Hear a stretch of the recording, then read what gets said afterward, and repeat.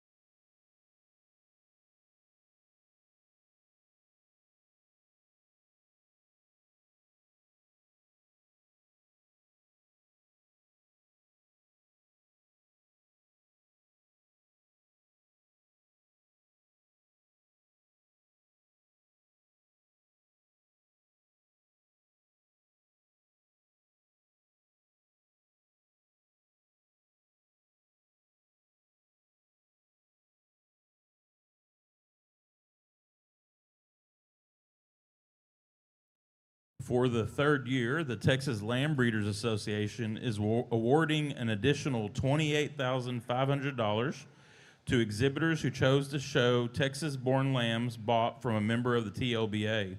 Today, the two highest placing Texas-born lambs with proper validation that do not qualify for the youth auction here will receive $750 each from the Texas Lamb Breeders Association. We will recognize and announce those two lamb exhibitors at the end of each class.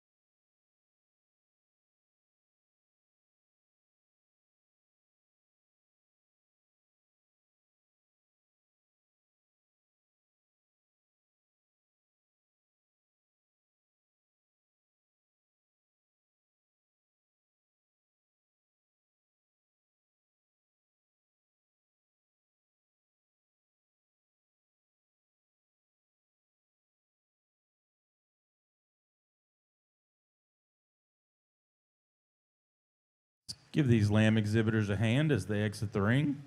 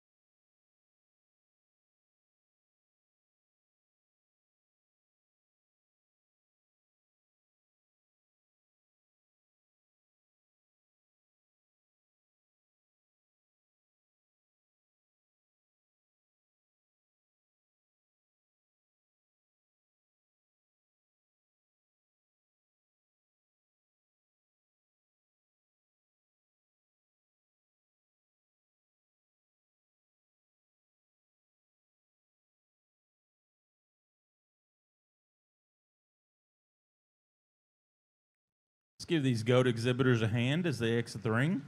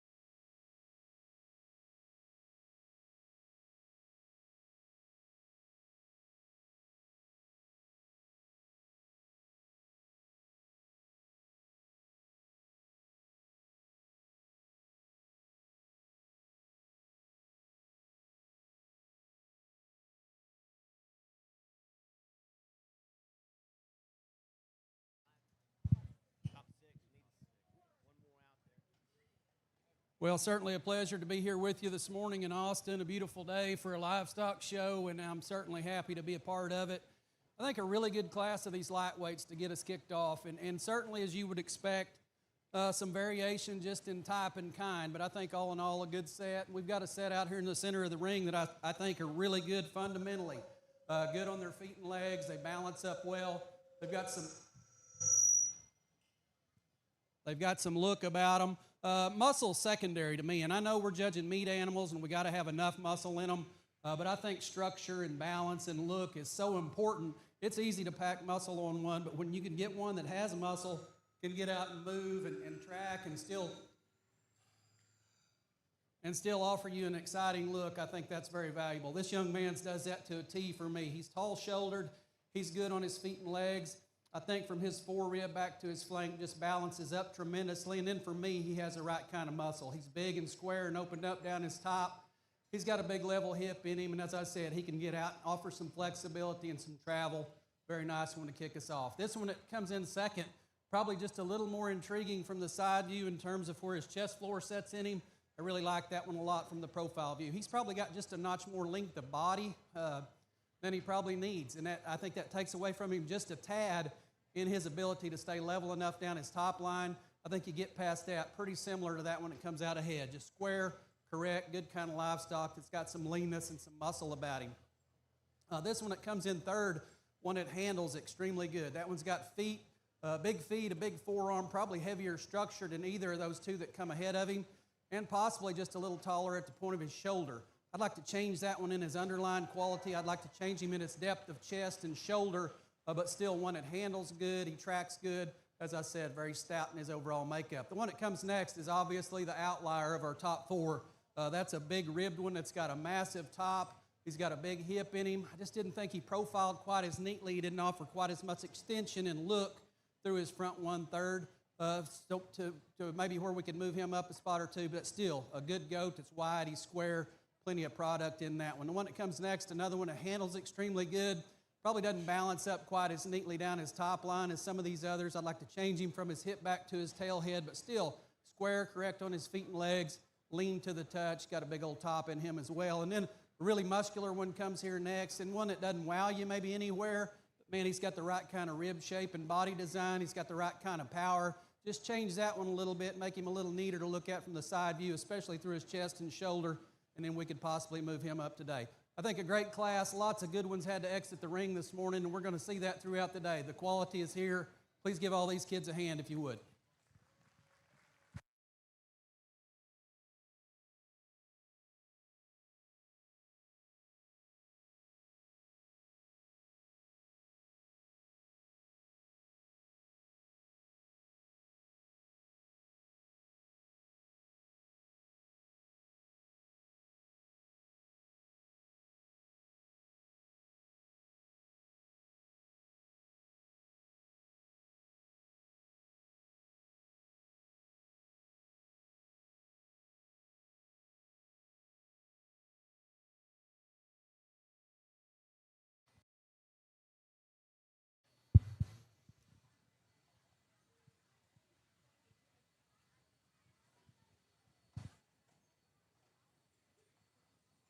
Well, I'm sure excited about being in Austin today, and we're starting out with a great class, nothing that I didn't expect when we came down here.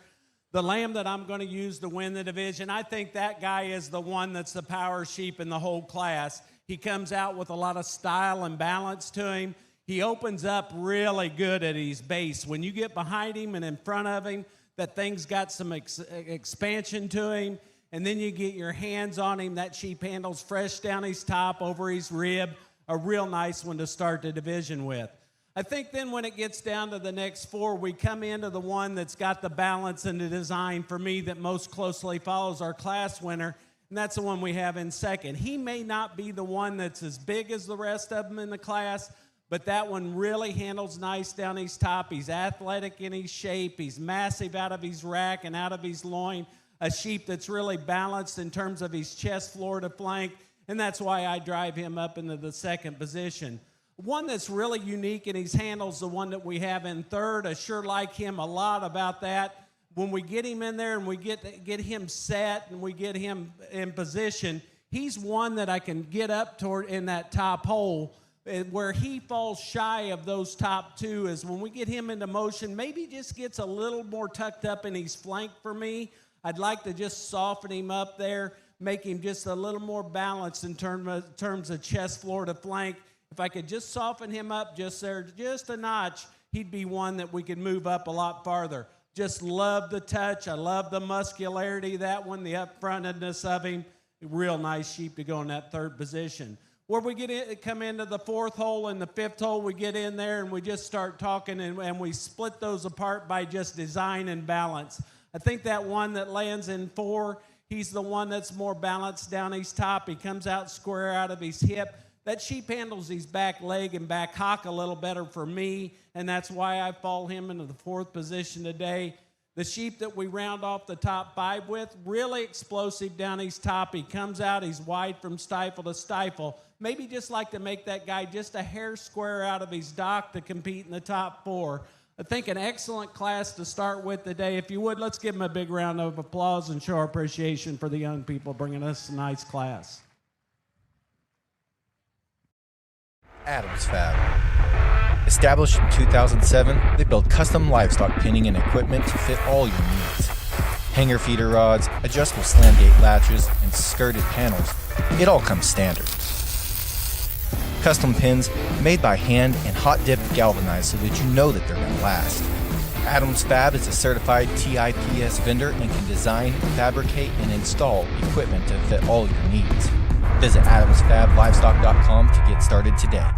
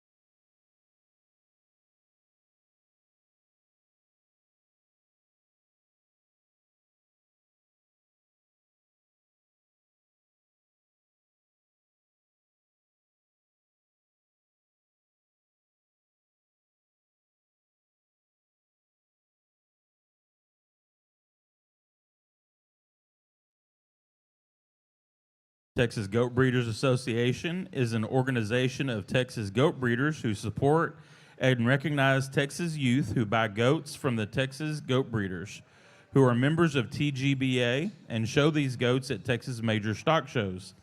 The top youth eligible for premium with TGBA tags will receive $100 when they place in the premium list at Texas major stock shows. TGBA was formally formed in April of 2019 and is open to any breeder of goats in the state of Texas. TGBA would like to thank Rodeo Austin, the Texas Validation Committee, county agents, and ag teachers for support and partnership. The TGBA is committed to providing support to Texas 4-H and FFA goat exhibitors.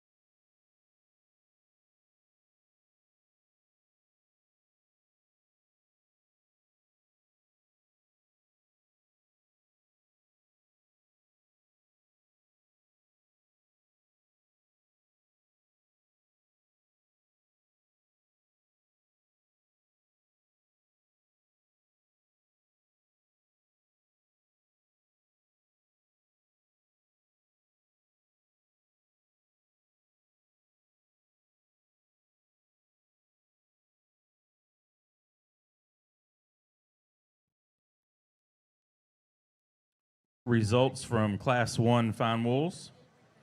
10th place, Brooklyn Hendricks, Brewster Jeff Davis County 4-H. Breeder is Mad Dog Sheep Company. 9th, Avery Wesley, Swisher County 4-H. Breeder is Justin and Bridget Jonas. 8th, Harper White, Johnson City FFA. Breeder is Stoltz Sheep Company. 7th, Benjamin Sprayberry, Jones County 4-H. Breeder is Stoltz Sheep Company. That exhibitor will receive the additional $750 from TLBA. And 6th, Kylie Burns, Eastland FFA. Breeder is Struby Livestock. That exhibitor will also receive the additional from TLBA. 5th, Caleb Johnson, Blanco FFA. 4th, Jet Bacchus, Fredericksburg FFA. Breeder is Struby Livestock. 3rd, Kelly Wright, Boys Ranch FFA. Breeder is Struby Livestock. 2nd, Haley Philippi, Lubbock County 4-H. Breeder is Horwood Show Lambs. And our class winner was Rayleigh Zapalak, Wise County 4-H. Breeder is Horwood Show Lambs. Congratulations.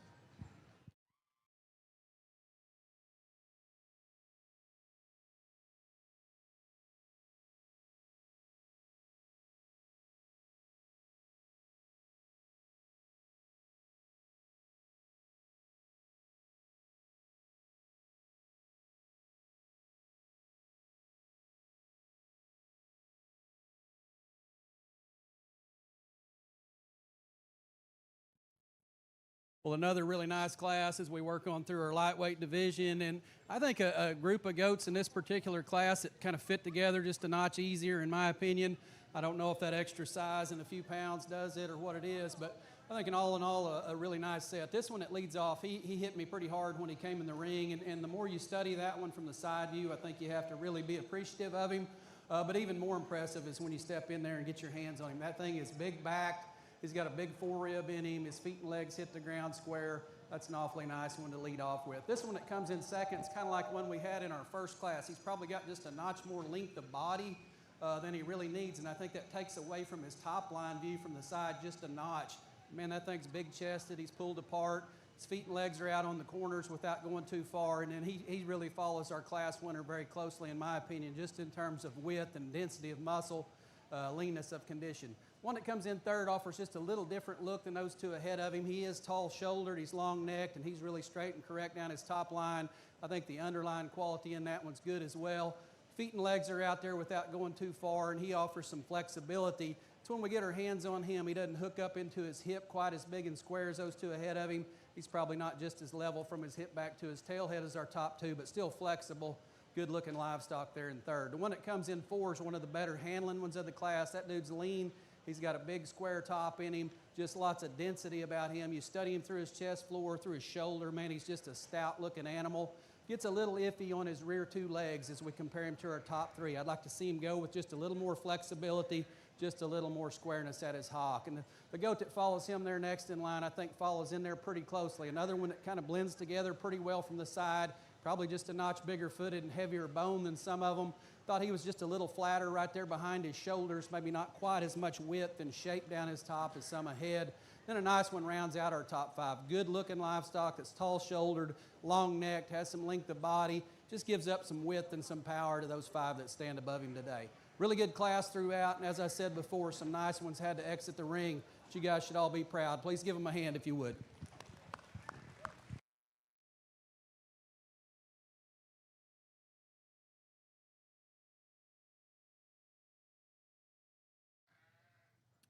On the goat side, exhibitors will be competing for the Lauren Julig Memorial Showmanship, which awards buckles and jackets. A Showmanship buckle is sponsored by the Hawkins and Jennings family. They have been Rodeo Austin volunteers and contributors for over 25 years. Showmanship is being judged throughout the show. The buckle and jackets are given in loving memory of Lauren Julig, whose showing career and life was cut short by tragedy. She was an avid Leander FFA, 4-H participant, and officer. Her love of showing her animals won her state showmanship awards and prospect shows. This was her event, as it depended on her and not her animal. Reserve showmen will receive jackets that are also sponsored by the Hawkins family, Wanda, Fran, and Bruce, and Tom Jennings. We appreciate their support, and we'll award those at the end of the show.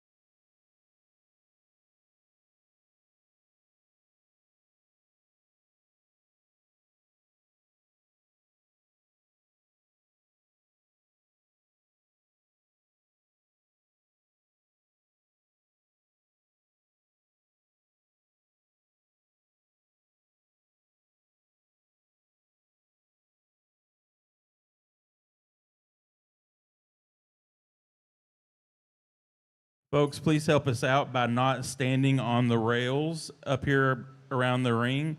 We need everybody in the stands if they're watching, but please do not stand in front of those stands on the rails.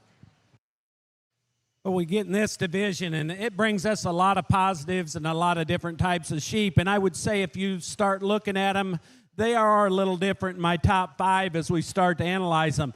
The one that I'm going to use to win the division, I think he's the one that's the most complete in my mind. He's the one that's the freshest in his appearance. When you look at him from chest floor to flank, he's fresher in his midline. And when you get your hands on him, that one just makes you excited when you touch him off of his rack and out of his loin and out of his hip. That sheep's just one that I think's got a lot of good things about him. The one that we have in second, I think, follows him really close in terms of type and design. He's maybe just a notch deeper and a notch coarser through his front end. But in terms of muscularity and shape and the way he comes together, that one handles nice down his top. He's wide from stifle to stifle. He just doesn't have that balanced look as our class winner, but one that's got that muscularity and mass to him. Again, I repeat myself, and we come into the one in third. That one's real similar in terms of muscularity, and it touches. This one might be as thick as any of them in the class. He's very square out of his hip. He's wide from stifle to stifle. When I get him out on the move, however, I'd like to just tuck him up in his front end a bit. I think he's the one that has the appearance of being more mature of that top trio, but muscularity and mass, you sure got to like him. The one that we have in fourth, this is the one that just strikes you when we put him into the pose. The young man gets everything out of this guy. He's up-fronted. He's balanced down his top. He's square out of his hip. He's good on his feet and legs. Where he disappoints you is when you get your hands on him. That sheep is the one in the top 5 that comes to me with the least amount of muscle, the least amount of spread and base width. But balance, design, just appearance, that is the kind that I like.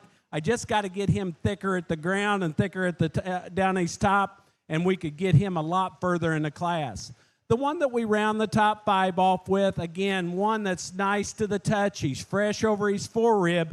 He just gets a little out of balance in terms of chest floor to flank.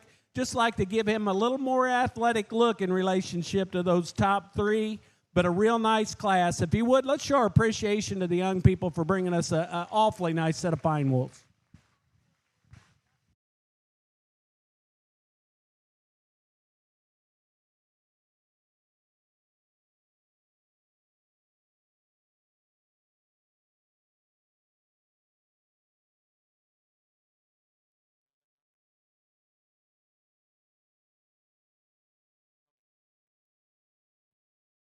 Last call for one exhibitor in the heavyweight fine wolves.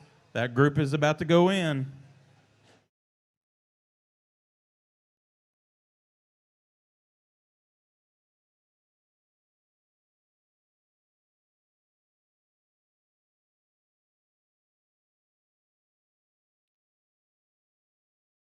Appreciate our Class 2 comments on our lamb side from our judge, Mr. Dan Willoughby. Our Class 3 fine wolves are now entering the ring.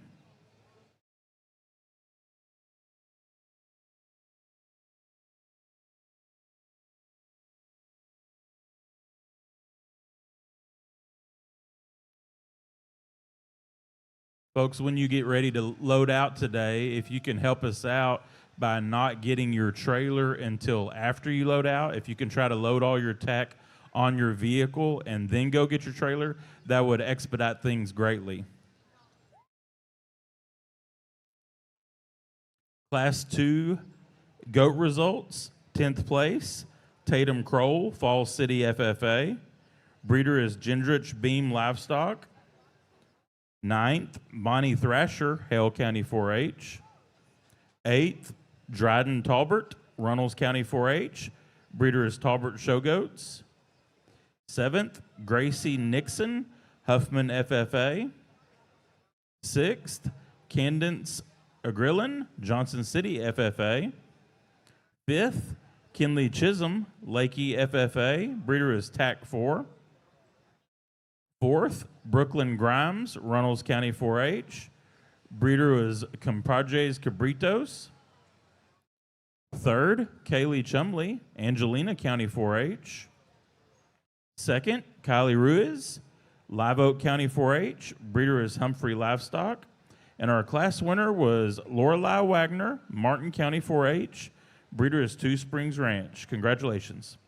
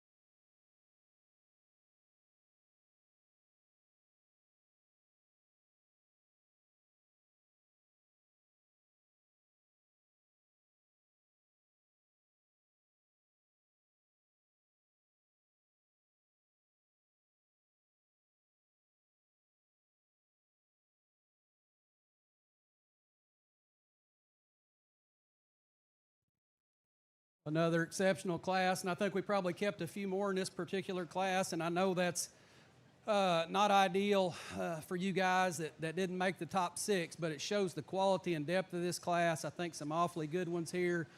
You fell in behind an awfully deep group out here, in my opinion. Some differences in type and kind, and a pair here at the top that, man, I wish I could put those two together, because then, man, we got one that's really hard to get around. But I think both of those are extremely high quality.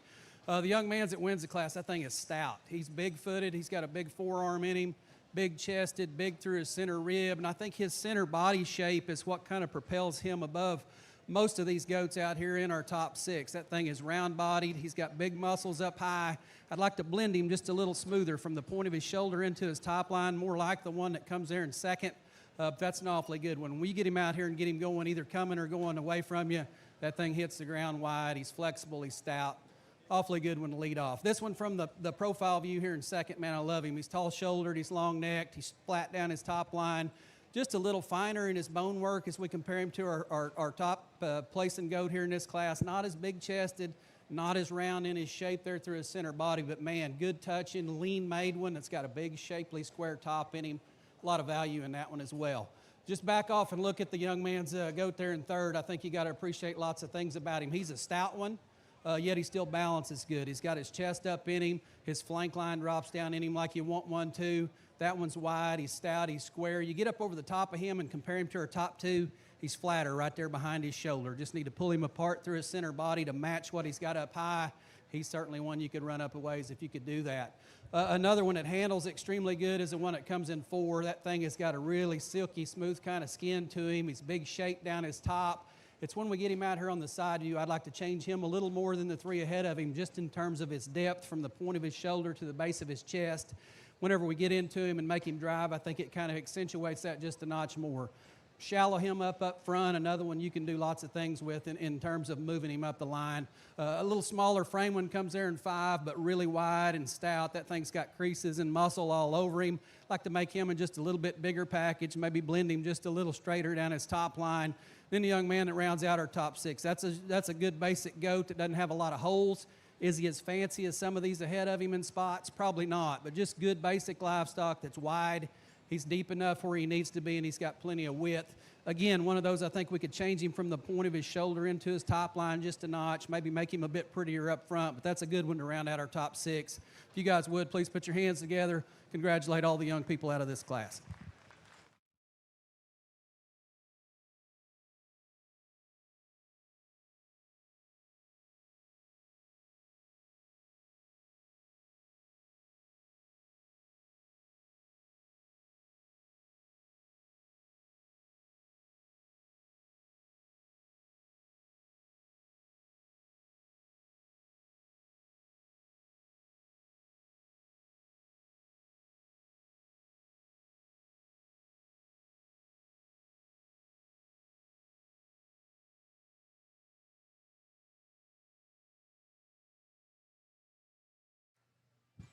Let's give these lamb exhibitors a hand as they exit the ring, please.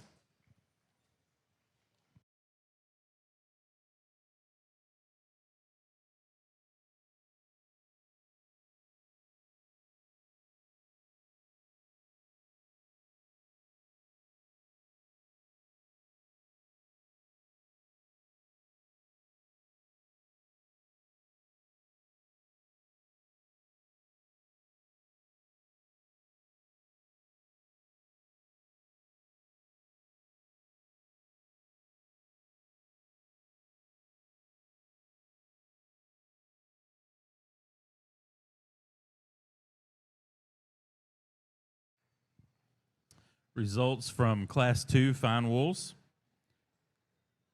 10th place, Renee Striegler, McCullough County 4-H, breeder of short club lambs. 9th, Quentin Cox, Fredericksburg FFA, breeder is Mad Dog Sheep Company. 8th, McKenna McClintock, Ingram FFA, breeder is Mark Tillman. 7th, Emerson Blanick, Tom Green County 4-H, breeder is Struby Livestock. 6th, Kennedy Ray, Tom Green County 4-H, breeder is Struby Livestock. 5th, Carter Morris, Bell County 4-H, breeder is Jackson Show Lambs. 4th, Royce Cook, Runnels County 4-H, breeder is Smithwick Club Lambs. 3rd, Matty Joe Souter, Sudan FFA, breeder is Moore Livestock. 2nd was Raider McFall, Reagan County 4-H, breeder is Long Club Lambs. And our class winner was Wesley Stevens, Schlacker County 4-H, breeder was Stevens Fine Wools. Congratulations.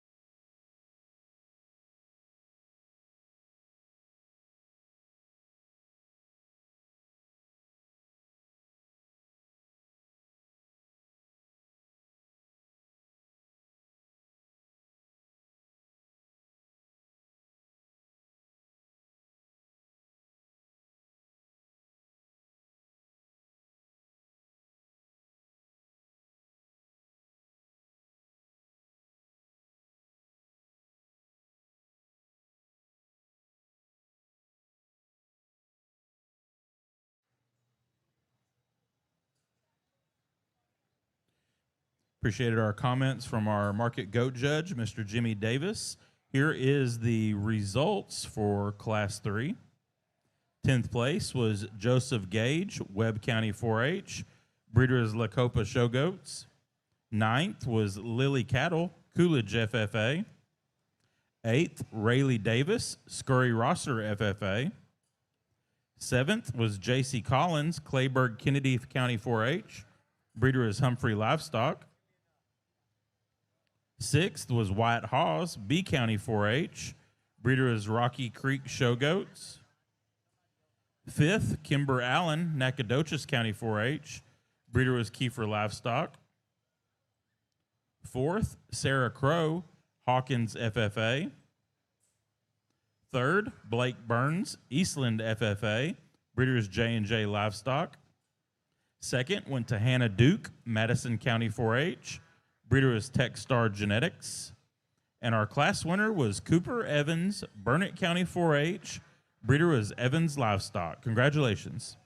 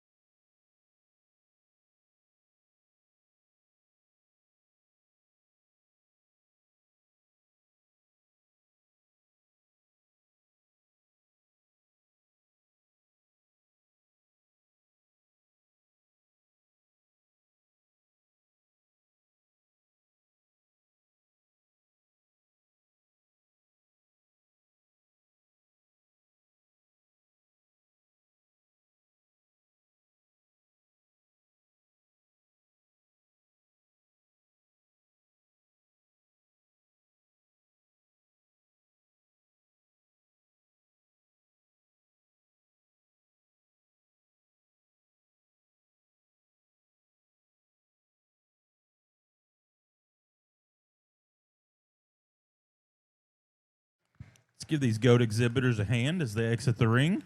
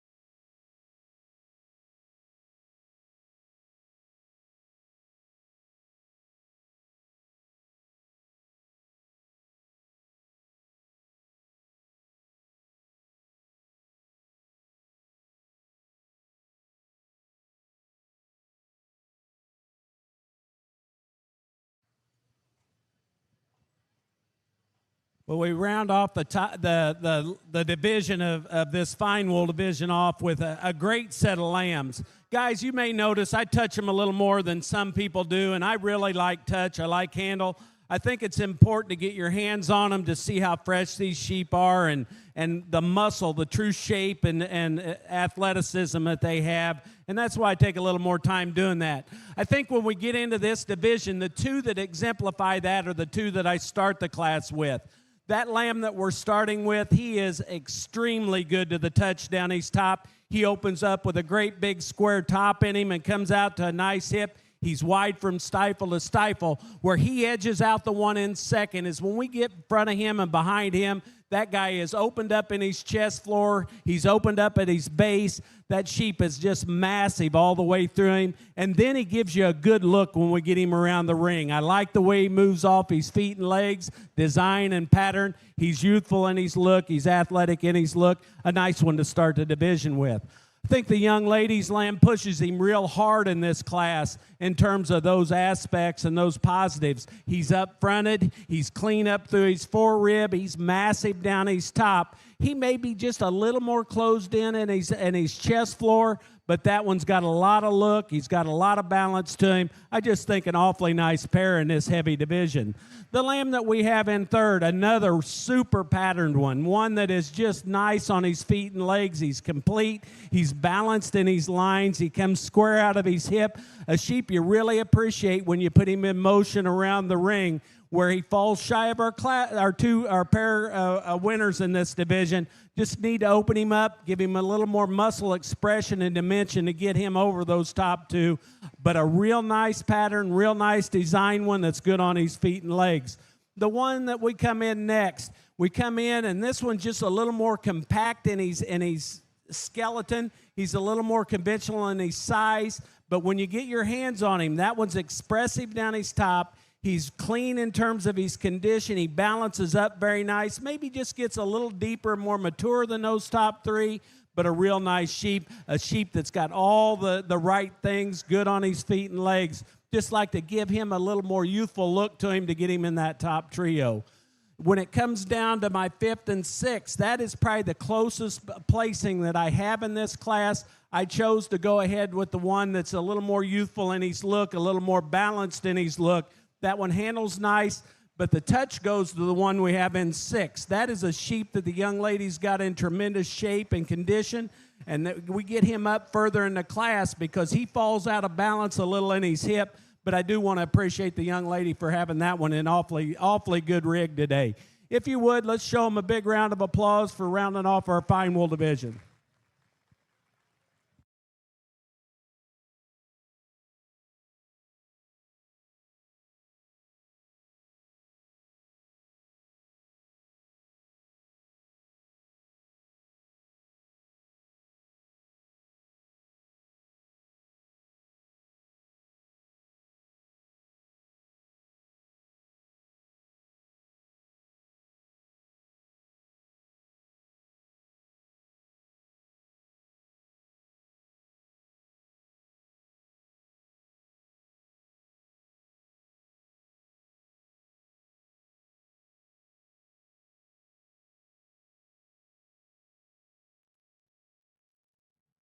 Well, another really good set to sort through. And again, I feel terrible for these guys that didn't make our top six. But man, and again, a tough class. You guys have got some special ones, and that's why you got to stay in here.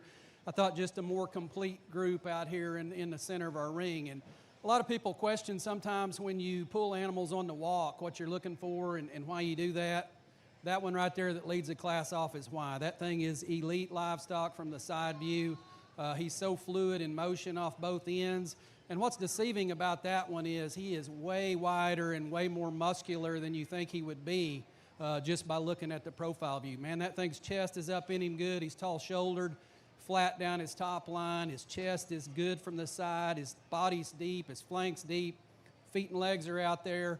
You know, he's got a little hair on his legs, and that's a good thing. But that thing's got big feet. He's got a big forearm.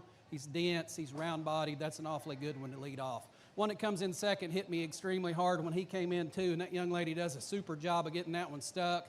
Shallow, good body balance from the side. That one's got a good turn to his rib. Feet and legs on him are exceptional as well. When you study him from the point of his shoulder back to his hip, not quite as straight, not quite as correct from there back as the one that leads off. But again, big bodied, big muscled, stout one that's still got a good look. This one that comes in third is more of a profiling kind, in my opinion. He's tall-shouldered, he's long-necked. The young lady does a good job of getting that one propped up. Just a little rounder in his shape over his loin. And then when you watch those three in motion, even though he's really flexible and really sound, he needs to base himself just a little wider, especially when he goes away. But again, tall-shouldered, good-looking when it's got some extension. The one that comes next, really pretty from the side view, and that's what gets him up here in our top six. He balances up so good, gives you a really good look. Gives up some width and muscle, and he's got some shape and he's got some squareness working in him, just not as powerful to go along with that good look as those ahead of him. Same thing can be said about the one that comes there in five. Really good looking, tall-shouldered, long-necked, feet and legs are out on the corners where they should be. That one just needs to be wider made from the ground up to move him up. And then one that is a little wider made and stouter in his bone work comes next. I thought he was just a little rougher in the way he put his pieces together down his top line as we compared him to our top 5. Awfully good class. Please give them all a hand if you would. We have our fine wool breed drive in the ring. Class 1, first place was Rayleigh Zapalak, Wise County 4-H.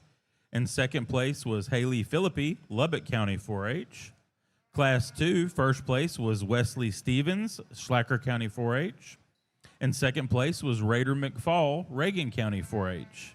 And Class 3, first place was Trevin Houston, Terrell County 4-H. And second place was Quinn Dixon, Sterling County 4-H. Folks, let's give our fine wool exhibitors a big round of applause.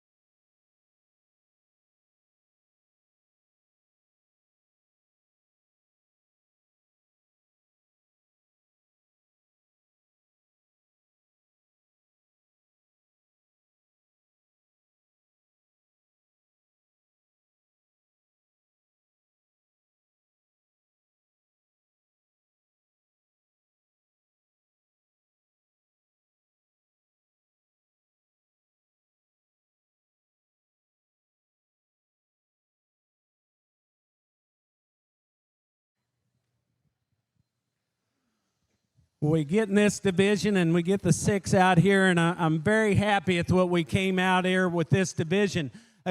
These lambs are a little different than some that I get to see in the Midwest, so it takes me just a hair to adjust to them and get out here and look at them. But when I get out here and I get this front lineup in here, guys, these can push a lot of really good sheep, and the 2 that I'm going to use I'm real proud of, and I think that they really bring together what I'm looking for today.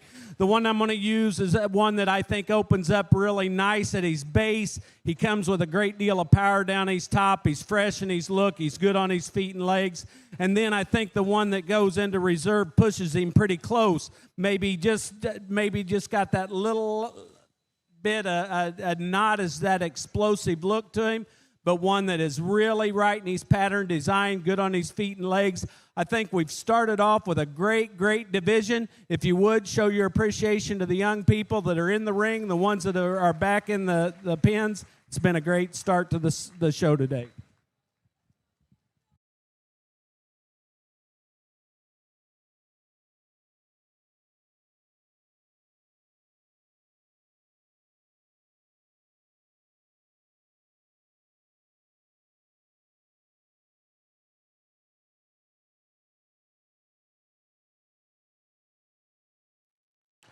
Our champion fine wool goes to Rayleigh Zapalak, Wise County 4-H, and reserve goes to Trevin Houston, Terrell County 4-H. Congratulations.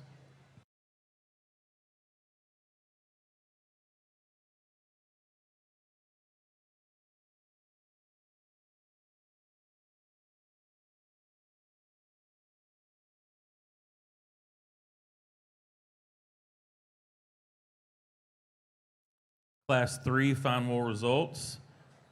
10th place was Hadley Holtman, Hale County 4-H. Breeder is Mark Tillman. 9th, Stephanie Garza, James Madison FFA. 8th, Miles Hoffman, Glasscock County 4-H. Breeder is Palmer Livestock. 7th, Sydney Jones, Fredericksburg FFA. Breeder is Levine Brothers Livestock. 6th, Colby Houston, Terrell County 4-H. Breeder is Mad Dog Sheep Company. 5th, Addison Shahan, Frio County 4-H. Breeder is Horwood Show Lambs. 4th, Steel Skelton, Runnels County 4-H. Breeder is Smithwick Club Lambs. 3rd, Lottie Owen, Guadalupe County 4-H. Breeder is Smithwick Club Lambs. 2nd, Quinn Dixon, Sterling County 4-H. Breeders Justin and Bridget Jonas. And our class winner was Trevin Houston, Terrell County 4-H. Class 4 goat results. 10th place, Carter Sherwitz, Roby FFA. 9th, Bailey Walker, Catula FFA. Breeders Jade Bowers. 8th, Sydney Curry, Kendall County 4-H.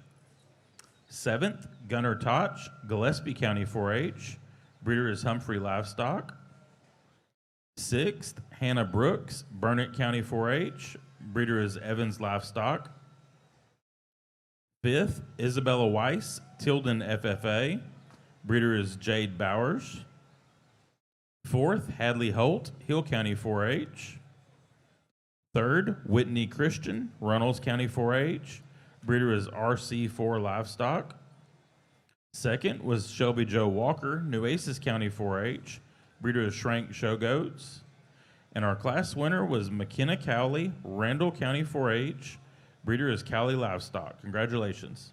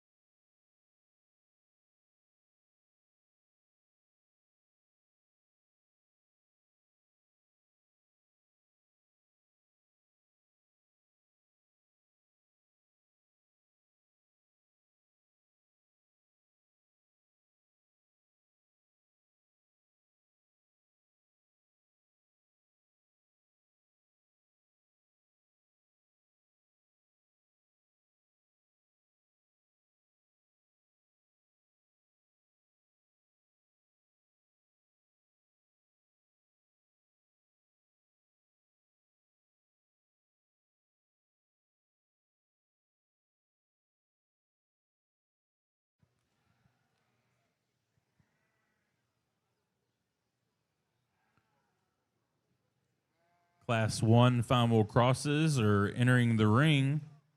We will need our Class 2 final crosses to check in next.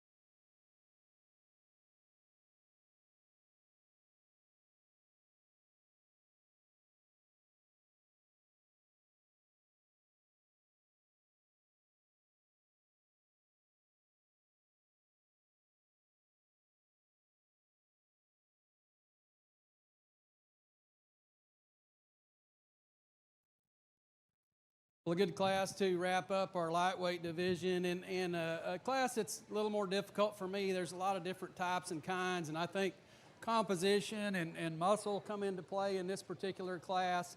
A few of them in here just a little softer to the touch, maybe not quite as shapely down their tops as others, but all in all, I think a good class. This one that comes on top of the class, I think, is extremely good. That one balances up extremely well from the side view. He's got his chest up in him good. He balances well from his forerib to his flank. Feet and leg soundness is tremendous in that one. And then plenty of shape working in him. But I think his extra look and an extension up front propels him to the top of the class. The one that comes next is one I really like in motion. That thing really holds itself together good. Now, when we get him propped up, maybe not so much, but he's one of those that's just not messed up in a whole lot of spots. He's wide-based, he's got big bones, he's got a big center body, plenty of shape working down him, make him a little bigger scaled and a little more exciting to look at, like our class winner, and that one would certainly be just a notch more fun. The one that comes next in class, pretty similar to our second place goat. Big-footed, big forearm, big-bodied, needs to be just a little more extended up through his front, just be a little square and more shapely in his muscle pattern there, especially over his loin as we compare him to our top two. One that comes next, same story, different verse. Just a good one from the side view that probably needs to be a little stouter in his muscle, just a little firmer in the way he touches. He's got more on him than some of those ahead of him. And then a nice one rounds out our top five. That's a bigger scaled one. It's really fresh and good in the way he handles. We need to balance him better from his forerib back to his flank. And then another good one rounds out our top six. That's just a good basic kind of a goat that kind of covers the bases without being really messed up. He's not as stout-footed. He's not as big-muscled as some of those ahead. You know, change him in those regards. Certainly one you can move up the line a bit. Good class. Please give them all a hand.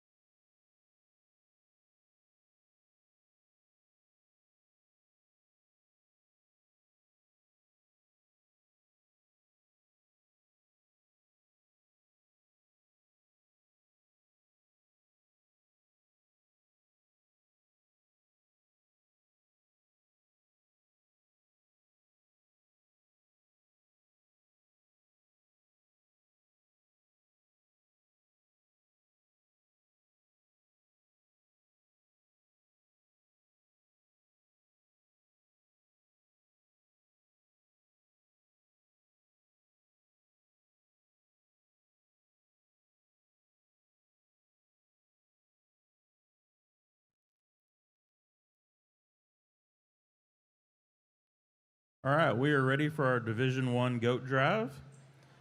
First place out of Class 1 was Gage Calhoun of DeLeon FFA. First place out of Class 2 was Lorelei Wagner, Martin County 4-H. First place from Class 3 was Cooper Evans, Burnett County 4-H. First place from Class 4, McKenna Cowley, Randall County 4-H. And first place from Class 5, Zachary Eichman, Canyon Lake FFA.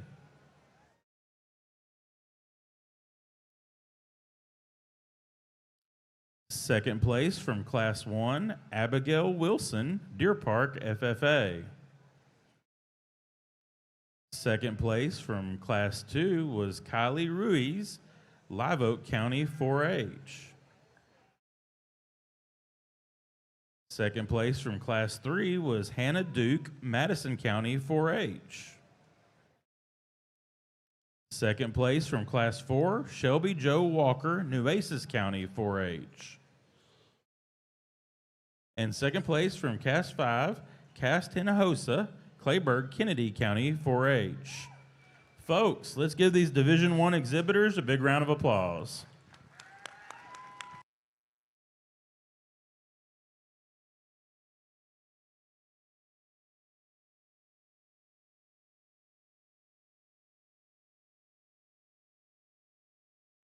Let's give these lamb exhibitors a hand as they exit the ring.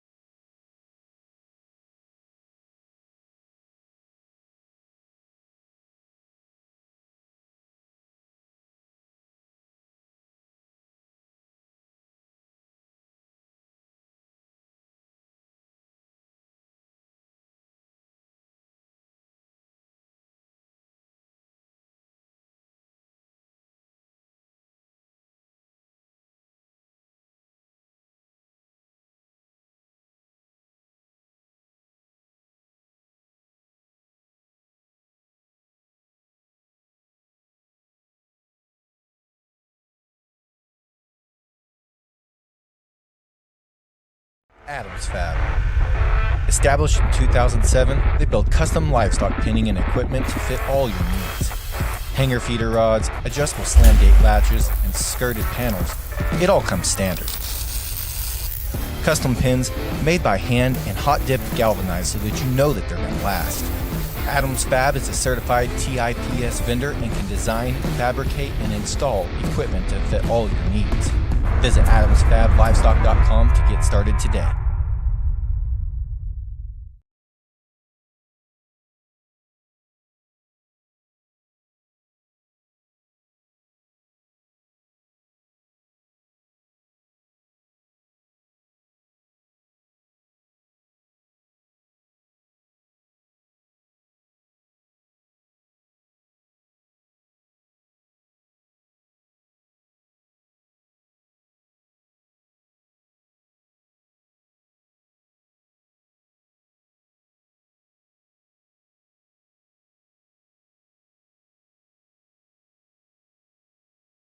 Well, a really good first division, and I'm pleased with them when we get them back out here. I think a really good set on the front line, and then some second placers that really back them up extremely well. And as you can tell by the way I judge these things, they don't have to be the biggest muscle. They don't have to be the biggest anywhere. I think just quality livestock that are sound and fundamental is what always gets you to the top, and then put as much muscle as you can on a good skeleton. There's a pair of them out here that suit me really well, and they're a little bit different in their look and kind, but at the same time, a lot of similarities. I think when you study these things, one of that pair is just a stouter one. He's bigger footed, he's bigger forearmed, he's bigger muscled. One of them's just really, really neat to look at and got plenty to him as well. So I'll show you which two I prefer. If you guys would, please put your hands together, not just for these 10, but for all the kids so far that have shown today. Awesome set of goats, great set of young people.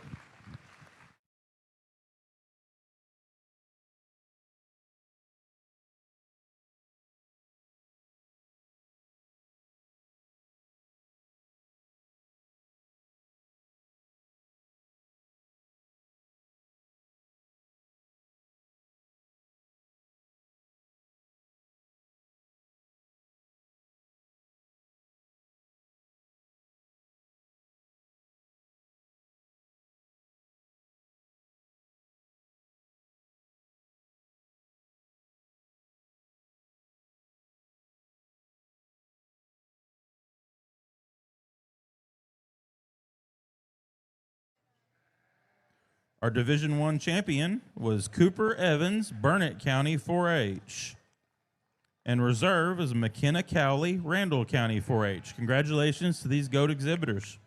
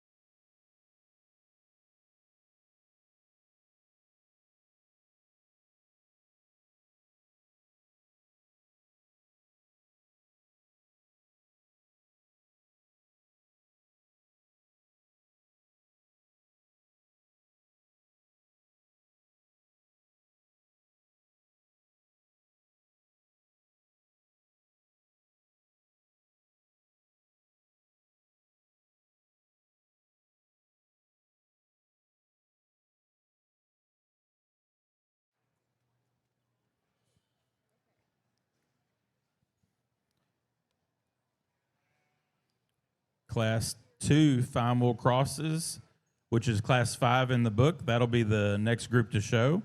They should be checked in.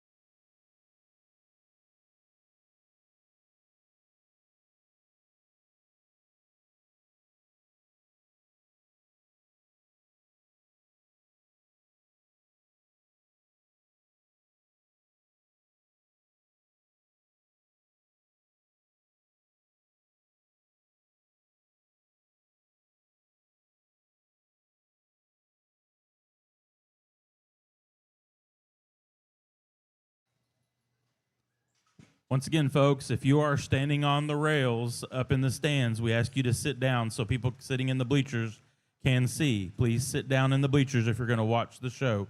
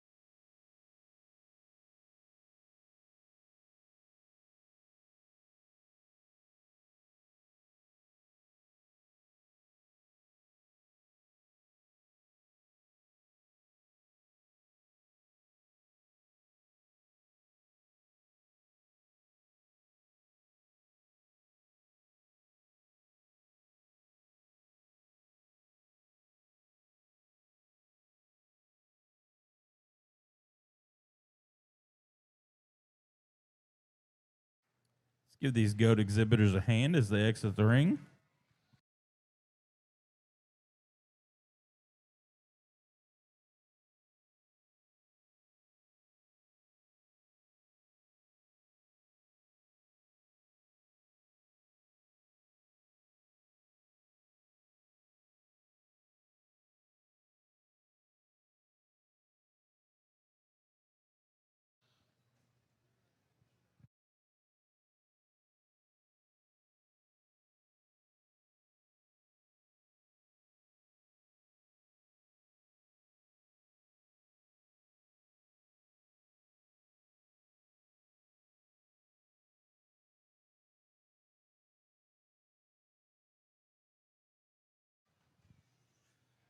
Well, this is a fun division, and if you didn't notice, I pulled a lot of them out, and I think the quality was very high in this class, and the kids need to be commended for that.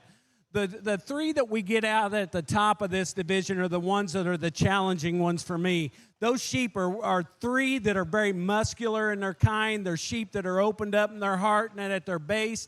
And then it just comes down to where do you lay your preferences in terms of balance and design. I'm going to land on the young lady's sheep. I think this one's the one that balances up down his top the nicest, out of his hip, off of his rear leg. It's whether you want to say, I'm not going to argue with you, say that one gets just a hair deep in his chest floor, but I think he has so much extra to him in terms of just balance, design, good on his feet and legs. He's got that extra shot of length of hip. I like that one a great deal. The one that comes in second, he may be a notch fresher than the one that wins the division. That guy is muscular and nice to the touch. Guys, if you want to know how I want him to touch and how I want him to handle, that guy that's in second, I like him a great deal, and you can take a lot of things of him. He's shapely out of his rack, out of his loin. He's wide from stifle to stifle. He just gets edged out a little bit in just terms of it, not having that extra length and extension to him. He's one that gets a little bolder and rounder in his front shoulder also, but that one has got a tremendous touch to him. He's wide and handles very nice. This guy that we got in third, I don't know how I got him so far down in that line, but I tell you, when you just start looking at him and you start breaking him apart, again, he's similar to the touch of that one in second. He's very nice out of his rack and his loin. He's wide from stifle to stifle. But when I get in front of him, he gets a little more closed up in his chest. He gets a little more closed up when we get him walking away from us and coming to us. I just like to make him a little wider at his base to run with those top two. These two that we've got in fourth and fifth, I think are real similar. Those are good-looking guys. You get them from the side, they're nice in their balance, they're nice in their feet and leg structure, they're nice in their design. Where they fall short for me is they don't have that athletic handle to the touch. They don't have that athletic shape down their top. They're not as wide from stifle to stifle. This one that we put in fourth, I just think that he ties himself together a bit better than the one in fifth when we put him into motion. Pattern design, look from the side, love him a great deal. That sheep just doesn't have that athletic expression and touch to him as those top three. A real good sheep to be in four. We round off the top five with another one. As I said, very similar. This is my closest decision, but when we get him out into motion, that guy wants to just let down so easy, so slightly behind his shoulder, gets a little deeper through his front end. That's why he falls in the 5-hole for me today. If you would, let's show our appreciation to the young people for an incredible class.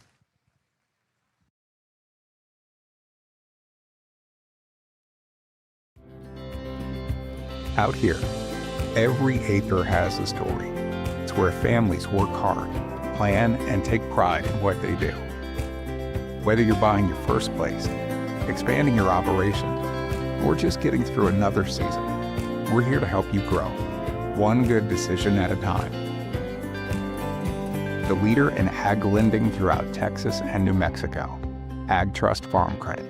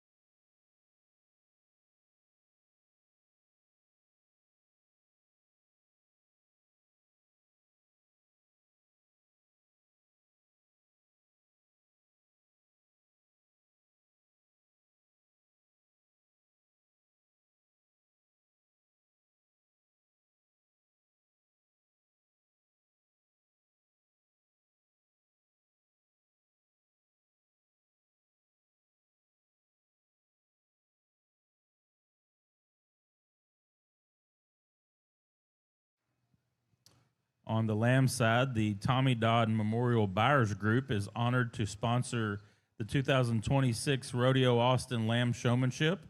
Showmanship's being evaluated throughout the day. Tommy was a 30-year-plus volunteer at Rodeo Austin that culminated with him serving as Rodeo Austin president in 2006.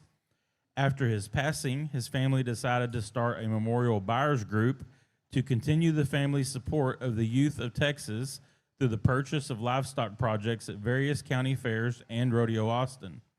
The showmanship winner will receive a trophy belt buckle sponsored by Creative Awards of Fredericksburg, and additionally, they will receive $1,000 for use of furthering their education post-graduation.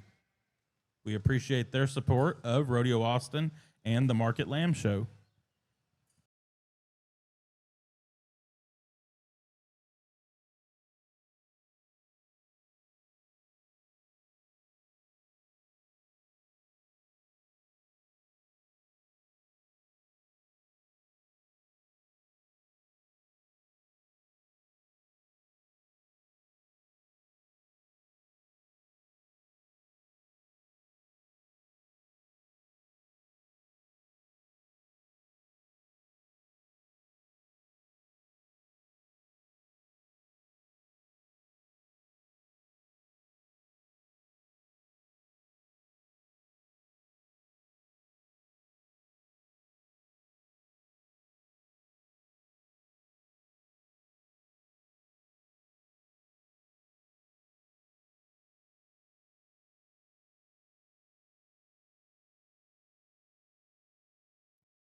Well, a good class as we get into our second division, and a tough class. Lots of good ones out here. Lots of good ones had to exit the ring.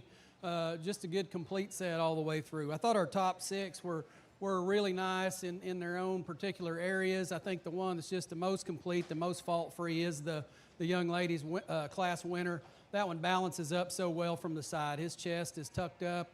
He blends from the point of his shoulder into his top line extremely smoothly. Underline quality's good. Feet and legs are perfect on that one. But, man, when you get your hands on him, he blows them away. When you run your hand through that loin, he's just bigger, wider, square. He hooks up smoother into his hip than these that stand below him. An awfully good one there, in my opinion. The one that comes second, certainly no slouch. Man, that thing is good looking from the side view. He's tall-shouldered. He's long-necked. Another one that when you really like him, I think, when you get him out and get him in motion. He's just so dense and so lean, yet still balances up well. Thought he was just a little rounder in his edges, maybe not quite as good from his hip back to his tail head as our class winner, but that's an awfully close and interesting pair. The one that comes here in third, he moved up quite a ways. I don't think I picked him real early on, but that's a good one when you just back off and look at him from the side view. Again, one that's got his chest tucked in him. He balances so well. Gives up a little bit of shape down his top to our top two. I don't think he's quite as fresh in his condition, nor is he as edgy. They're right there in his loin. Change him in that regard and maybe base that one just a little wider as he goes away, and it makes that top three just a little more competitive. One I liked initially is the one that comes here in four, and he's tall-fronted. He's extended. He's got some feet underneath him. He's got some forearm shape. We got him out there in our final four. I thought he was the one that was just a little piece here looking from the side view. Need to pick that one's tail head up and just make him leveler from shoulder all the way back. The goat that comes there next is leveler from his hip back, and I like that about him. I don't think his underlying quality is nearly as interesting as the one that comes out right ahead of him. Good muscle shape, good freshness. That one could be a little bit stouter and just a little bit wider based as he gets out and goes. The one that comes next has those pieces that our fifth place one is missing. He's a little stouter, he's a little wider as he gets out and goes, but at the same time, he's a little softer in his top line, carrying just a bit more condition and not quite as much shape up high as the ones that come out ahead of him. Good class. Please give him a hand if you would.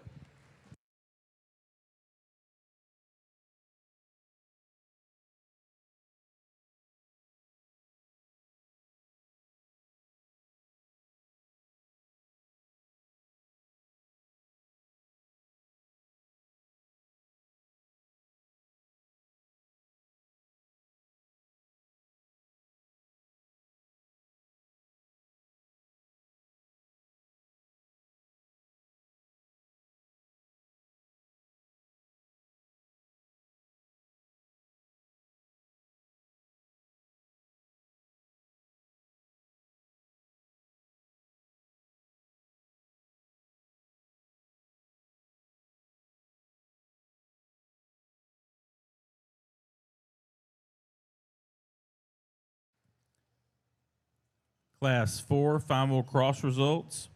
10th place, Marin Morris, Bell County 4-H. Breeder is Struby Livestock. 9th, Holden White, Johnson City FFA. Breeder is Stoltz Sheep Company. 8th, Nora Paccio, Midlothian FFA. Breeder is Stoltz Sheep Company. 7th, Paisley Book, Tom Green County 4-H. Breeder is Smithwick Club Lambs. 6th, Braxton Holscher, Highland FFA. Breeder is Smithwick Club Lambs. 5th, Wyatt Renfro, Brewster Jeff Davis County 4-H. Breeder is Thomas Livestock. 4th, Avery Martin, Atascosa County 4-H. Breeder is Smithwick Club Lambs. 3rd, Cooper Evans, Burnett County 4-H. Breeder is Stoltz Sheep Company. 2nd, Everett Valentine, Borden FFA. Breeder is Stoltz Sheep Company. And our class winner was Jacqueline Ray, Fredericksburg FFA. Breeder is Smithwick Club Lambs.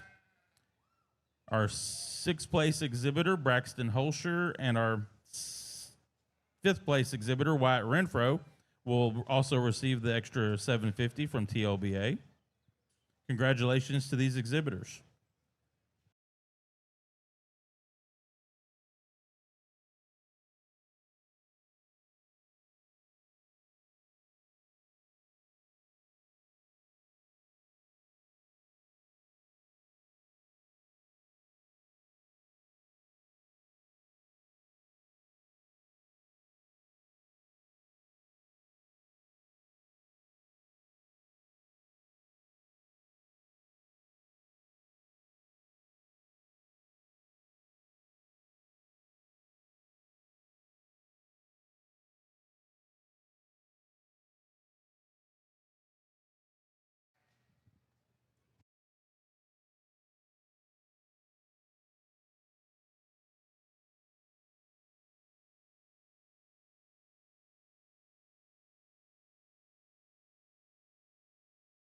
Class 7 goats is in the ring.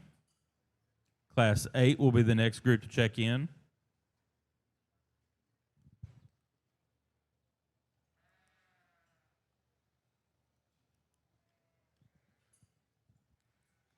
Class 5 final crosses is in the ring.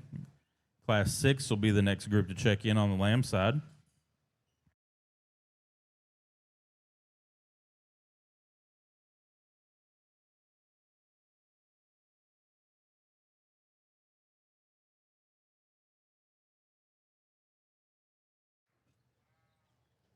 Class 6 goat results. 10th place was Sarah Laza, Decatur FFA. Breeder is Bryson Show Goats. 9th, Hadley Cool, Lampasas County 4-H. Breeder is 3 Bar D Livestock. Last winner was congratulations. Adams.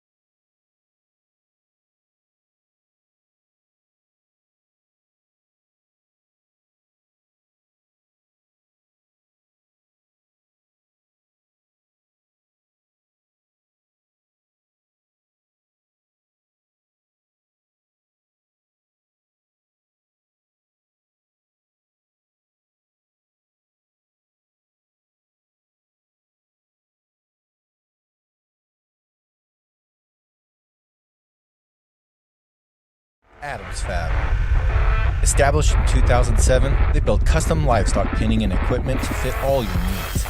Hanger feeder rods, adjustable slam gate latches, and skirted panels. It all comes standard.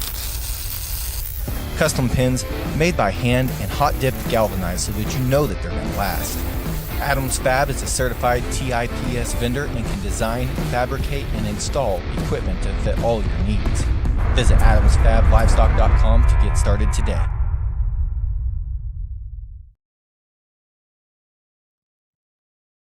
Class 7 results on the goat side. 10th place, Clara Bitros, Grayson County 4-H. 9th, Knox Burns, Dallam Hartley County 4-H. Breeder is Jade Bowers. 8th, Julie Jones, Live Out County 4-H. Breeder is JB Goats. 7th, Jace Wysoon, Tom Green County 4-H. Breeder is 3R Ranch. 6th, Pierce Lawn, Nueces County 4-H. 5th, Lillian Mask, Grayskin County 4-H. Breeder is Allen Ranch. 4th, Wendy Drews, Georgetown FFA. 3rd, Scotland Bickle, Hale County 4-H. 2nd, Isabella Cowlick, Falls City FFA. Breeder is Stork Livestock. And our class winner was Kashner Arnold, Waller County 4-H. Congratulations.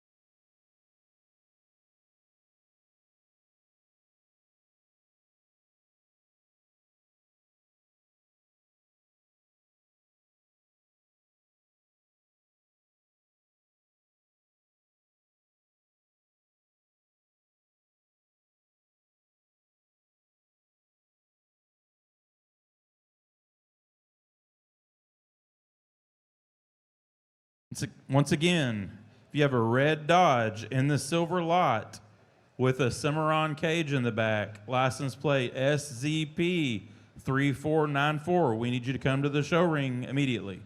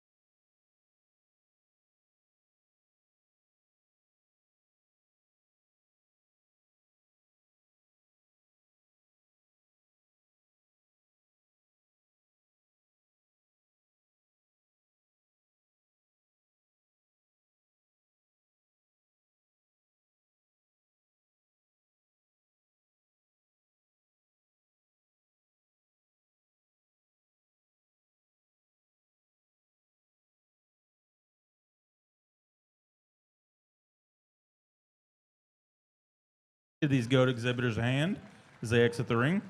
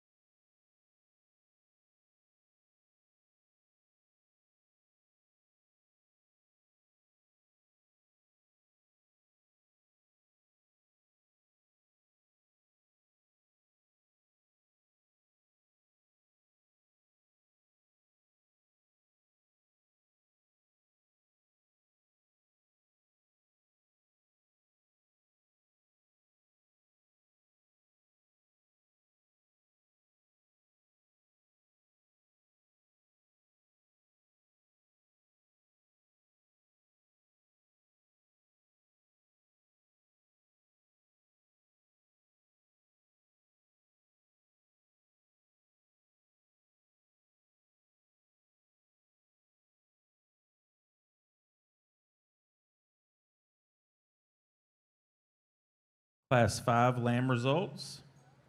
10th place, Addison DeMarco, Dripping Springs FFA.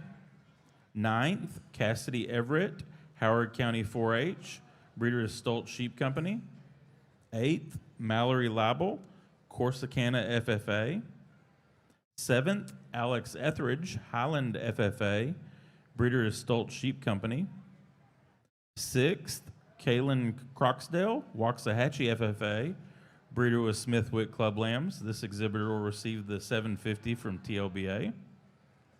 5th, Macy Wunderlich, Comal County 4-H, breeder is Smithwick Club Lambs. This exhibitor will also receive the 750 from Lamb Breeders. 4th, Hadley Fuller, Wolf City FFA, breeder is Newsom Livestock. 3rd, Caden Pruitt, Abbott FFA, breeder is Stokes Livestock. 2nd, Emerson Garner, Fannin County 4-H, breeder is Smithwick Club Lambs. And first place was Reagan Eade, Kinney County 4-H, breeder is Struby Livestock. Congratulations.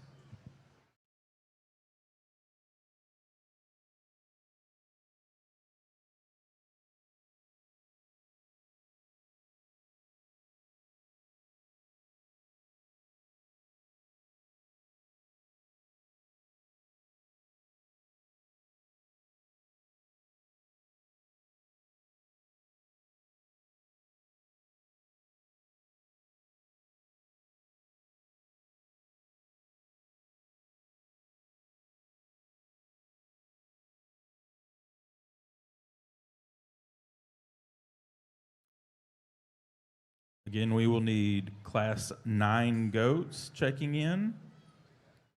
We'll also need our first and second place final crosses from Class 4 and 5, followed by our Class 7 Southdowns, first classes of Southdowns.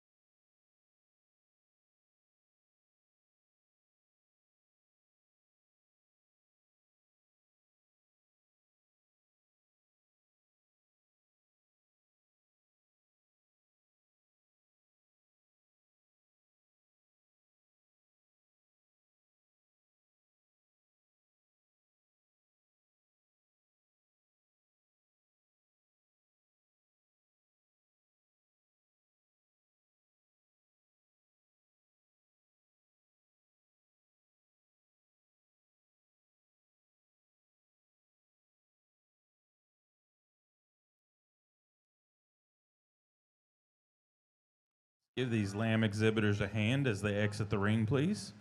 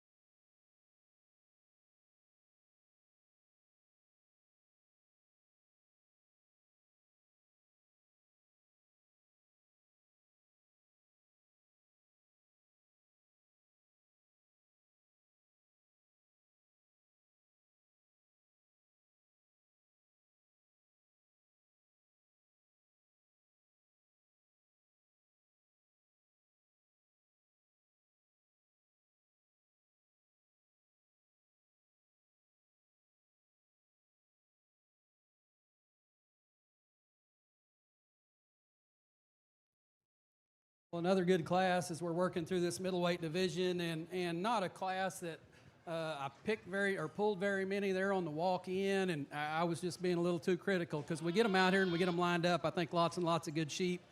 You guys over here, man, tough class. I hate to have to do that to you, but at least you got to hang around in here and show for a little bit, and that's always fun. Top end kind of goats over here on this side of the show ring, and I think the one that leads us off, his biggest advantages is when she gets him propped up like she's got him right now, and when we put that thing in motion. His chest floor stays up in him better, his top line stays better, his underline stays better, and then you back it up with all that width through his chest, through his center body, down his back. I thought that was the easy winner, in my opinion. The one that comes in second, I like lots of things about him too. He handles really good. He's fresh and firm to the touch. He's got a big square edge in him. Study his feet and legs in relation to our class winner. He's just a little straighter in his hock. He's a little more rigid up front when we get him in motion. Still a goat that's got lots and lots of value to him. This one that comes in third, young lady probably wants to take him out back and choke him a little bit because he hasn't cooperated for her. But once she gets him propped up and gets him showing, that's one I think you can see a lot of value in. He's big-footed, he's stout, he's got a big loin in him. I don't think he blends together quite as good coming from the point of his shoulder into his top line as maybe our top two. Maybe we could change him a little bit from his hip back. Still one that's got some center body turn. He's got some mass up high.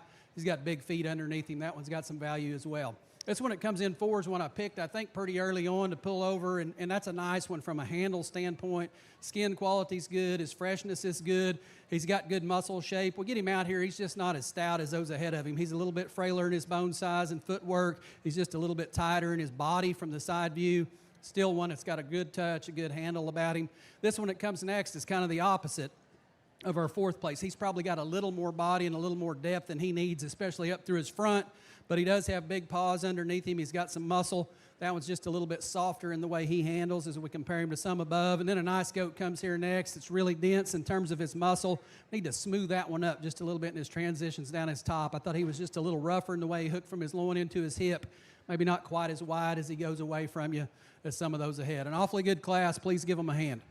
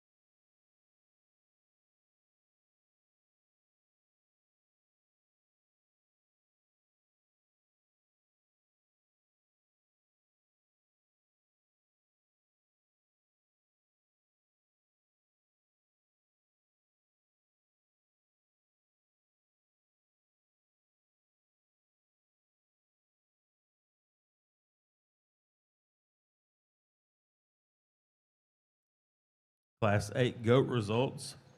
10th place, Lillian Timmons, Gatesville FFA. 9th, Riley Valenkamp, Runnels County 4-H. Breeder is Sanders Show Goats. 8th, Noah Silva, Southside FFA. 7th, Rayleigh Holscher, Bell County 4-H. 6th, Samuel Williams, Huckabee FFA. Breeder is Williams Livestock. Fifth, Keithlyn Wink, Garza County 4-H. Breeder is Hoffman Livestock. Fourth, Logan Rust, Kendall County 4-H. Third, Hazen Hoffman, Glasscock County 4-H. Breeder is Hoffman Livestock. Second, Addison Scott, Kendall County 4-H. Breeder is Schrank Show Goats. And our class winner was Fallon Hedfeld, Nueces County 4-H. Breeder is Evans Livestock.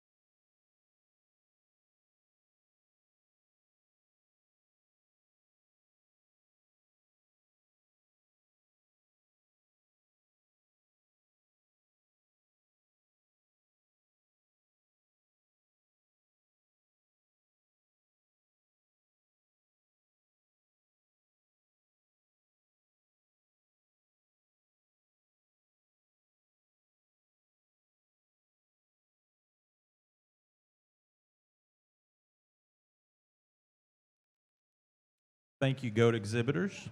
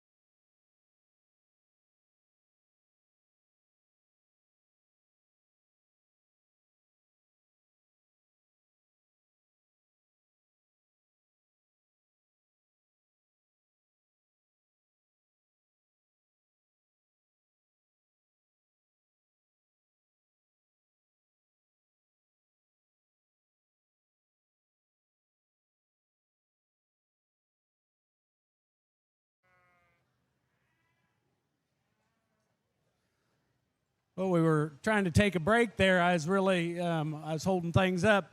We get into this class, we've got a tremendous set of 5, and we come out, and they bring us a few differences here in this division, this big division, and we come out, and I think we've got a unique one up here at the top of the class. That one is, in terms of balance and design, he hits me when he comes into the ring and just stays with me the whole time. That one's youthful up through his front end. He ties his neck up high into his shoulder, lays nice into his blade. Again, one that's youthful through his chest floor, and he comes out and balances so nice down his top, out of his hip, and he's got that extra shot of muscularity to him. Just a real nice place for me to go to win this division. It gets a little more challenging as we get into the next 4. I think all of them bring their positives, and they all bring a lot of good things to the ring.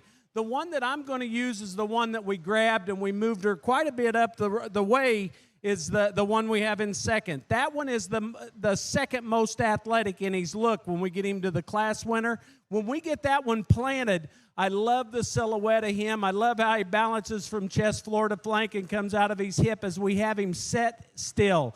When we get him into motion, that guy wants to give me a little bit of a look to where he wants to lose a little of the strength at top as we move him around the ring. Maybe doesn't blend together down his top as nice as what our class winner does, or even our 3rd, 4th, and 5th lamb. But that one has that extra shot of muscle, that extra shot of youth. I got to get him into the second hole because of those positives. We come into another next 2 of them that are just really, basically, they're just solid in their balance and design. Those sheep handle nice down their top. They're right in terms of their condition at this stage of the game. I'm going to use the one that I think's just a little trimmer through his front end, more youthful through his front end, for the 3rd place. He comes into a great big hip. He's wide from stifle to stifle. He's got that extra shot of bone. I like that one a great deal to be in that 3rd position. Again, the one in 4th, I think, pushes that one in 3rd real hard. I love the youthfulness of this guy. I love the design that he has, how balanced he is down his top, out of his hip. He's good on his feet and legs. Maybe just a notch deeper than the one that's in 3rd, but one that's really pushing that 3rd place one real hard. One that we've got in 5th is one that the young man does a tremendous job with him.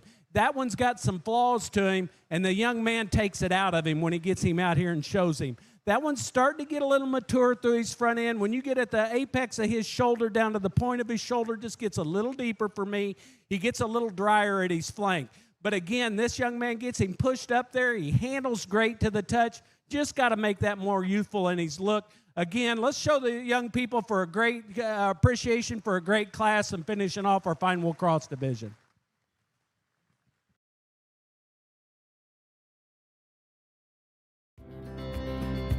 Out here, every acre has a story. It's where families work hard, plan, and take pride in what they do. Whether you're buying your first place, expanding your operation, or just getting through another season, we're here to help you grow, one good decision at a time. The leader in ag lending throughout Texas and New Mexico, Ag Trust Farm Credit.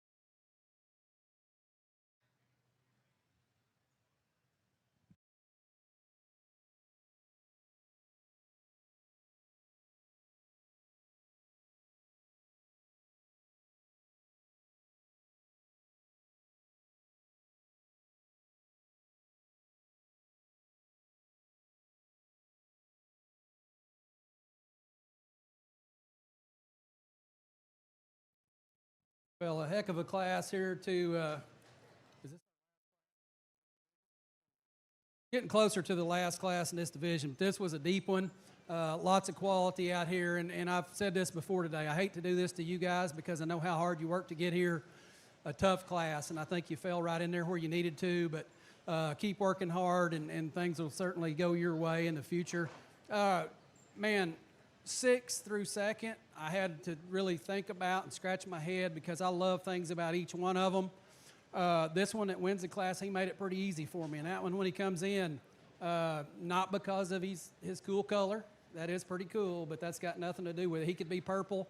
He's still my favorite. That one is just so elite to look at in motion and from the side. He's tall-shouldered. He blends together extremely good down his top line. If you want to get picky on that one, you could change his underline a hair, but I think that's being awful particular about one that's wide, square, stout, very dense in the way he handles, very fresh to the touch. That's an awfully good class winner. This one that comes in second is the one I thought fit him the most or the best from the side view, just in terms of being better in his top line and some of these behind him, a little tidier and neater through his chest and through his shoulder, and then he handles with some freshness and some squareness of top. He's not nearly as big from his hip back or his tail down as the one that leads off, probably not as big in his foot size, but that's an awfully good one there to be second. 3rd and 4th I thought were really close, and those things prop up and look the part from the side. They balance up well in their underline. They got gobs of muscle in them. Both those things are just a little bit opened up in their shoulder. They're not as neat at the point of their shoulder where they don't blend quite as good into their forerib and into their back shape as the two ahead.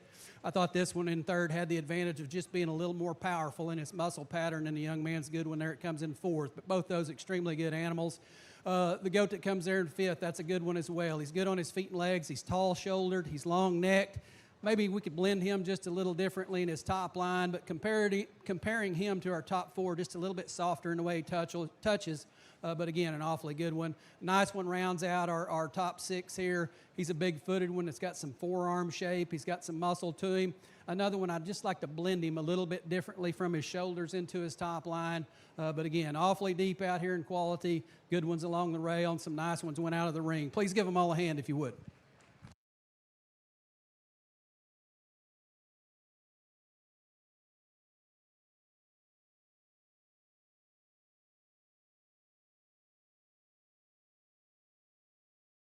Okay, we're missing a few goats. Tag 673023, 681216, and 672793. Your group's about to go in.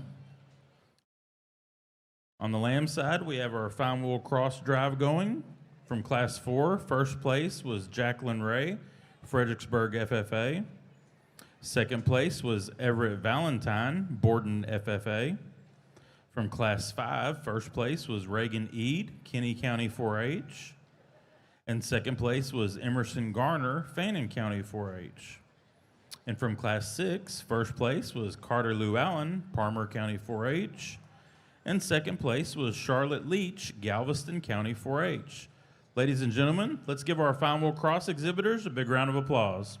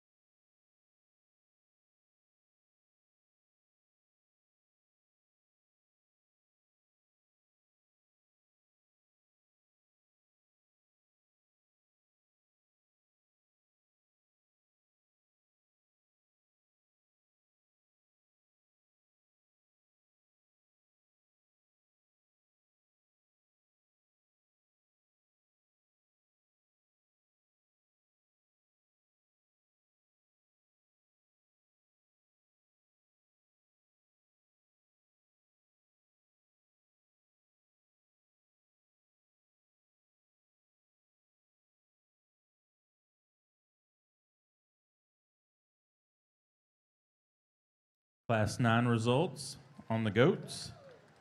10th place was Brendan Kennedy, Leon County 4-H. 9th was Kaylee Peters, Klein FFA. 8th, Sadie Herman, Washington County 4-H. 7th, Miles Hoffman, Glasscock County 4-H, breeder is Hoffman Livestock.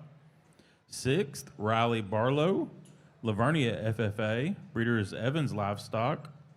5th, Kaylee Knowles, Harris County 4-H, breeder Highview Ranch.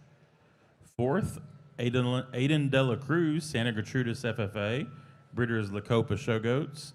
3rd, Caden Pacina, Ward County 4-H.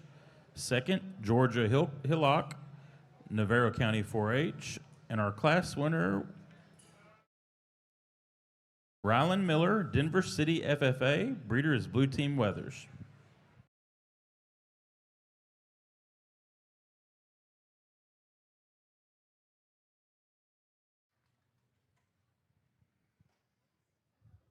We get in this division and just very excited about the 6 that come out here. I'm real satisfied with the 3 we have on this side, and then we get the 3 on the other side. They push them pretty hard, and I really appreciate that. I think the depth of classes were really good.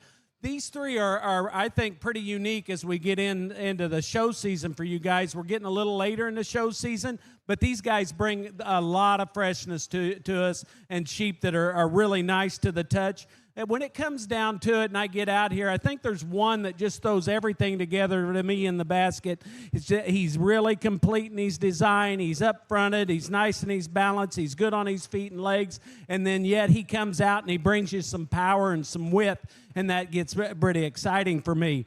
When it comes down to our reserve, I think it gets a little tighter for me. The one that I'm going to use, I think he follows in terms of the muscularity and the mass and the handle and freshness. I think a great set of fine wool crosses. If you would, let's please give him a big round of applause, and I'll go out and select your champion in reserve.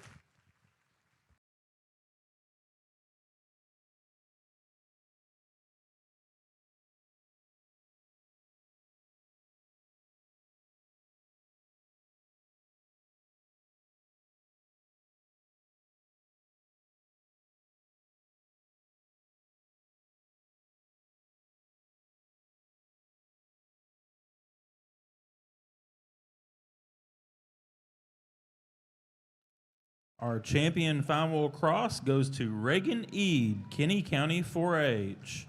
And reserve goes to Jacqueline Ray, Fredericksburg FFA. Congratulations to these exhibitors.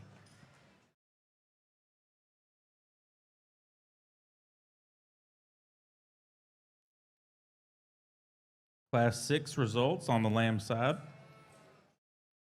10th place, Jake DeLeon, Crawford FFA. 9th, Luke Betzworth, Canyon New Braunfels FFA, breeder is Smithwick Club Lambs. 8th, Emerson Grown, Keller CTE FFA, breeder is Stoltz Sheep Company.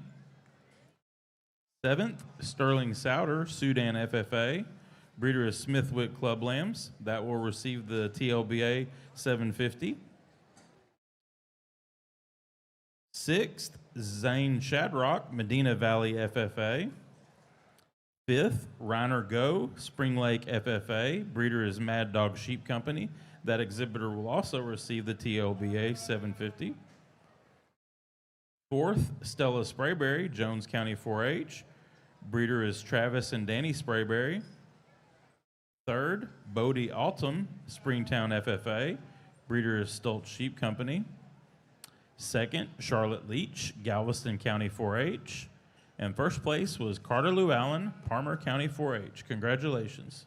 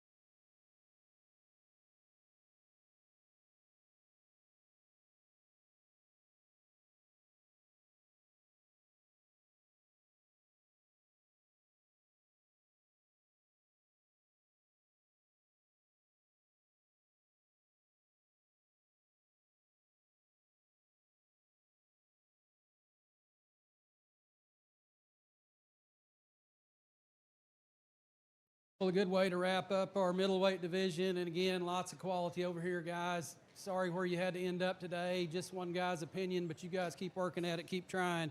Awfully good class out here to sort through. This one, it leads off. He's one that at times I think is certainly acceptable in the way he looks from the side view, and then at times I'd like to change him just a notch. But his biggest advantage is just the way he gets out and moves and flexes and keeps himself together. Coupled with the amount of width and shape and muscle he's got down his top. Yeah, we could make him a little different through his chest floor and through his shoulder to make him more ideal, but I think that's a very valuable one that's sound, he's functional, he's got a good enough look to go with all the power he's got. The one that comes in second is the flashy one, and that's the one that looks a little more sheep-like from the side, tall-shouldered, shallow-chested, straight down his top. I just like to stouten him up a little bit. He's not quite as stout in his overall look. He's not quite as big in his forerib, nor does he have quite as much shape down his top. But I think he just blends together and puts his pieces together better than some of these goats that stand below him, and that's what brings him up near the top. These two that come next are two of the denser made ones when you talk about just big shape in their rack and big shape in their loin. Both those guys a little bit straighter from their hip to hock to ground, especially when we get them out in motion. And even though that fourth place one props up and looks awfully good from the side view, when we get both of those third and fourth place ones out on the walk, they want to drop their shoulder and drop their chest just a little bit. That's what puts them where they land. Young lady there in five's got a really neat looking one. It just needs to be more powerful. That one balances up good. He's got a good front end assembly. She's done a great job of showing him. Just like to stouten him up and put a little more shape in him. The one that comes next is a little shapelier and a little wider down his top than that fifth place goat. He needs to be changed a little more on his feet and legs. He's just a little more refined in his bone. He's a little softer in his pastern. Wants to roll his hocks just a notch when you step in behind him. Awfully good class. Please give him a hand.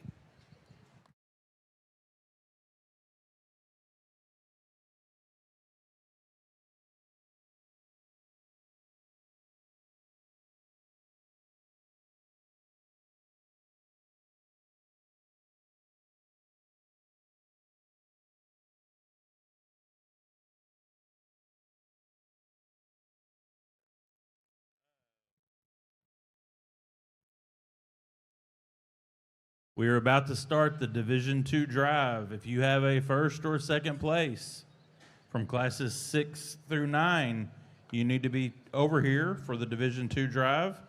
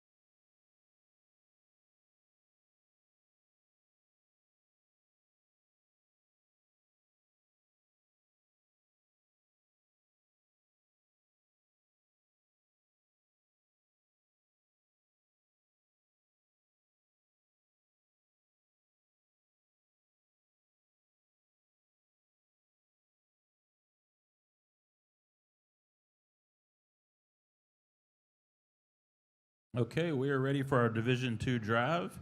Class 6, first place was Isabella Schroeder, Tom Bean, FFA. From Class 7, first place was Kashner Arnold, Waller County 4-H. From Class 8, first place was Fallon Hedfelt, Nueces County 4-H. From Class 9, first place was Rylan Miller, Denver City FFA. From Class 10, first place was Aubrey LeClaire, Central FFA. From Class 6, second place was Alexis Guthrie, Marion FFA. From Class 7, second place was Isabella Cowlick, Falls City FFA. From Class 8, second place was Addison Scott, Kendall County 4-H. From Class 9, second place was Georgia Hillock, Navarro County 4-H. And from Class 10, second place was Gunnar Krieg, Wilbarger County 4-H. Ladies and gentlemen, let's give these Division II exhibitors a big round of applause.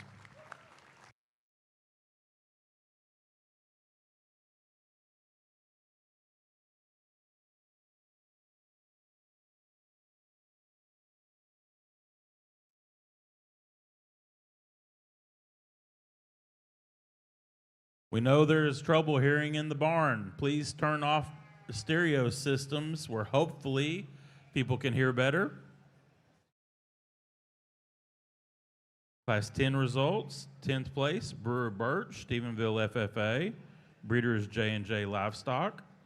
9th, Ella Sufall, Freestone County 4-H, Breeders Newsom Ripley Show Goats. 8th, Kinsley Howard, Holiday FFA, Breeder S&K Livestock. 7th, Abigail Vogler, Caldwell FFA. 6th, Aaron Rivera, Cahoma FFA, Breeder Akins Livestock. 5th, Ava Ruiz, Three Rivers FFA, Breeders Schrank Show Goats.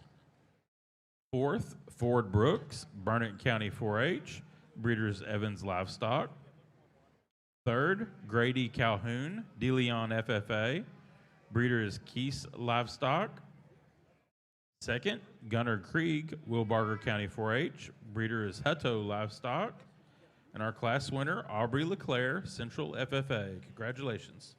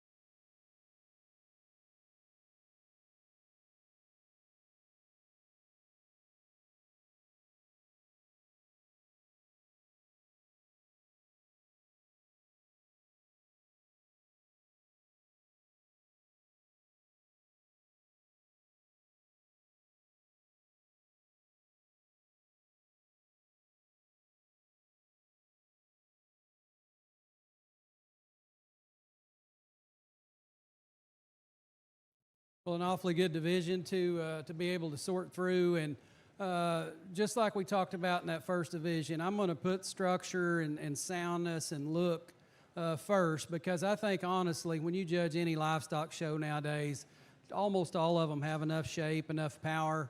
We got to concentrate on the other things, and that's one thing I'll mention now. I was going to save this for the end, but you guys that are putting these goats together have made such a big stride in just getting them sounder and more flexible and more correct on their feet and legs. And I think when you look at this group, they all exemplify that. I guess the next step after you get them built right and moving like you want them to is to put as much on them as you can without hindering their structural makeup. And there's a couple of them out here that do well. There's more than a couple, but there's several that do that extremely well. There's two of them that just hit me a little harder in their particular classes, and then I think when we get them back out here and just compare them to the other goats in the lineup, they still do. I'll go show you which two I prefer. If you guys would, please put your hands together. Congratulate all the young people out of this division.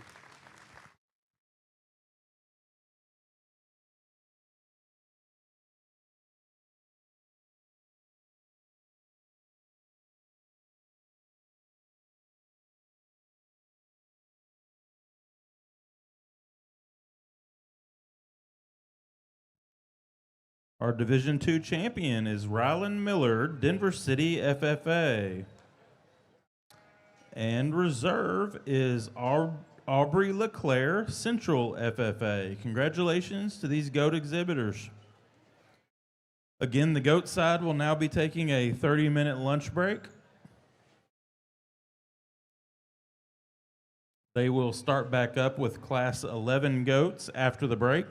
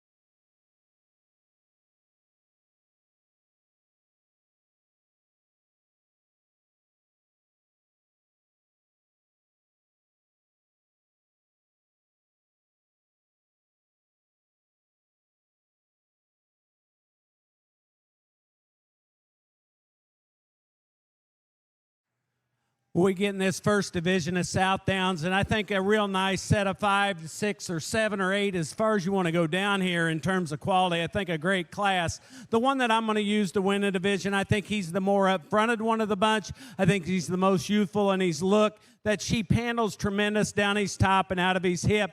Where he wins the division for me, I feel like he's just a bit fresher through his front 1/3 of his body for me. A sheep that's just tucked up a bit more in his chest. I like that one, though, just the look and the freshness that he gives us today. The one that we have in second, that guy pushes our class winner pretty hard in terms of skeleton and the way he's made, the way that sheep's made on his feet and legs. He's maybe not as fresh to the touch for me as when we get our hands on him. He gets just a little more mature through his skull and his front end and shoulder for me. Maybe a sheep that's not as athletic out of his hip as what our class winner is, but a sheep that's really good in his design, his pattern, like a lot of good things about him. The one that we have in third, that sheep is one that's been hits me in a lot of ways, and then he hits me wrong in a lot of ways. We brought him into the ring, and we let him get all the way down here to the end of the ring. I'd like to see that guy a little longer strided and get out there and go for me a little more. He gets a little rounder, more constricted, but when you get your hands on him, that guy brings a lot of product to the table. He's expressive down his top. He's explosive out of his rack. He comes into a big hip and big from stifle to stifle. A sheep that just like to stretch him on his skeleton a bit, and we could get him up there to push those two at the top of the class.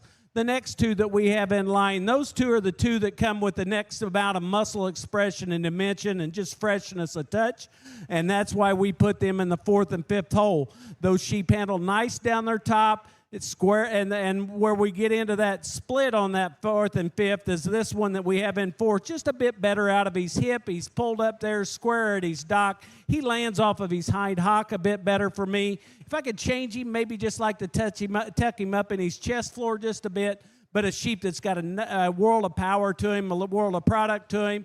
And then we come and we round off the top 5 with a lamb that's very similar to him in terms of mass and width and expression, and a sheep that's fresh to the touch. We get down to these next two, and we've got one that's great in terms of his pattern and design, but when you get your hands on him, he disappoints you a bit. He doesn't have that expression of muscle coming out of his rack and his loin. A sheep, though, you do love the pattern and design. And then on the other side of the table, we bring this young man sheep that's really explosive out of his rack and his loin, but that one gets out of balance in terms of chest floor to flank. A great set of sheep for our first class of Southdowns. Let's give them a big round of applause and show our appreciation to the young people. Out here, every acre has a story. It's where families work hard, plan, and take pride in what they do. Whether you're buying your first place, expanding your operation, or just getting through another season, we're here to help you grow, one good decision at a time. The leader in ag lending throughout Texas and New Mexico, Ag Trust Farm Credit.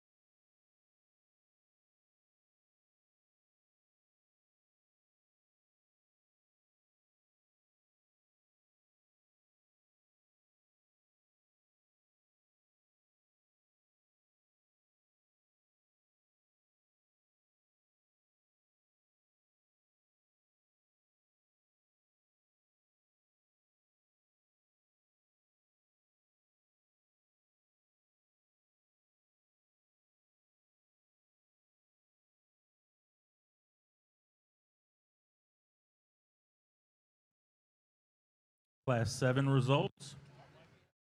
10th place, Aubrey Sexton, Water Valley FFA. Breeder is Jennings Show Lambs. 9th, Raiden Maldonado, Midland County 4-H. Breeder is Ashley Club Lambs. 8th, Hadley Cool, Lampasas County 4-H. Breeder is Jennings Show Lambs. 7th, Heston Hohenberger, Blanco County 4-H. Breeder is West Southdowns. They will receive the 750 from TLBA. 6th, Morgan Hernandez, Hayes County 4-H. Breeder is Jennings Show Lambs. They will also receive the 750 from TLBA. 5th, Charlie Williams, McCullough County 4-H. 4th, Aubrey Rocheski, Dawson County 4-H. Breeder is Dan Vestal. 3rd, Colby Allison, Coryell County 4-H. Breeder is Harbor Livestock. 2nd, Haven Creel, Young County 4-H. Breeder is Fritz Southdowns. And first place was Madison Taylor, Mansfield FFA. Breeder is Moore Livestock. Congratulations.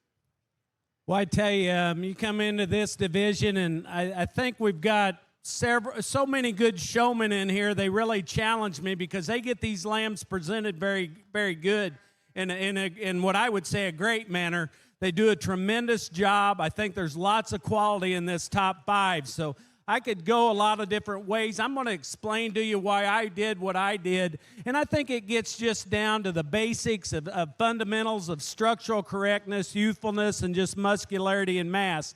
This one we're going to use to win the division. I think he's the most youthful through his front end. That one is the shallowest from his chest floor to the apex of his shoulder. You get out into him, he's fresh down his top, he's athletic in his look. What I really like about that guy is when we get him out into motion, he's tall-fronted, and he gives me an athletic look in the upper part of his hip to where he's got that natural shape to him as he goes and away from me and around the ring, and that's where he wins the division for me. I think it's real close with that second-place sheep because I think they're a lot the same in their terms of their maturity, the way they're constructed through their front end, and the athleticism that they have coming out of their hip when we move them around the ring and the structural correctness that they have. Those two are youthful. I think they're a good pair to get to the top of the class. The one that we have in third, this is the one that gives me a little anxiety as we get out here and we start to analyze them and study them. That young lady gets that one put together so well. She's just a professional when she comes out here into the ring and gets him presented, has him looking good at all times. Where I start to analyze him is when we get him into motion and we start to study him. That one just gets a little deeper through his chest floor. It just seems as if maybe we've held on to him just a little longer than what we'd like to. He doesn't have that athletic, natural shape to him as what those top 2 in the class do, and that's why I land him in that third position. That is one excellent sheep. I really, really like him a great deal. The one that we have in fourth, another one. That one is robust in his body. He's good through his forerib, and he comes out with a big explosive rack and top in him, big hip. He's wide from stifle to stifle. He just gets a little plainer in his design for me. Maybe just isn't as attractive through the front 1/3 of his body as those 3 above him, but a lot of people could land right there on that one in terms of muscularity and mass. That's an awfully nice sheep, young lady. The one that we round the top 5 off with, another real good pattern one. If you want to just come in and you want to sort them on side view profile, we can get that guy up at the top of the class. He's tall-fronted, ties his neck up high into his shoulder, into a good blade, comes out into a real square hip, good on his feet and legs. She brought us an awful nice one. Got a lot of nice sheep as we go down the row. If you would, show your appreciation to the young people for bringing us an excellent class. Adams Fab. Established in 2007, they build custom livestock pinning and equipment to fit all your needs. Hanger feeder rods, adjustable slam gate latches, and skirted panels. It all comes standard. Custom pins made by hand and hot dipped galvanized so that you know that they're going to last. Adams Fab is a certified TIPS vendor and can design, fabricate, and install equipment to fit all your needs. Visit AdamsFabLivestock.com to get started today.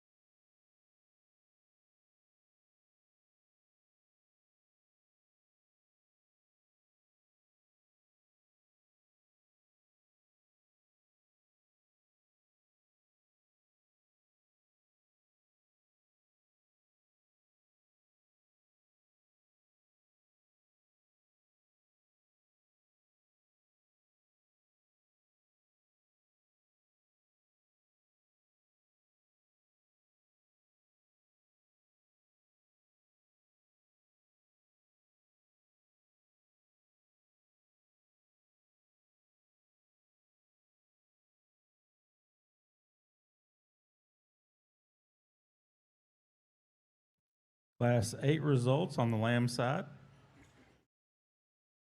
10th place, Knox Paget, Fredericksburg FFA. Breeder is Paget Club Lambs. 9th, Kenna Sufall, Freestone County 4-H. Breeder is Ashley Club Lambs. 8th, Claire Paulson, Bridgeland FFA. 7th, Maddie Whitley, Falls County 4-H. 6th, Kellen Hart, Hale County 4-H. Breeder is Ashley Club Lambs. She will receive the 750 from TLBA. 5th, Peyton McAshlin, Friendswood FFA. Breeder is Sissa Farms. Peyton will receive a 750 from TLBA. 4th, Lorelei Wagner, Martin County 4-H. 3rd, Addison Irwin, Lubbock Cooper Liberty FFA. Breeder is Fritz Southdowns. 2nd, Emma Osborne, Llano County 4-H. Breeder is West Southdowns. And first place was Collins Clem, New Home FFA. Congratulations.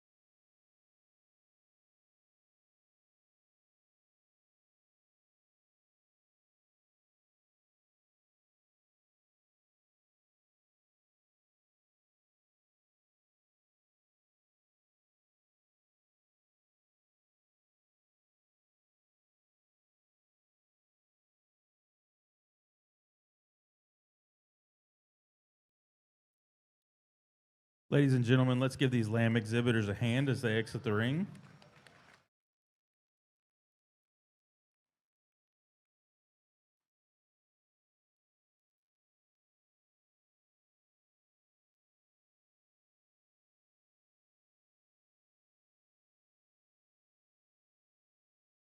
Class 11 goats are in the ring. Class 12 will be the next group to check in on the goat side.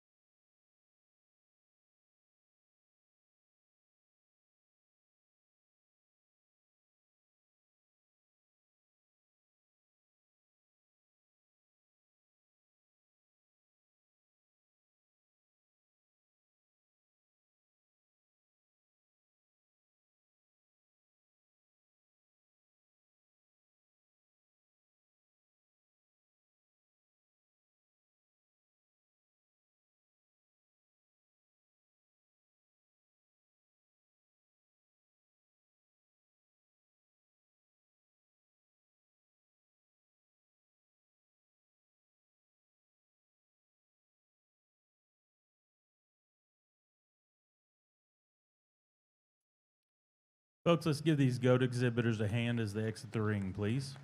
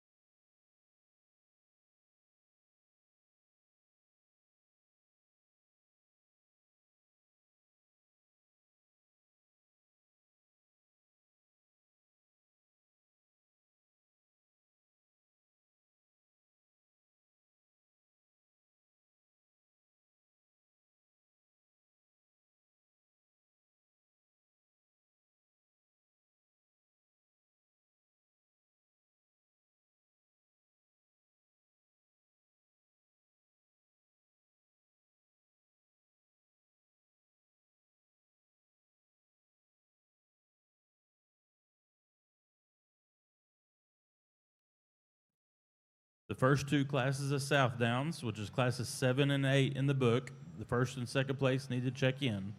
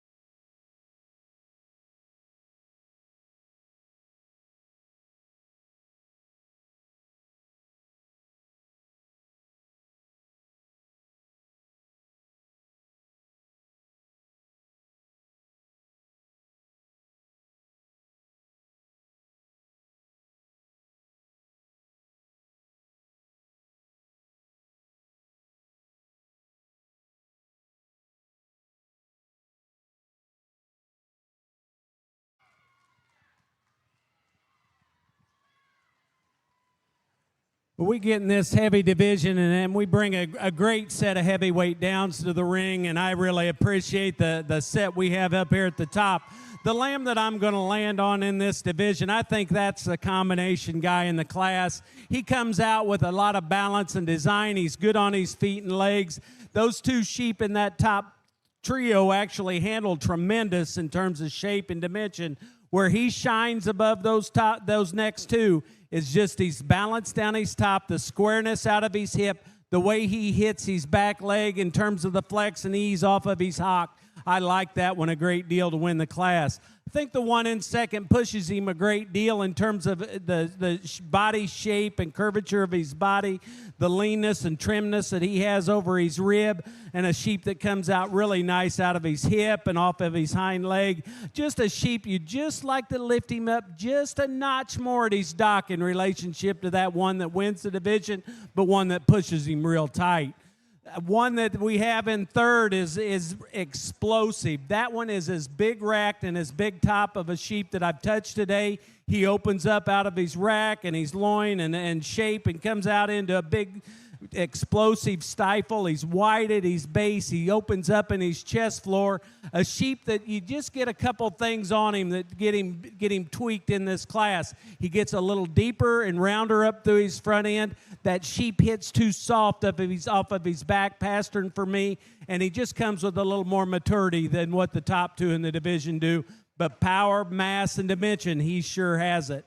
The next two sheep are sheep that we really like the pattern and design of those. I like how this one balances up down his top. It comes out of a big square hip. He just wants to get a little deeper through his front end. Doesn't handle with the curvature of body and stoutness and dimension. A muscle is what those top trio do, but a real nice sheep. We get into fifth and sixth, and those sheep are very close for me. I think those are the pattern sheep in the class. Really comfortable in terms of their structure and design. They lay their blade in real nice at a nice angle. They balance up nice down their top. They hit the ground really nice as we put them into motion. This one's just got a notch more width, a notch more mass to him than the one we do land in sixth. A real tight pair. If you would, let's show our appreciation to the young people for bringing us our nice heavyweight division of Southdowns. A good class over here on the goat side as we move into our heavyweight division, and top six out here that are awfully good. Some nice ones along the rail as we've seen all day, and some good goats had to exit the ring, and that makes it tough on a judge, but you got to call it like you see it and line them up like you think they should be. And the one thing that's fairly easy for me is this class winner. I don't think he's one that you look at and he just wows you anywhere. But that one's really hard to poke holes in. He balances up extremely good. He's very smooth down his top. He gets out and he's very fluid in motion. And then compared to some of those below him, I think he just Out here, every acre has a story. It's where families work hard, plan, and take pride in what they do. Whether you're buying your first place, expanding your operation, or just getting through another season, we're here to help you grow, one good decision at a time. The leader in ag lending throughout Texas and New Mexico, Ag Trust Farm Credit. his loin. I think he's probably just a shade deeper when you really measure him from the point of his shoulder to the base of his chest in comparison to her class winner, but still a nice built one that's square and functional. Got a lot of good things going for him. This one that comes next, tall-shouldered, extended. That's his biggest advantage in this particular class is just how long-necked he is, how tall and nifty he is through his front one-third. We need to change that one a little bit in the way he transitions from his loin into his hip, but more importantly, like the two in front of him, I'd like to just pick his tail head up and make him longer and more correct about his hip and rump. The one that comes next, man, that one's got a really good touch. Young lady does a good job of getting him stuck.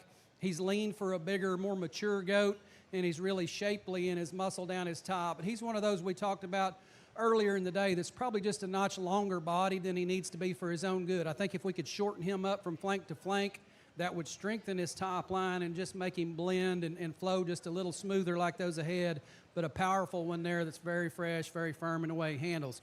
Really cool looking one comes there in 5. That's one of the prettier ones when you just step back and study him from the side view. His chest is up in him good, lines are good, feet and leg angles are right. That one just needs to be wider from the ground up. He gets out-powered, and Even though I prefer his leanness and his touch a little better than some of them ahead of him, just got to put a little more muscle on that one, skeleton, to move him up. One that rounds out our top 6 has that extra shape of muscle, but along with that young man, he's just a little softer in the way he handles, a little more mature in his look and his touch. But, man, that's a good one from a feet and leg standpoint. Balances up and gives you a nice look from the side as well. Again, nice class. Please give all these kids a hand, if you will.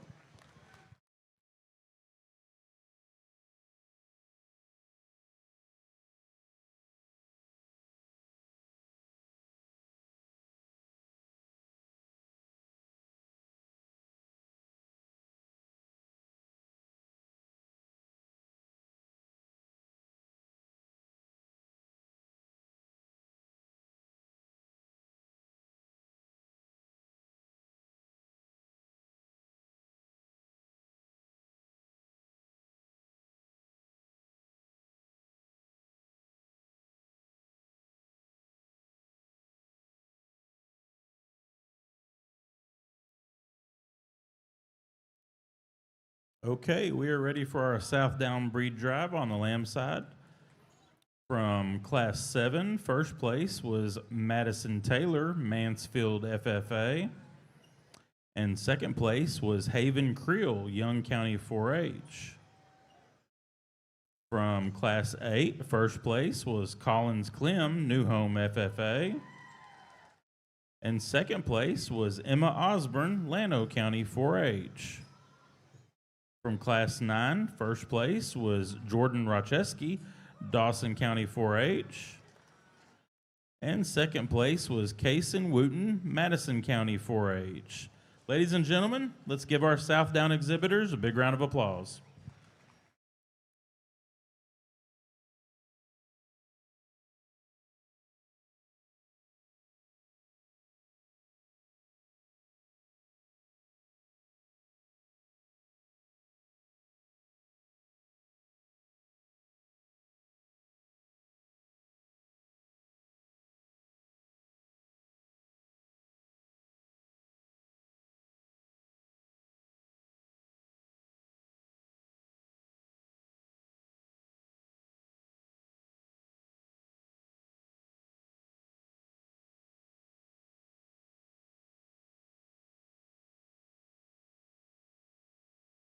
Class 11 goat results.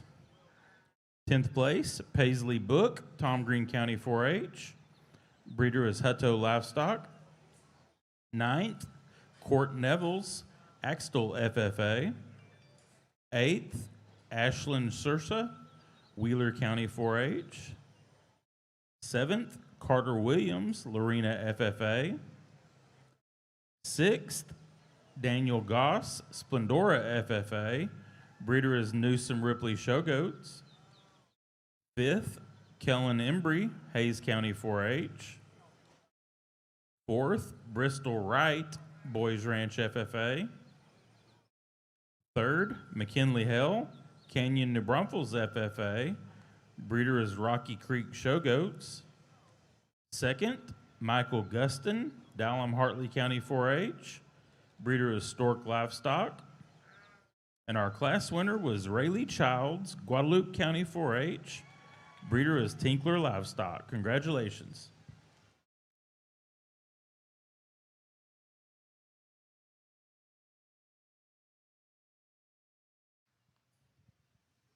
Well, again, you come to Texas and you expect to see good Southdowns, and I think the expectations were met, and I think they're well above what I expected today. The 6 that we get out here in the Grand Drive, I think, are really, really nice, and they represent what I want to find in a Southdown in a market lamb. I think they're all good on their feet and legs. I think they balance up nice. They're fresh to the touch. They have muscularity to them. Sheep that are very attractive. If you would, let's show our appreciation to the Southdown exhibitors, and we'll select your champion in reserve.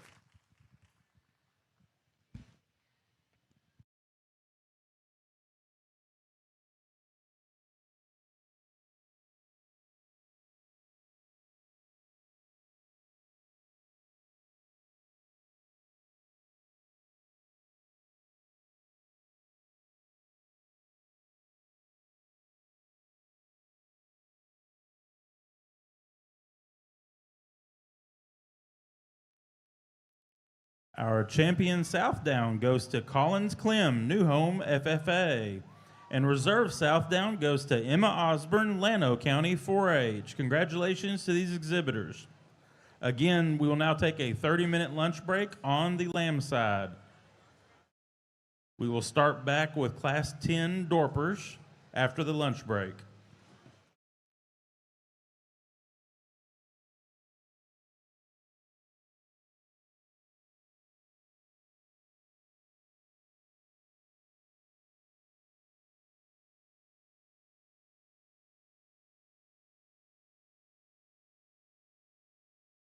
Adams Fab. Established in 2007, they build custom livestock pinning and equipment to fit all your needs. Hanger feeder rods, adjustable slam gate latches, and skirted panels. It all comes standard. Custom pins made by hand and hot dipped galvanized so that you know that they're going to last. Adams Fab is a certified TIPS vendor and can design, fabricate, and install equipment to fit all your needs. Visit adamsfablivestock.com to get started today.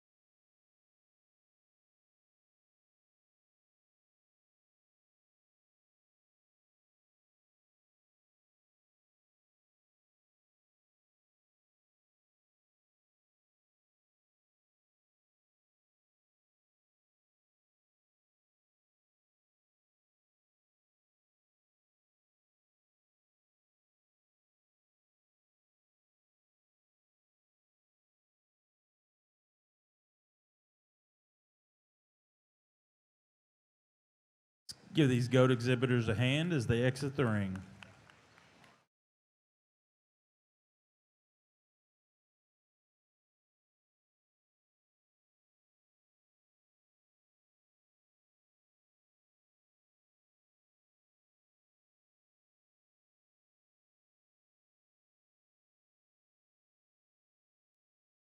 Class 8 Southdown results. 10th place, Knox Padgett, Fredericksburg FFA. Breeder is Padgett Club Lambs. 9th, Kenneth Sufall, Freestone County 4-H.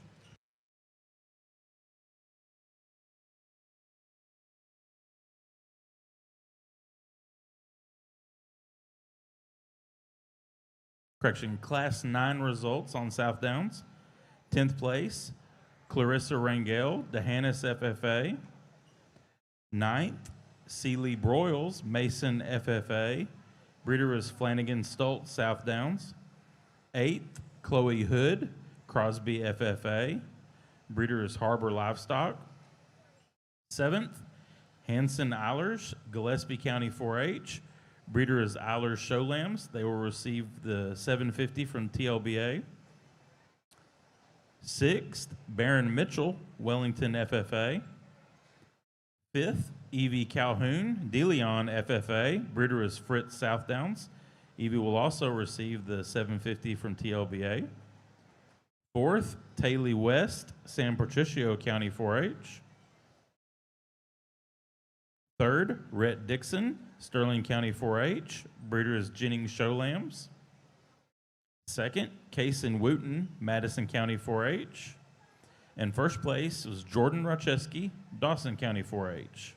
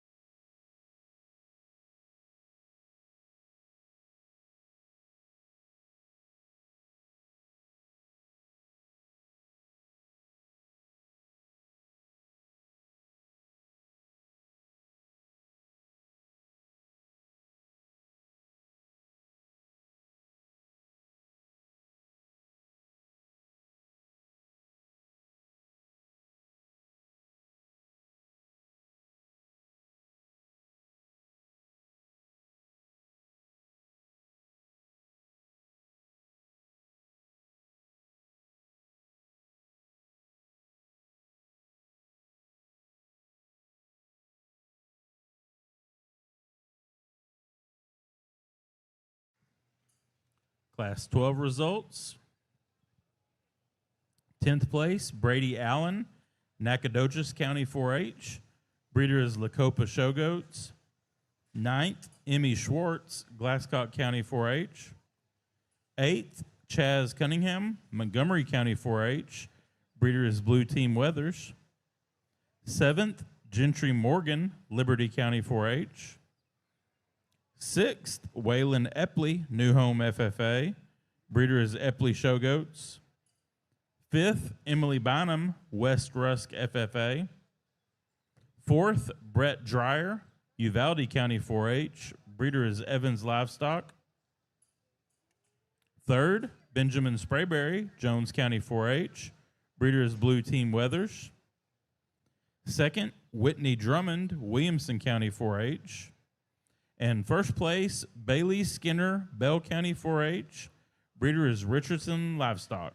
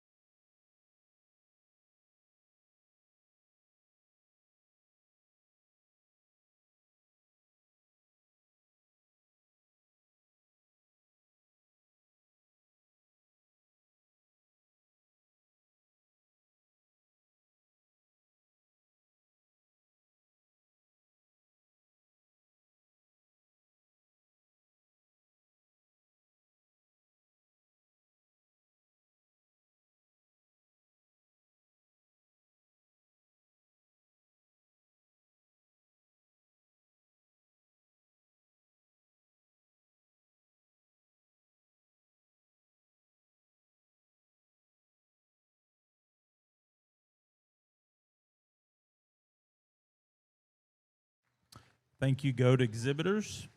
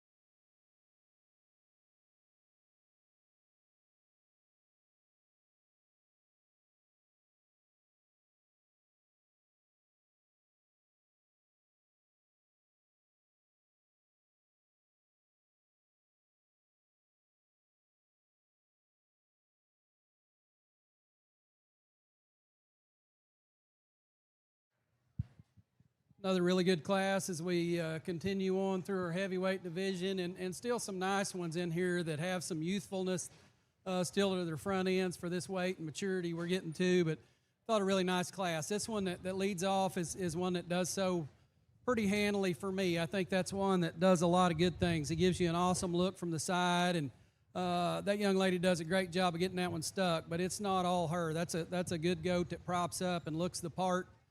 Feet and legs are on point on that one. I think for a bigger one, still extended, neat enough about his neck and shoulder, but his body type, his progression from forerib to flanks, really good. And then you handle that one, I think lean enough for one this size, and certainly got the right kind of squareness and shape about him. This one, it comes in second, props up and looks a lot like him. Same kind of length of body, same kind of elevation and height up front, like those things about him. A little bit frailer in his bone work. If we could stouten him up just a little bit, it makes that decision a lot tougher for me because, man, your goat handles with some shape, some squareness, some expression, still lean enough for a big one. He just needs to be a little bit stouter. One that comes next probably is a little bit stouter, but along with that extra stoutness, he's just a little more bunched up in his overall body length. He's not as neat and attractive to look at through his front end and his neck. He's a little boulder-shouldered, but a little thicker and crestier about his neck. I wish we could just change that about him and lengthen him just a notch because I think he would rival those top two if we could do that. Very stout, very good handling. The one that comes in 4, really fresh to the touch. He's got a neat skin texture about him. Maybe doesn't wow you anywhere like some of these ahead just in his overall look, but still balances up pretty well, handles with enough shape. Like to make that one just a little bit wider as he gets out and goes away from me. The one that comes next is a little bit wider in that regard, but then a little bit plainer looking from the side view. Even though he's big-barreled, he's big-ribbed, we need to strengthen that one in his top line, put a shot more shape down his back. Same thing can be said about our 6th-place goat. Squares up as far as feet and legs goes, offers some extension. Smooth that one up a little bit right there through the base of his chest. Change him just a little bit in the way he transitions from the point of his shoulder into his top, and we could move him up a spot or two as well. Good class. Please give them all a hand.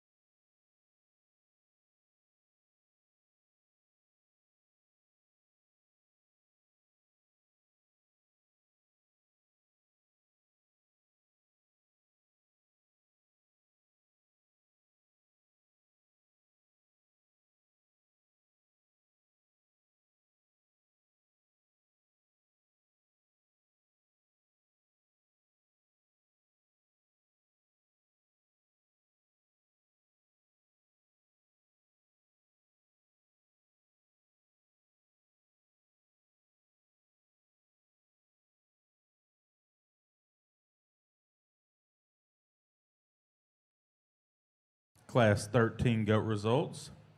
10th place, Madison Elrod, Rotan FFA. Breeder is Elrod Farms. 9th, Braden Becker, B County 4-H. Breeder is Blue Team Weathers. 8th, Ashlyn Hunter, Liberty Hill FFA. 7th, Tanner Hawes, Falls City FFA. Breeder is Newsom Ripley Show Goats.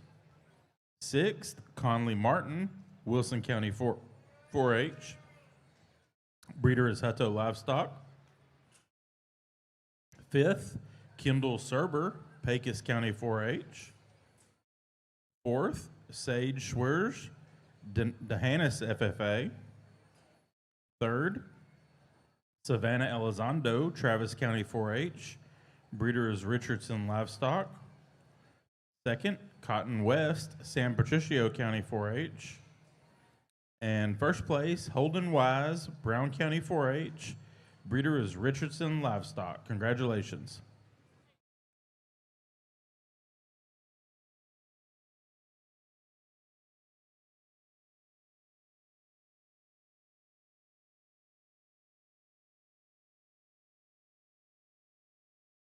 Thank you, goat exhibitors.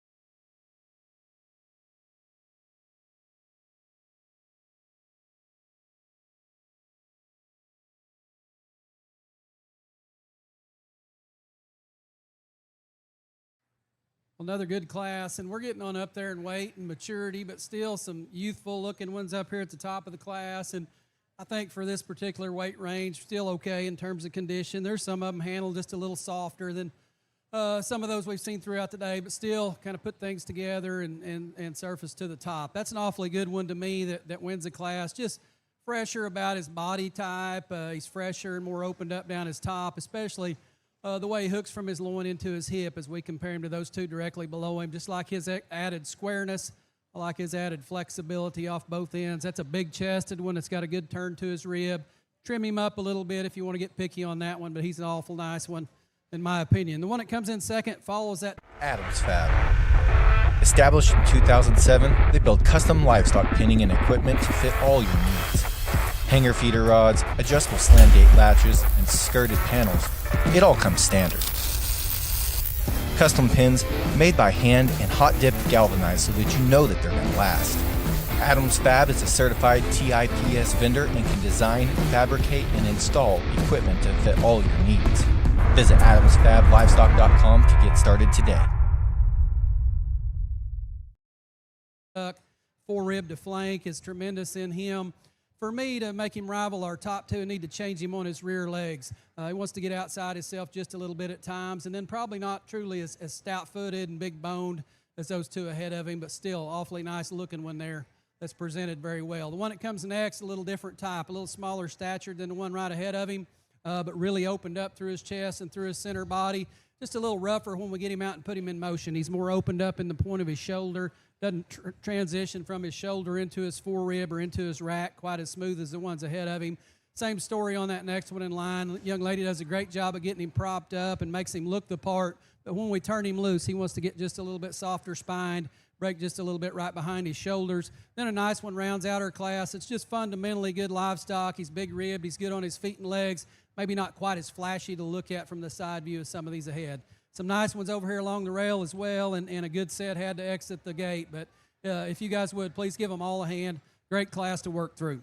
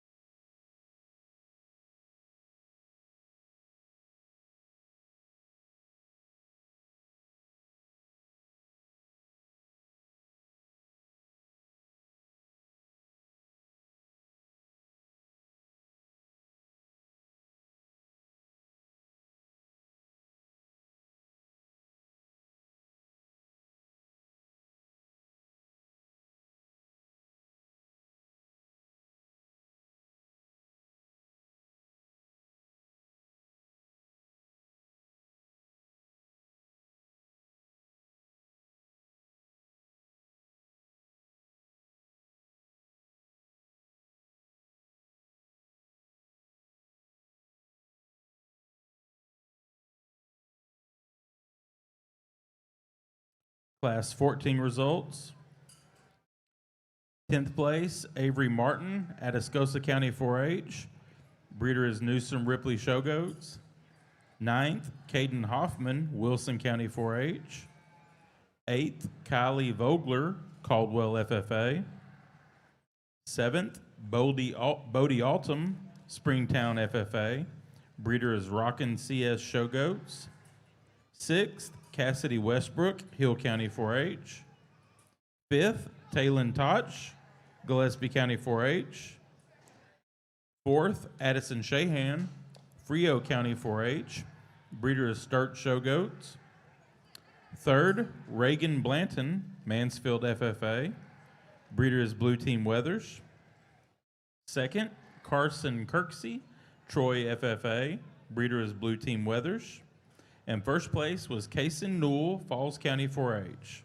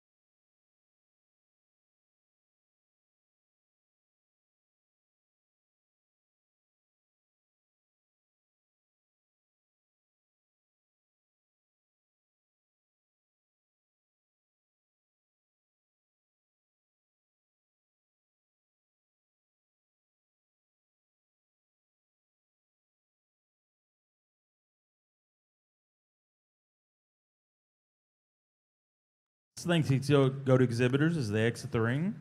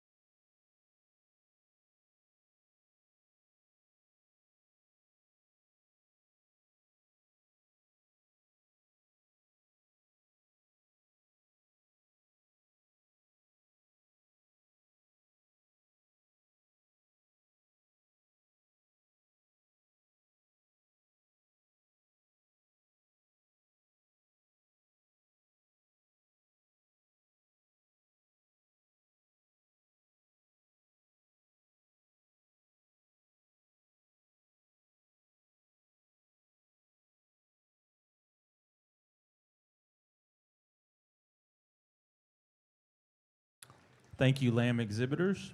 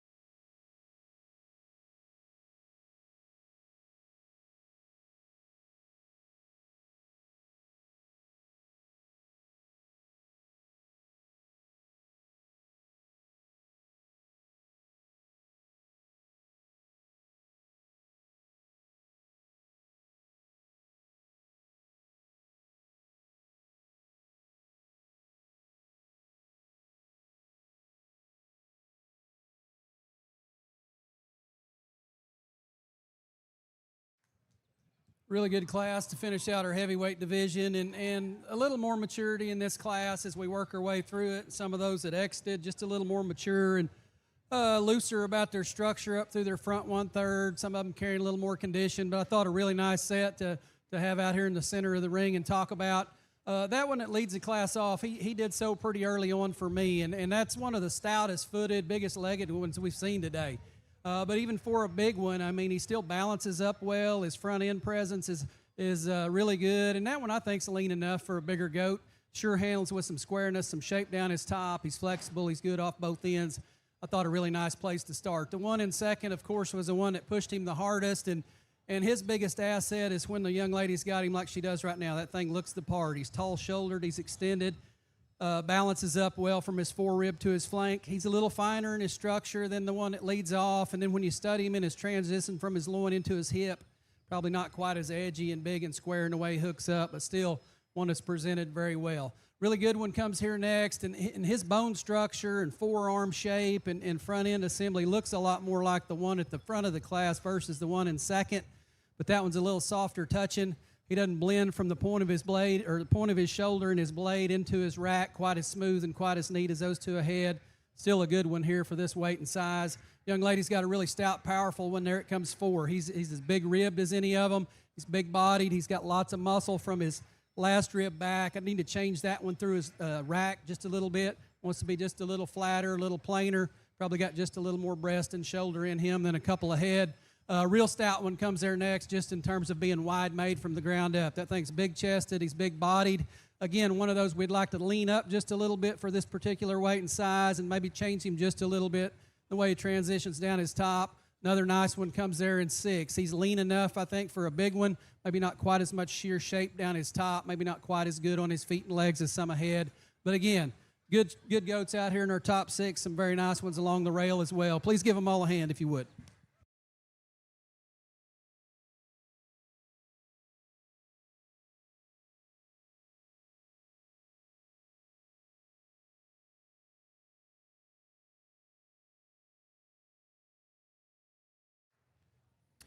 At this time, I will announce our GOAT Showmanship winners.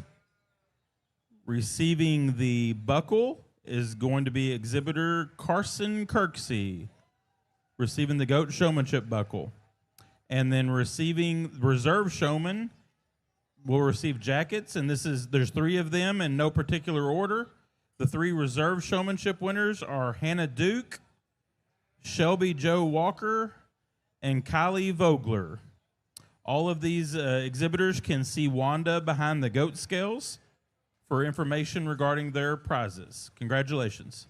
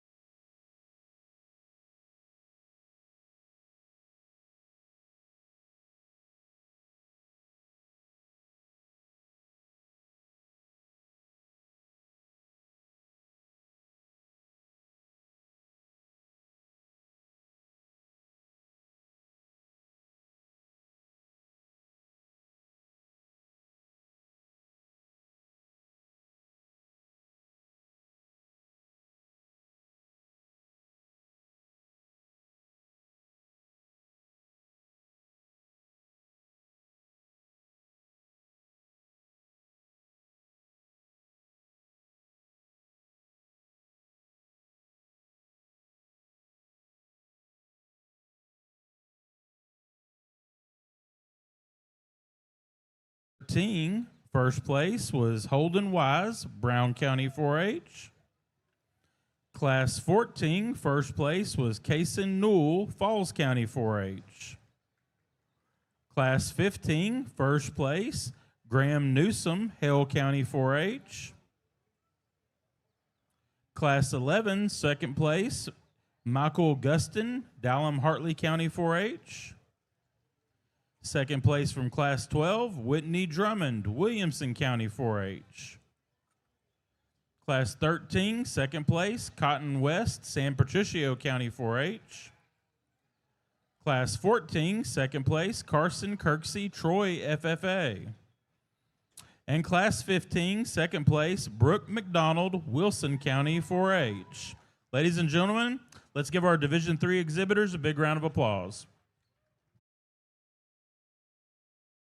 Well, we get back from lunch, and I'm glad I didn't eat too heavy because I don't want to be in a food coma when I come into this class. We've got a lot of power as we come up into the top 11 of these sheep, and we go all the way from everything that's left in the ring, very competitive. The one that I choose to win the division with is that's one has got everything coming together in him. He's tall-fronted. He lays nice into his blade. He balances up nice down his top. A sheep that's good on his feet and legs. And then he also brings you that extra benefit of handle, muscularity, and mass. That one's a real nice one for me to land at the top of the class. I think he'll be fun to see in our champion drive after our next division. The one that we have in second, again, this one comes in and follows a lot of the same things as what our class winner does. He's really powerful down his top. He's wide from stifle to stifle. He's good on his feet and legs. Where he falls shy of that one that wins the division, maybe not as tall-fronted, maybe not as just youthful and tucked up in his chest as what that one that wins the division, but really, really good in terms of power, mass, muscularity, and design. The black-headed goat, lamb that we have in third, that one's one, when he first hits the ring, I thought, boy, we got a place to go. It's going to be a good division. This one's great from the side view profile. When the young lady gets that one presented, he's right in these lines. He ties his neck up high in his shoulder, a sheep that lays nice down into his blade of his shoulder, and then balances up very nice from end to end. When you get to studying, breaking some things apart in him, he maybe gets a notch rounder off of his hip than those top two and maybe doesn't handle his back hock as nice as those top two, but that is one really good goat in a very, very competitive class. The next one that we have in division, again, when we talk muscularity in these guys, we don't run out of gas all the way to the end of them. These next two are very muscular down their top. They're fresh to the touch. They're right over their forerib. When we get to study him, this one that's in fourth brings us a little extra length aside in relationship to maybe some of them above him, but sometimes that comes at a disadvantage for him because he wants to just get a little off in his top as we put him into motion, as we stand him there, but that one handles very nice and a lot of good things about him. Again, the one that we round the top five off with, very muscular down his top. I love how square he comes out of his hip, how he hits off of his back hock. A real nice set of lambs in this division. Let's give them a big round of applause.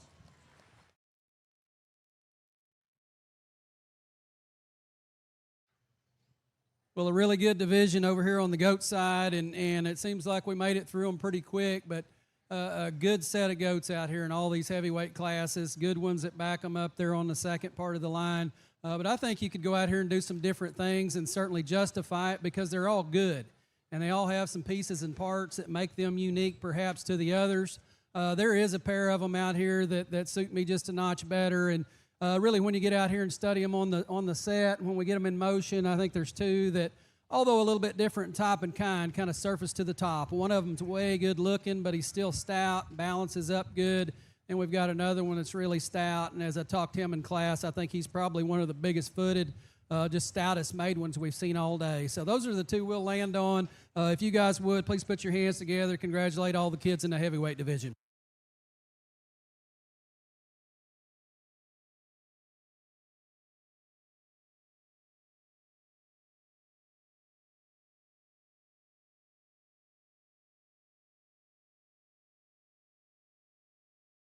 Our Division III champion is Holden Wise, Brown County 4-H. And reserve is Graham Newsom, Hale County 4-H. Congratulations.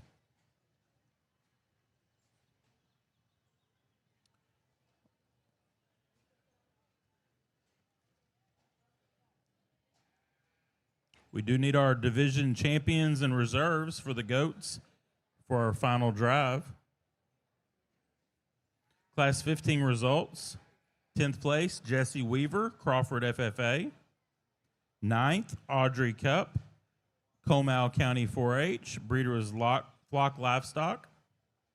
8th, Stella Sprayberry, Jones County 4-H, breeder is Blue Team Weathers. 7th, Brooklyn Howell, Smithson Valley FFA. 6th, Kinsey Woody, Anderson County 4-H. 5th, Carly Parrott, Hawkins FFA, breeder is Lacopa Show Goats. 4th, Paisley Akins, Grayson County 4-H, breeder is Lacopa Show Goats.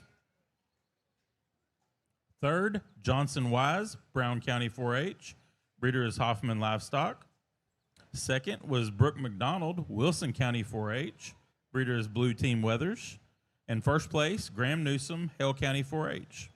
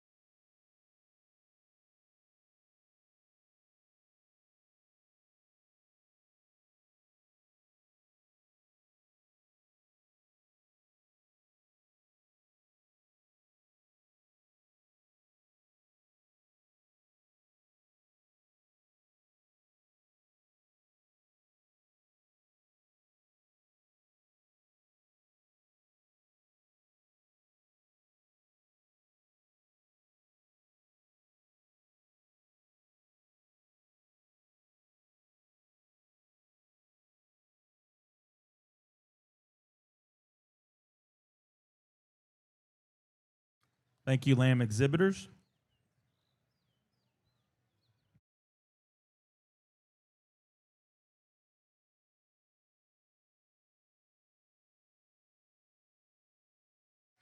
Okay, we are ready for our final drive in the Market Goat Show. Our Division I champion was Cooper Evans, 16 years old, from Burnett, Texas, member of Burnett County 4-H. Cooper wants to study law, play baseball, and hopefully Texas A&M. Enjoys playing baseball, showing sheep and goats, and playing football. Our Division II champion was Rylan Miller, 10 years old, from Seagraves, Texas, member of Denver City FFA.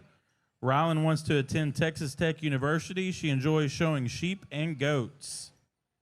Our Division III champion was Holden Wise, 14 years old, from Brownwood, Texas, a member of Brown County 4-H. She wants to do something in the medical field. She enjoys getting to do what she loves with the people that mean the most. Our Division I reserve champion was McKenna Cowley, 13 years old, from Amarillo, Texas, member of Randall County 4-H. McKenna enjoys eating a good meal later today. Favorite hobby is gaslighting her brother. Our Division II reserve champion was Aubrey LeClaire, 14 years old, from Lufkin, Texas. Aubrey's a member of Central FFA. Wants to study ag communications at Oklahoma State University and continue breeding high-quality goats. Favorite hobbies are showing livestock and playing softball. And then our Division III reserve champion is Graham Newsom from Olton, Texas, member of Hale County 4-H. Graham's not sure yet what he wants to do. He enjoys playing sports, showing sheep and goats, and hanging out with friends. Ladies and gentlemen, we've got a great set of goats and a great set of kids. Let's give them all a big round of applause.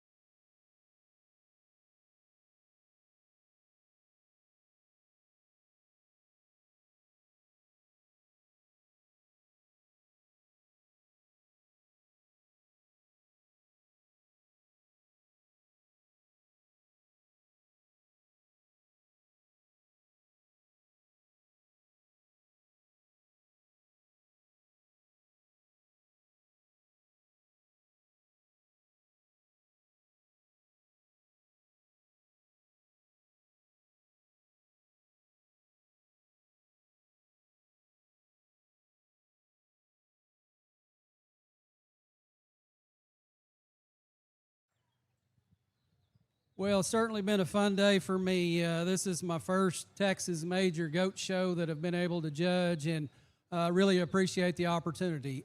Not sure who was responsible for getting me down here, but I certainly appreciate the opportunity.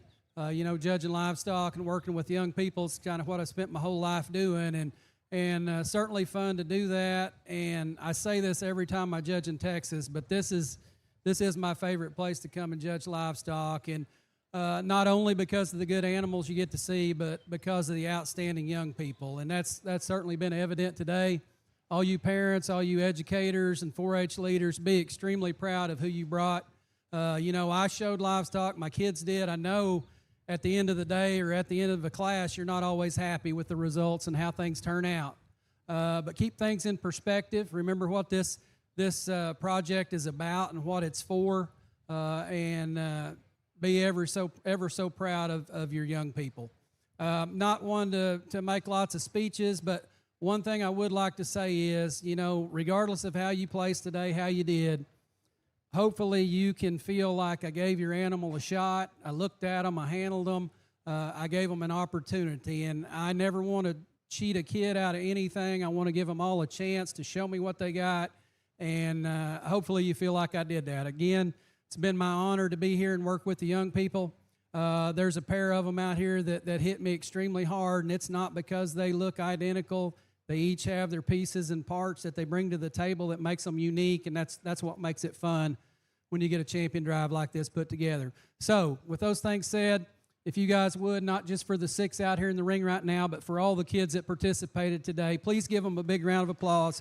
Excellent set of young people.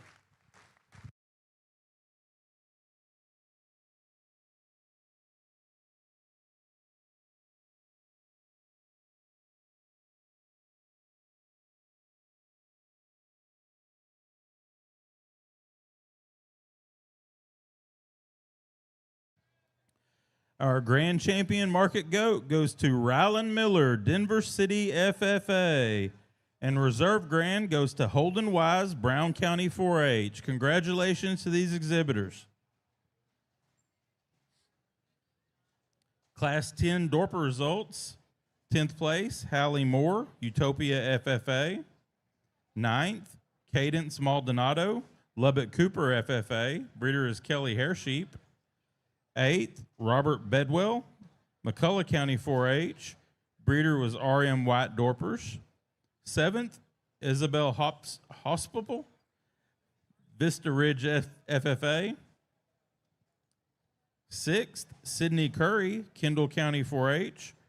Breeder was SDS River Bend Farm. 5th, Lila Graham, Blanco County 4-H. 4th, Cole Zapalak, Wise County 4-H. Breeder was Jade Livestock. 3rd, Presley Ferris, Blanco FFA. Breeder is Feed My Sheep Ranch Company. 2nd, Bristol Fisher, Bell County 4-H. And our class winner was Blake Burns, Eastland FFA. Breeder was J&J Livestock. Cole Zapalak and Sydney Curry will receive the $750 from TLBA.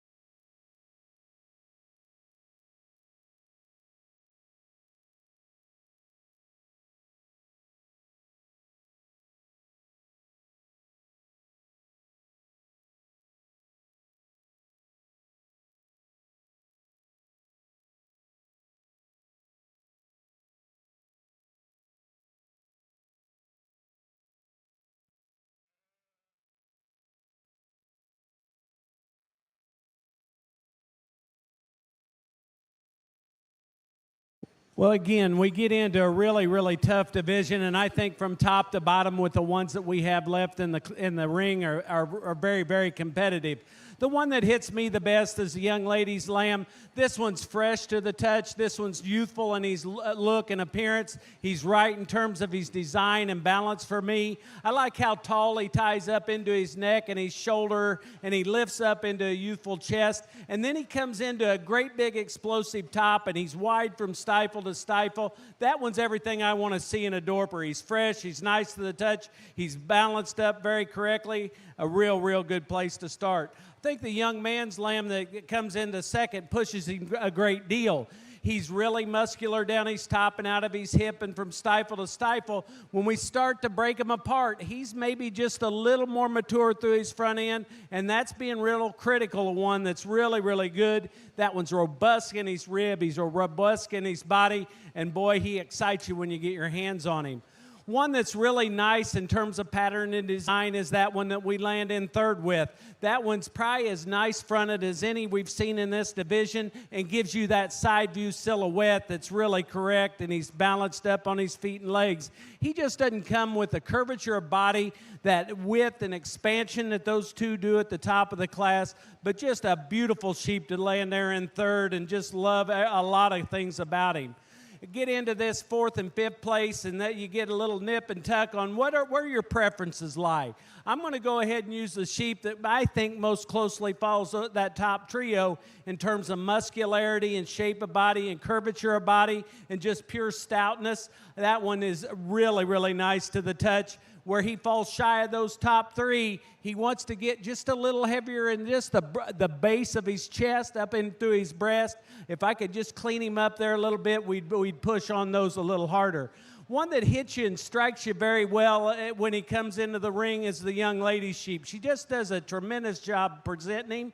That one's tall-fronted, he's long-sided, but when you start to break him apart and analyze him, he's not as robust in his forerib, he's not as explosive right out of his rack, but balanced design. A lot of good things about that sheep in terms of his feet and legs, length of side, length and extension of front end. A real good class. Let's give these young people a big round of applause.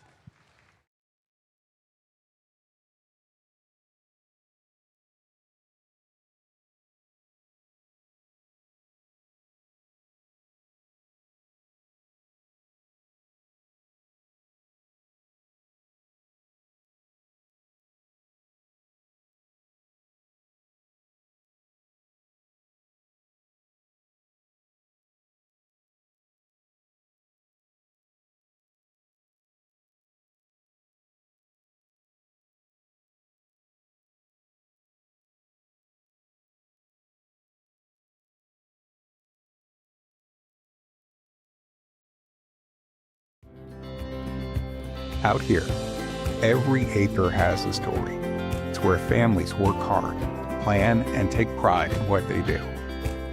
Whether you're buying your first place, expanding your operation, or just getting through another season, we're here to help you grow, one good decision at a time.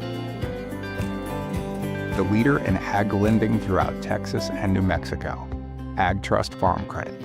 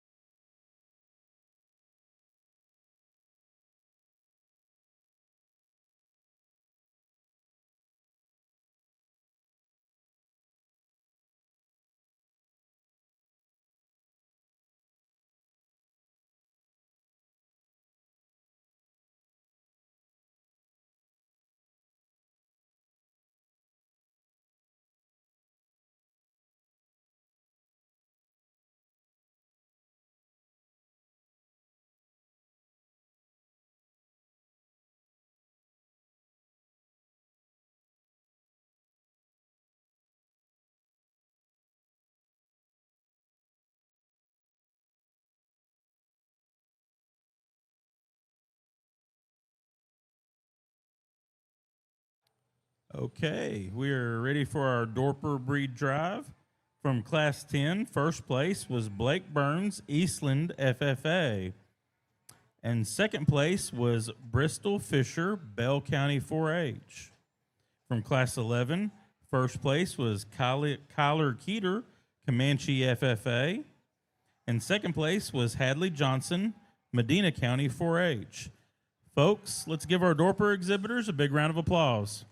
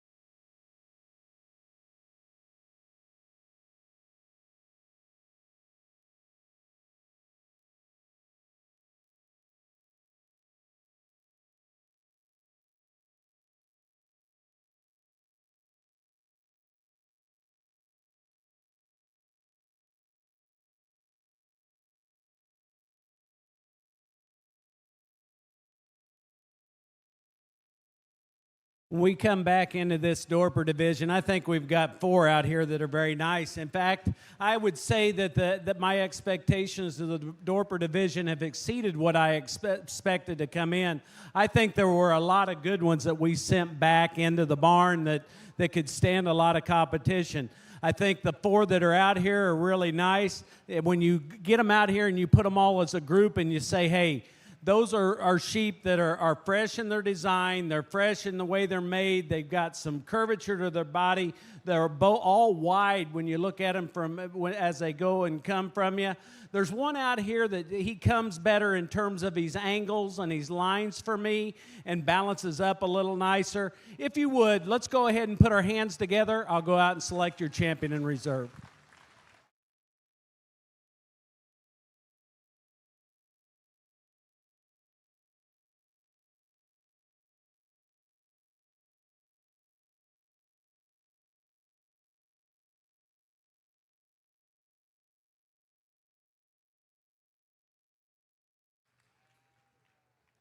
Our champion Dorper goes to Blake Burns, Eastland FFA. And reserve goes to Kyler Keeter, Comanche FFA. Congratulations.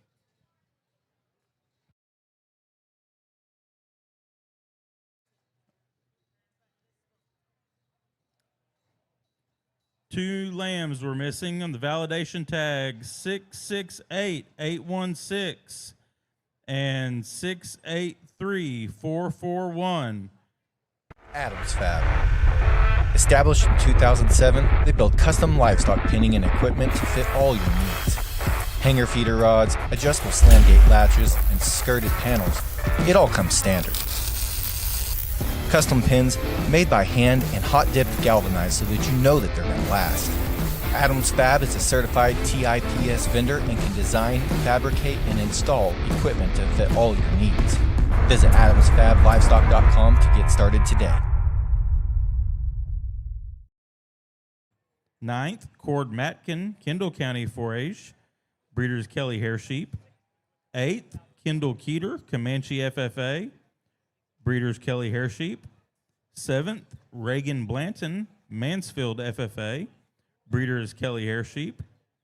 6th, Bailey Skinner, Bell County 4-H, Breeders Kelly Hair Sheep. 5th, Addison Edwards, Coryell County 4-H, Breeders Kelly Hair Sheep. 4th, Brody Raider, Gillespie County 4-H, Breeders Raider Ranch. 3rd, Reed Schultze, Kendall County 4-H, Breeders Kelly Hair Sheep. 2nd, Hadley Johnson, Medina County 4-H, Breeder is Kelly Hair Sheep. And first place was Kyler Keeter, Comanche FFA, Breeder was Kelly Hair Sheep.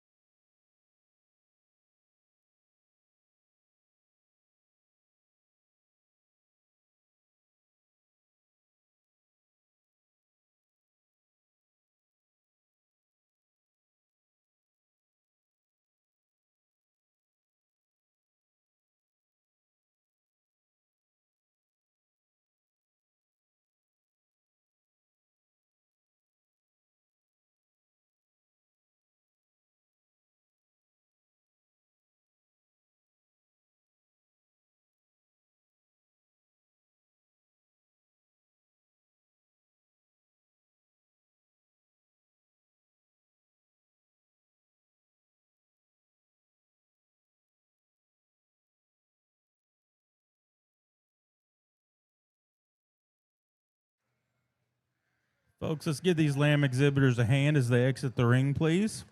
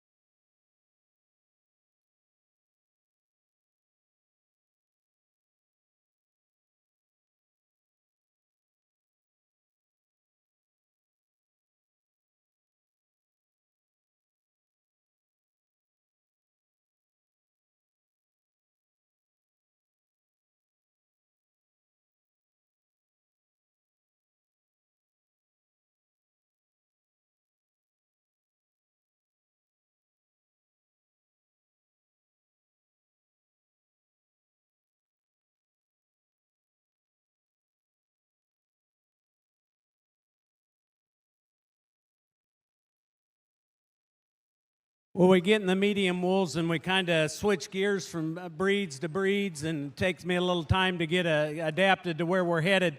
The one that I'm going to use to win a division, he's the one that I kind of latch on to, and as he comes into the ring, and I really like him a great deal. That one's youthful up to his front end. He's the longer fronted, the most up fronted one. A sheep that's very fresh to the touch. I like the feet and legs on this guy and the balance and the design that he brings to me.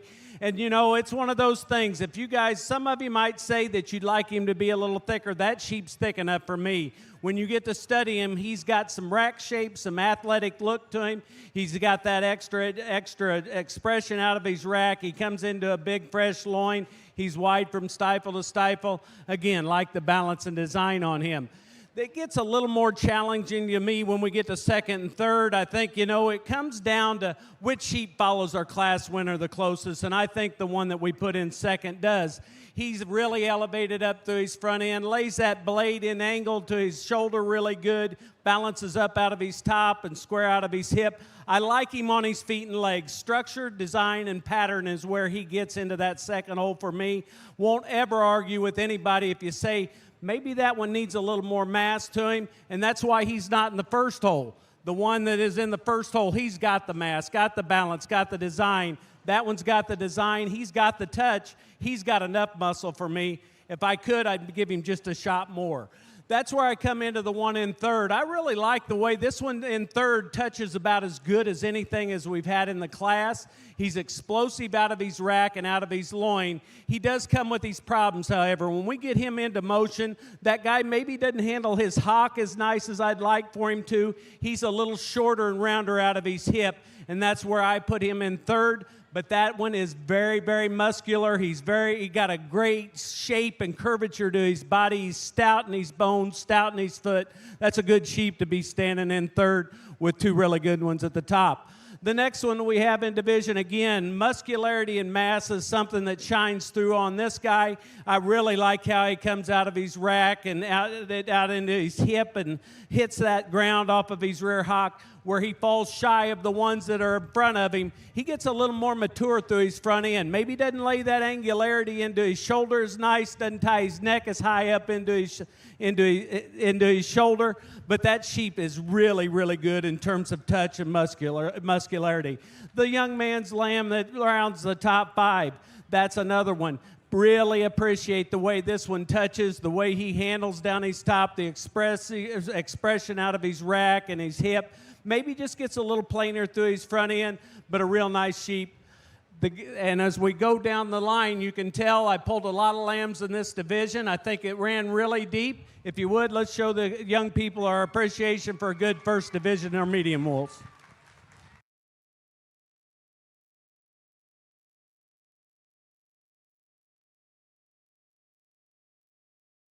Adams Fab.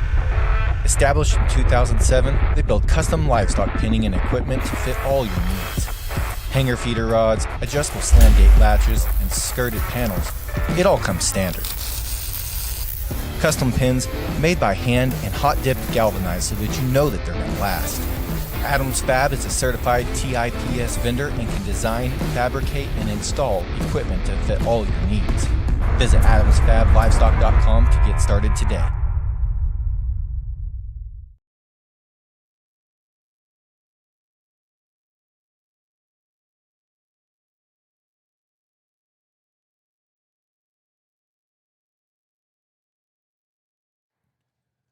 Results from Class 12. 10th place, Holly Moore, Deer Park FFA. 9th, Mason Hart, Hale County 4-H. 8th, Maddie Francis, Briscoe County 4-H. 7th, Braylon Brandenberger, McCullough County 4-H, breeder of Silver's Livestock. 6th, Mason Quinn, Kaufman FFA. 5th, Braxton Anderson, Splendora FFA. 4th, Sophia Garcia, Zapata County 4-H. 3rd, Rylan Miller, Denver City FFA.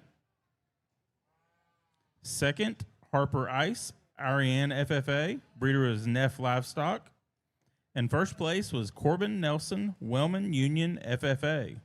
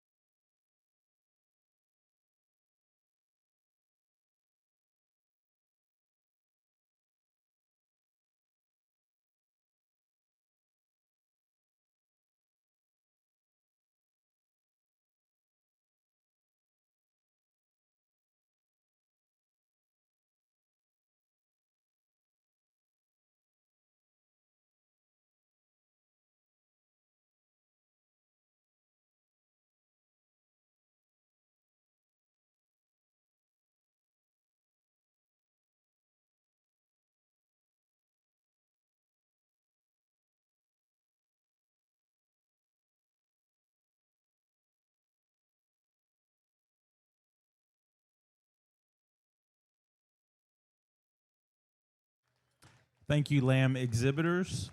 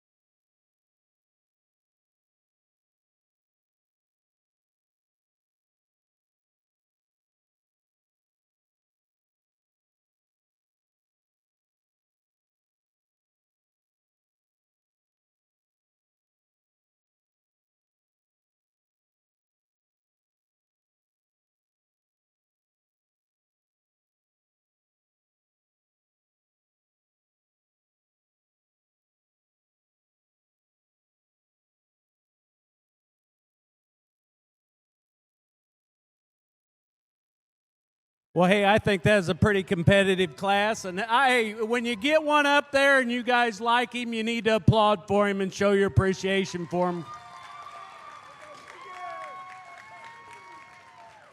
I know you guys go through an exercise every year, and these majors are big time, and they're hard to win. And if you win one class, by gosh, you ought to be excited about it. Congratulations, young man. I think both these sheep at the top of the class are really, really good, and they're close. I mean, when you get to breaking them apart and analyze them, muscle and mass is not where they split apart for me. These both are good, complete sheep. The reason the young man's lamb wins is he's more angular through his front end. He's fresher through his front end. I like how the sheep comes out in terms of his chest, floor to flank. He's fresher and more youthful in his appearance. That's why the guy wins this division. When we come into the one in second, that is one good sheep, young lady, that you got there in that division. He comes out with a great deal of power out of his rack, out of his loin. He's fresh to the touch. As we get to just measuring those little bitty things, he gets a little deeper, more mature through his shoulder, a sheep that just gets just a little coarser in his look in relationship to the one that wins the division. I tell you one that's real interesting to me is the one that comes into third. That sheep is as complete, nice made as any in the division. I like the pattern and like the design of this guy. He handles nice in terms of muscularity and width. Where he falls shy is he just gets a little softer in his forerib. He gets a little more advanced in his condition and cover. If that sheep was just a hair fresher in his condition, a little harder in his touch, that guy might have just won this division. That's a great trio that we have in this top end of this class. The young lady that comes in next, the one that has the dark spot on his hip and his leg, we come back and I find that one, and we don't have him pulled as early as we do some of these others in the division. But when he gets out there, he's very striking when we get him on the side view profile. That sheep is square out of his hip. He's stout off of his feet and legs. He's got a big foot, big bone. Handles tremendous down his top. He's wide from stifle to stifle. Where he falls shy of that top trio, he gets a little deeper and bolder through the front one-third of his body, a little more mature through the front one-third of his body, and that's why I land him in the fourth position. I tell you, the sheep that I thought we were going to run with is the one that we have in 5. That guy, when he hits the ring and he gives you that side view profile, he's as striking as any you want to bring into the ring. He's tucked up in his chest floor. He ties up high in his neck and his shoulder. He balances in his top. That one is nice in terms of a side view profile. He's one you'd like to take your picture with. Where he falls shy for me is when I get in front of him and I get behind him. When I get in front of him, he's not opened up enough in his chest. And what concerns me as I see him walking away is he wants to turn his hock in too much for me as we get him into motion. But boys, I'm going to tell you what. If you can bring me one that's muscular enough and wide enough and gives me that side of a side view profile, you better watch out. That's a good sheep when you look at him from the side. Again, the one young man here that rounds up our sales sheep in the sixth position, that's another good pattern, good-footed, good-legged one that's nice out of his hip. He just gets a little straighter off of both ends. Guys, let's show our appreciation for a real nice class.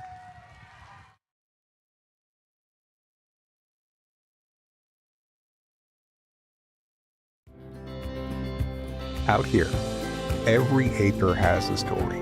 It's where families work hard, plan, and take pride in what they do. Whether you're buying your first place, expanding your operation, or just getting through another season, we're here to help you grow, one good decision at a time. The leader in ag lending throughout Texas and New Mexico, Ag Trust Farm Credit.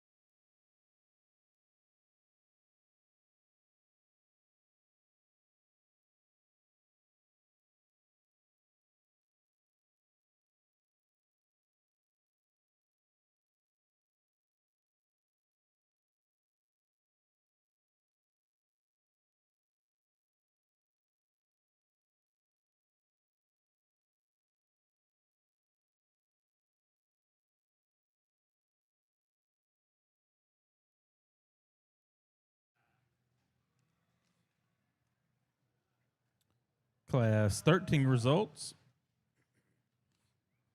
10th place, Molly Harris, Adelu FFA. 9th, Fallon Hedfelt, Nueces County 4-H. Breeder was Neff Livestock. Fallon will also receive the $750 from TLBA. 8th, Wyatt Hawes, B County 4-H. 7th, Flora Appleton, McCullough County 4-H. 6th, Nash Sanders, Randall County 4-H. 5th, Colton Jones, Ellis County 4-H. Breeder was Candace Jones. 4th, Brooke McDonald, Wilson County 4-H. Breeder is Jet Livestock. 3rd, Abby Stroman, Lavernia FFA. 2nd, Quincy Rains, Hayes County 4-H. And first place was Keegan Flowers, Friendship FFA. Breeder was Miller Hampshires.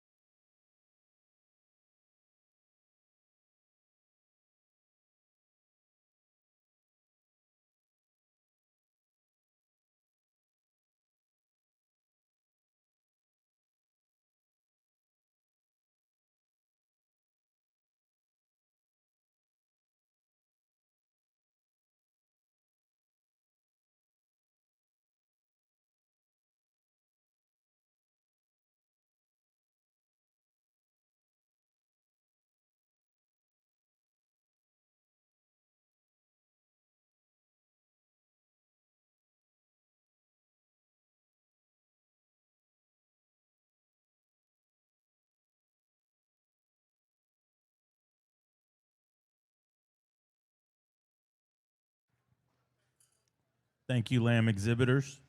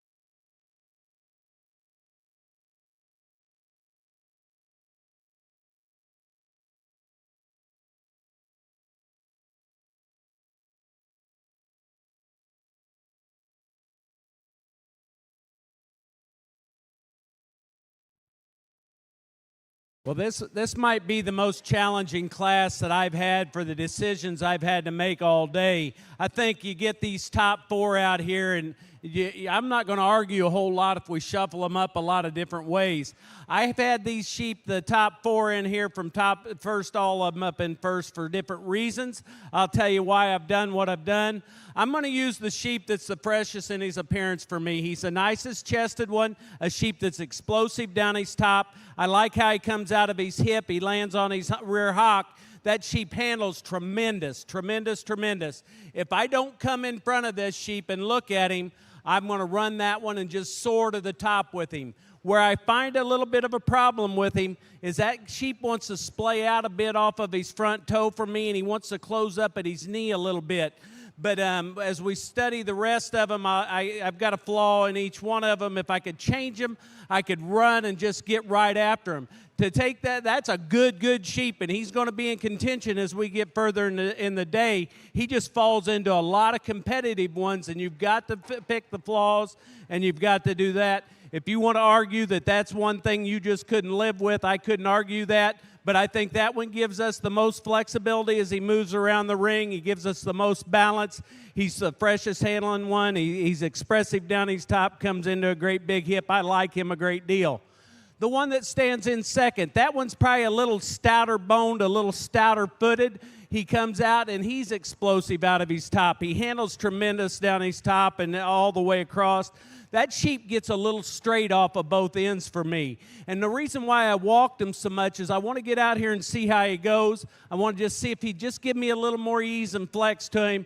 And where he falls shy that I just couldn't get him into that top spot is when you get behind him, he wants to flip his hock out just ever so slightly when we get him on the move. If I could get him to take a little more stable stride off of his back leg, he'd be sitting in the front hole today. That's an awfully, awfully, awfully good sheep.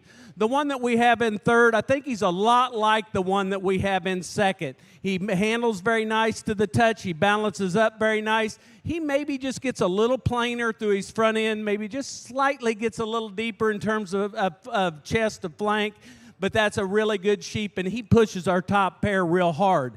The one that we have in fourth, that is a good handling dude, a guy that's really fresh in his appearance. He's fresh in his design.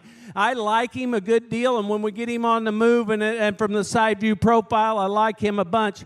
But when I get in front and behind him, he's the one that's the narrower gauged one as we study him from his base up. That guy, if I could make him wider at his chest floor, I could spread him apart as he moves away from me and comes to me, we'll get him up to the front.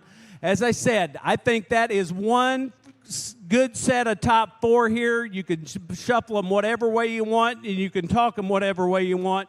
I put my preferences on that one. A big, stout, round-bodied one is the one that we have in 5. That one's muscular, massive. That one's got a great touch to him. He's the more mature one of the class. He's the one that's the most advanced in terms of his condition and cover. That's why he falls in the 5 hole for me. A real good balance, the real nice design ones, the dark one that we round the sail off with. He comes down his top very nice. He comes out of his hip really nice. Sheep just gets a little straighter off of his hock, one that really gives you that silhouette and that look. A great set of sheep, down here. Let's give them a big round of applause and show our appreciation.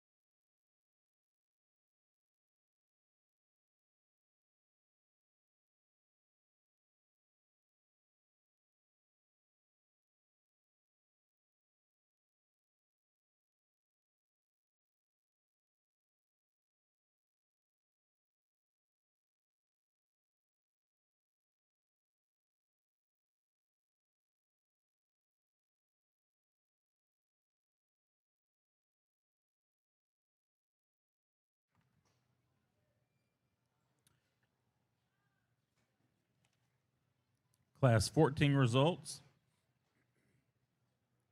10th place, Lane Holman, Brown County 4-H. Breeder was Kelly Hairsheep. 9th, Blaze Smith, Plano FFA. 8th, Addison Williams, Eastland FFA. Breeder was Frey's Show Lambs. 7th, Kelson Robertson, Idalou FFA. Breeder was R Bar Livestock. 6th, Avery Rawson, Robertson County 4-H. Breeder was Newsom Livestock. 5th, Kashner Arnold, Waller County 4-H. 4th, Maverick Rule, Brown County 4-H. 3rd, Brendan Kennedy, Leon County 4-H. 2nd, Karsten Stevenson, Wise County 4-H. And our class winner was Chloe Clem, New Home FFA. Congratulations.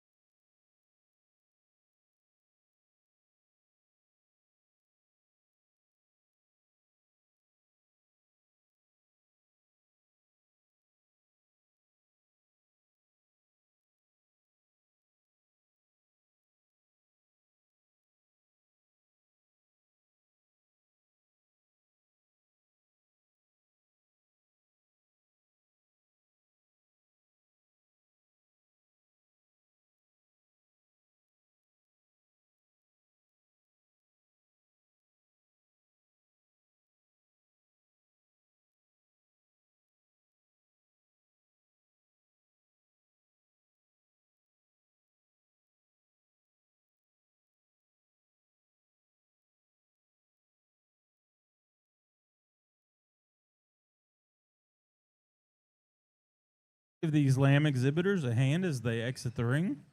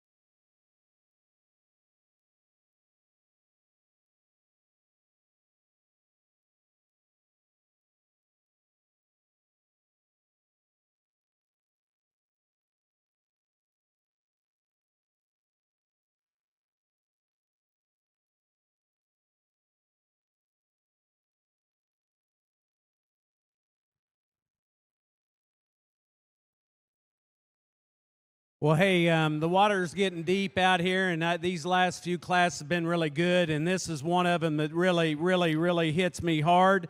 The sheep that comes out here, the top 3 lambs that come out here in this division, I think are really good. The one that I'm going to use to win the class, I think a sheep that balances up very nice. He's good on his feet and legs. I like the way he comes out and presents himself as we put him into motion around the ring. You get in front of him, you get behind him, he doesn't disappoint you. Every angle hits you real hard. That one opens up at his base at the ground. He's one that's spread apart at his chest, but yet he gives you that angularity and that look of balance as we put him on the side. That one's really nice. I like him a great deal. Young lady, you come in and you just hit the wrong class because you come in the one before, you're going to win that division. If you, I play my cards here a little bit, but you don't know what's going to come next. That is a nice sheep. Tall-fronted, good made, nice balance, good. He's on his feet and legs. He's stout-footed, stout-legged. He's good out of his hip. Just doesn't have that extra shot of just ruggedness and just pulled-apart power that one does to win this division. The one that we have in third, another real good pattern one. He's elevated up through his front end. He's nice through his chest floor, ties his neck up high into his shoulder. Sheep that just balances up so nice down his top and out of his hip. That one's just ever so slightly doesn't have the muscularity and mass that the two in front of him does. The next lamb, again, balance and design. You talk about one that's tall-fronted. He's a tall-fronted one and comes with a great deal of stoutness of bone and just a good body. When you get underneath him and you get to studying him and put him in comparison to 3 in front of him, he just closes up just a little bit more than what those 3 do, and that's why he falls into the 4th position. The next lamb that we have in division, another one. Again, you bring him into another division, he's going to come up and he's going to float toward the top end of this deal. That one handles nice down his top. He's good out of his hip. That one just gets a little frailer at his foot and his bone work in relationship to the ones above him. One that's really big and stout is the one we end the sale with, and that's one that he comes out of his hip very square. I like the way he comes off of his rear hock. He maybe gets a little more mature through his front end of his relationship of the top 5, but sheep that's got a lot of good to him, a lot of balance, a lot of product to him. Let's show our appreciation for a real nice class.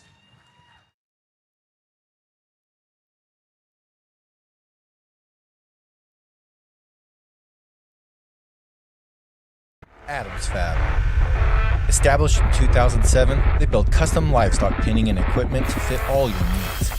Hanger feeder rods, adjustable slam gate latches, and skirted panels. It all comes standard. Custom pins made by hand and hot dipped galvanized so that you know that they're going to last. Adams Fab is a certified TIPS vendor and can design, fabricate, and install equipment to fit all your needs. Visit AdamsFabLivestock.com to get started today. 8th, Grayson Williams, McCullough County 4-H. 7th, Grayson Newsom, Hale County 4-H. 6th, Zachary Casas, Huffman FFA. 5th, Peyton Fortner, Aubrey FFA. Breeder was Jackson Show Lambs. 4th, Miles Henrik, Tahoka FFA. 3rd, Mackenzie Rule, Brown County 4-H. 2nd, Adeline Fee, Lake Travis FFA. And first place was Carson Noisy, Comal County 4-H.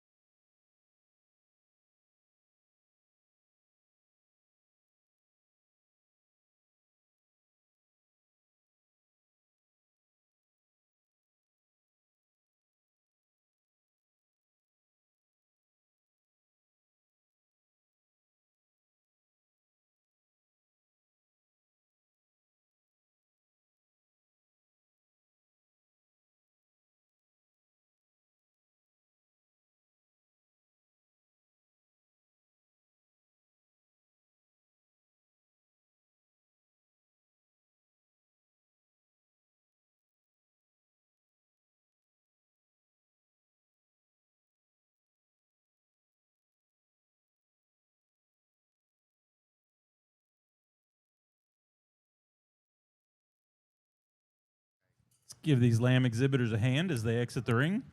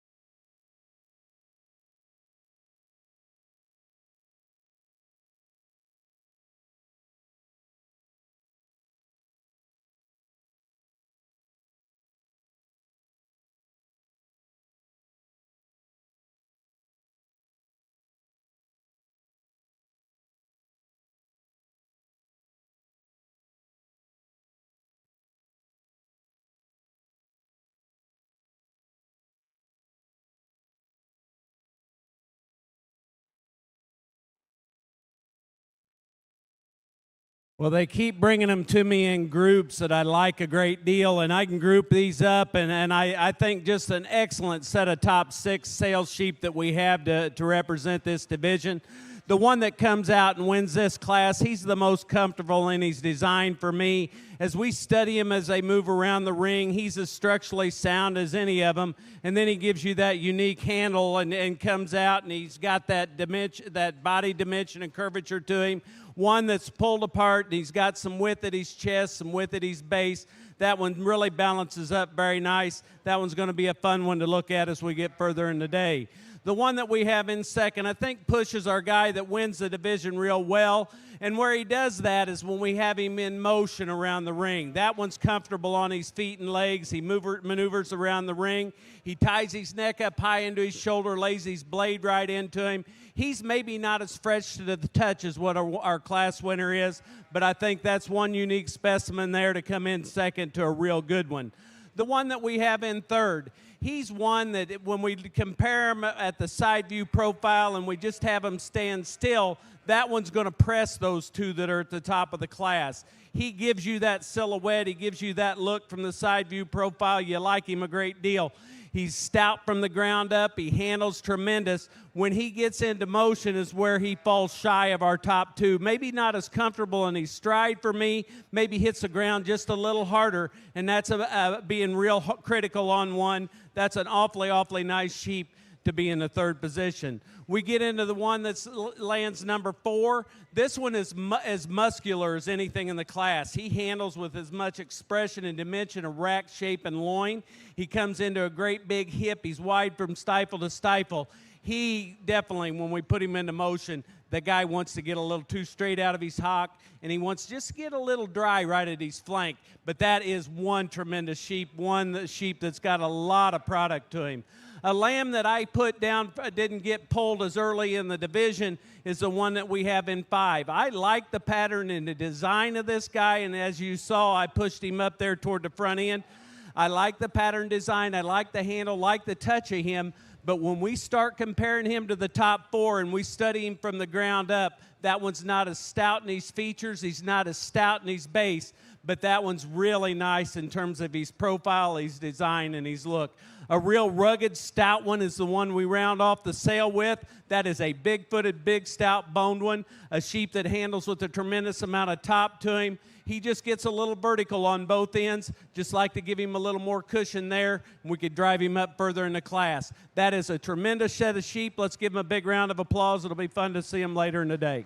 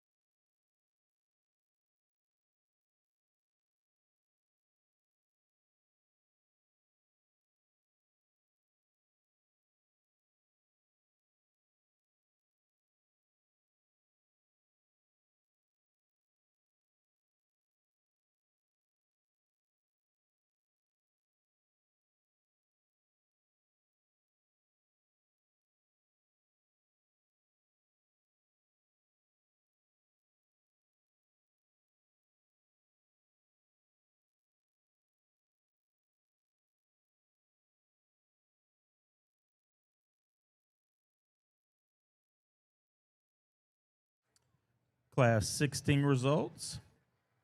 10th place, Clara Caudell, Bernie FFA. 9th, Amy Moore, Tom Green County 4-H. 8th, Kinsley Cody, Florence FFA. 7th, Lacey Matney, Lavernia FFA.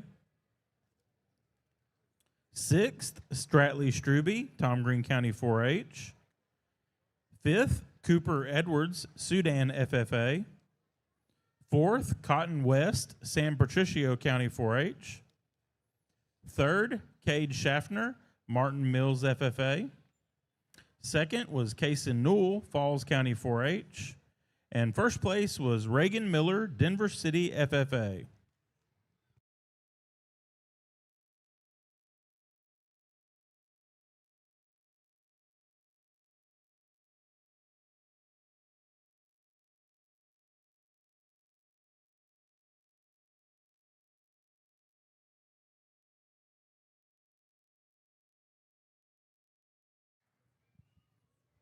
The third place in this class, class 17, will be the random that needs to go to testing. So if you get third in class 17, then you will need to go to the testing area, and we will need a parent or advisor for that exhibitor.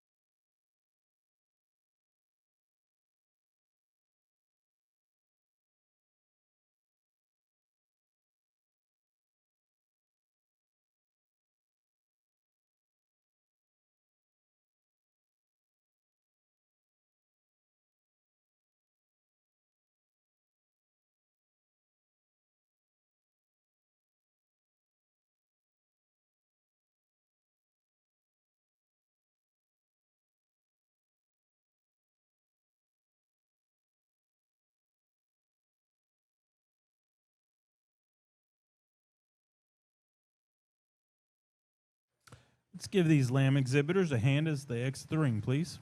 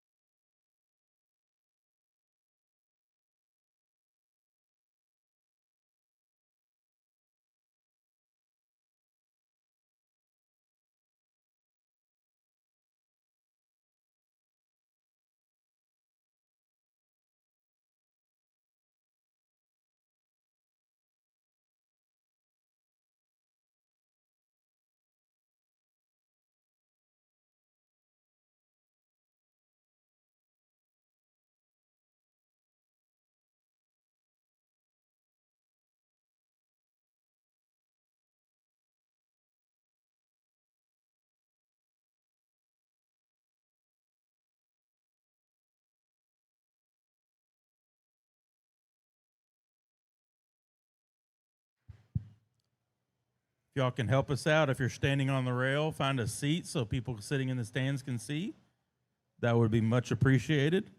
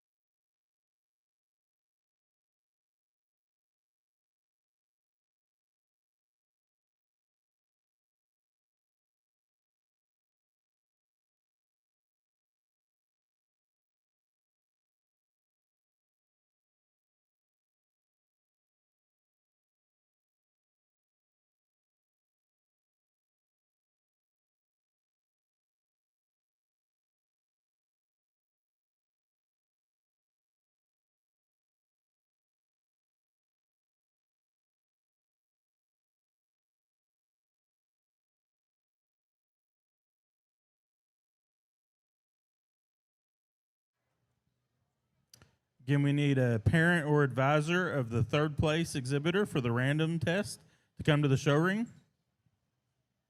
And as I said, you're bringing them in swarms to me as they come in groups of sheep that really come together very nice, and they match up nice for me. the young lady's lamb that wins this division. I think he's the most complete the way I see him.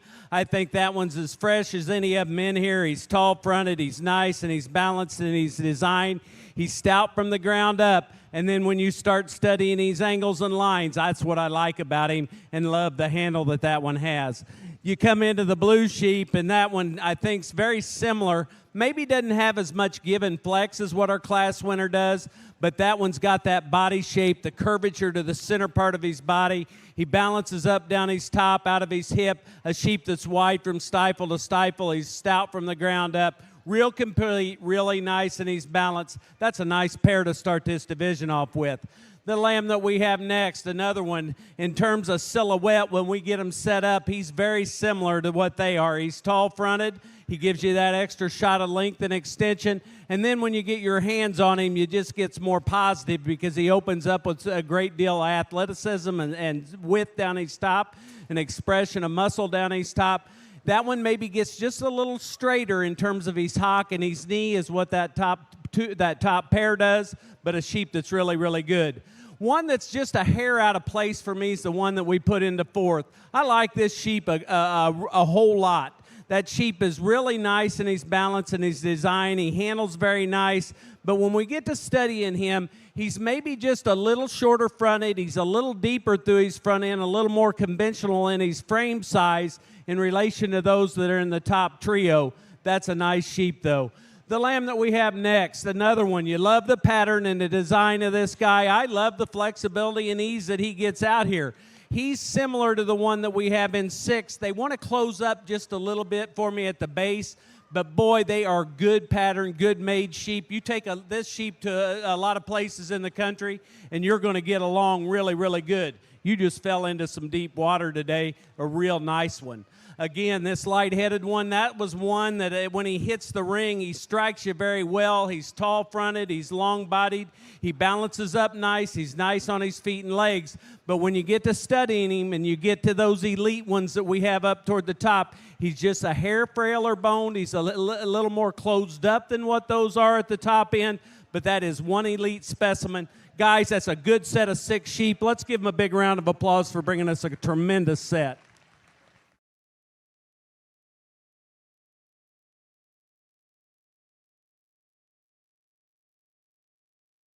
Class 17 results. 10th place, Kylie Kerr, Live Oak County 4-H. 9th, Sagan Kalarick, Eastland FFA.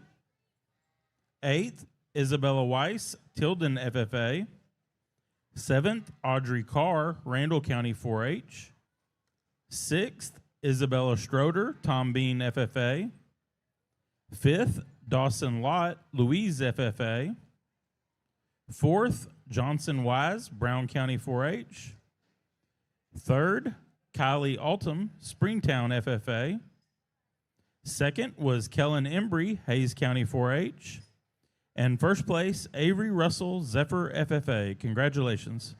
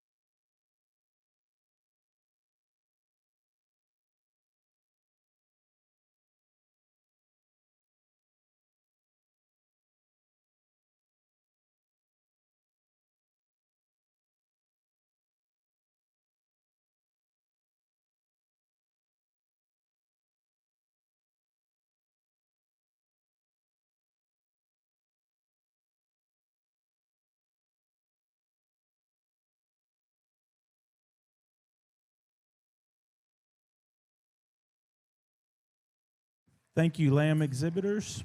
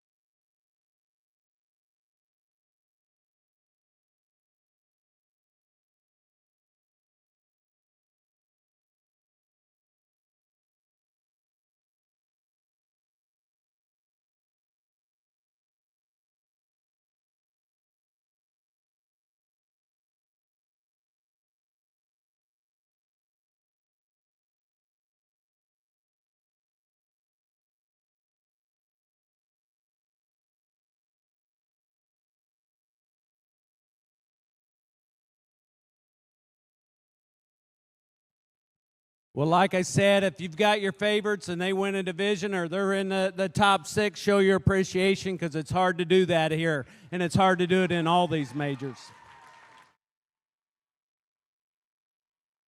The young ladies' lamb's the one I choose to win the division with. I think that one is the most balanced in his design. He's the most structurally correct. He's the one that comes together for me. That's a tall-fronted sheep that's fresh in his look and fresh in his handle. He comes out with a great deal of mass down his top. He's square out of his hip. He's comfortable on his feet and legs. A real nice place for me to start. The one that we have in second, I think he comes in and he matches our class winner as much as anything in the class. That is an up-fronted, nice balanced sheep. Balances nice down his top, square out of his hip. He's good on his feet and legs. That one's fresh when we get to this stage and this size in the game. That's a good pair to put at the top of the class. Real proud of those guys, and the young people have done a tremendous job. The lamb that we have in third, another really good sheep, one that's elite. You know, I told you that you guys have been coming in swarms, and I appreciate that. This is a sheep that handles nice to the touch. He handles nice and fresh down his top over his forerib. He comes with the things that he is not as elite as what those top 2 are. He gets a little deeper through his front 1/3. He gets a little plainer in his hip, a little straighter off his rear hock. And that's why I land him in the 3rd position. But a real elite sheep for a real good class. The next lamb that we have in division's a sheep that I appreciate a great deal. And I studied this guy for a long time. When you get beside him and you look at him and you study the front end in this guy and how he ties his neck into his shoulder and lays his blade into him, you like that a bunch. That one's comfortable as we move him around the ring. But when you start studying base width, you start studying foundation in this one, he's maybe just not as stout. He's maybe not pulled apart like those top 3 are. I'd like to just make him a little bolder through the center part of his body, give him a little more forearm to get up in there with those animals at the top of the class. The next one we have, this one's one we pushed up further as we went up into the class. I like the body shape to this one. I like the way this one balances down his top, out of his hip. A sheep that's stout in his bone work, but he gets a little straighter off of both ends for me. I'd like to see him hit the ground with a little more ease and cushion as we move him around the ring.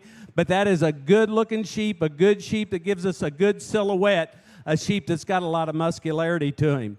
The lamb that we round off the sale with, this is one that comes with a great deal of power and mass. He's as explosive as any of them that we have in the division. A sheep that's just not as comfortable in his movement as what those top 5 are. Let's give the young people a big round of applause for bringing us a tremendous set. Look forward to seeing those in the Grand Drive.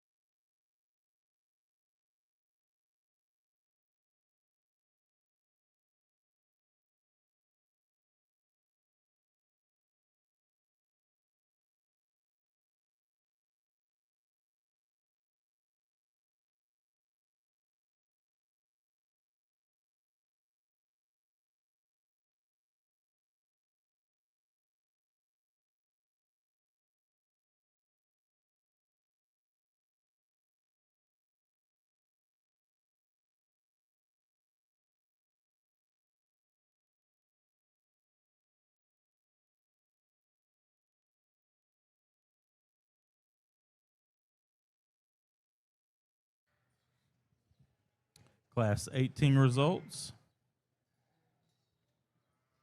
10th place, Leighton Lawn, Nueces County 4-H. 9th, Grant Gonzalez, Agriculture, Science, and Technology. 8th, Dylan Shedd, Lubbock Cooper FFA. 7th, Landry Ferguson, Meadow FFA. Breeder was H3 Livestock. 6th, Maylee Zimmerman, Zavala County 4-H. 5th, Claire Graves, Munster FFA. 4th, Case Jones, Ellis County 4-H. 3rd, Landry Lane, Parker County 4-H. 2nd, Tyson Hicks, Comanche County 4-H. And first place was London Watson, Blooming Grove FFA.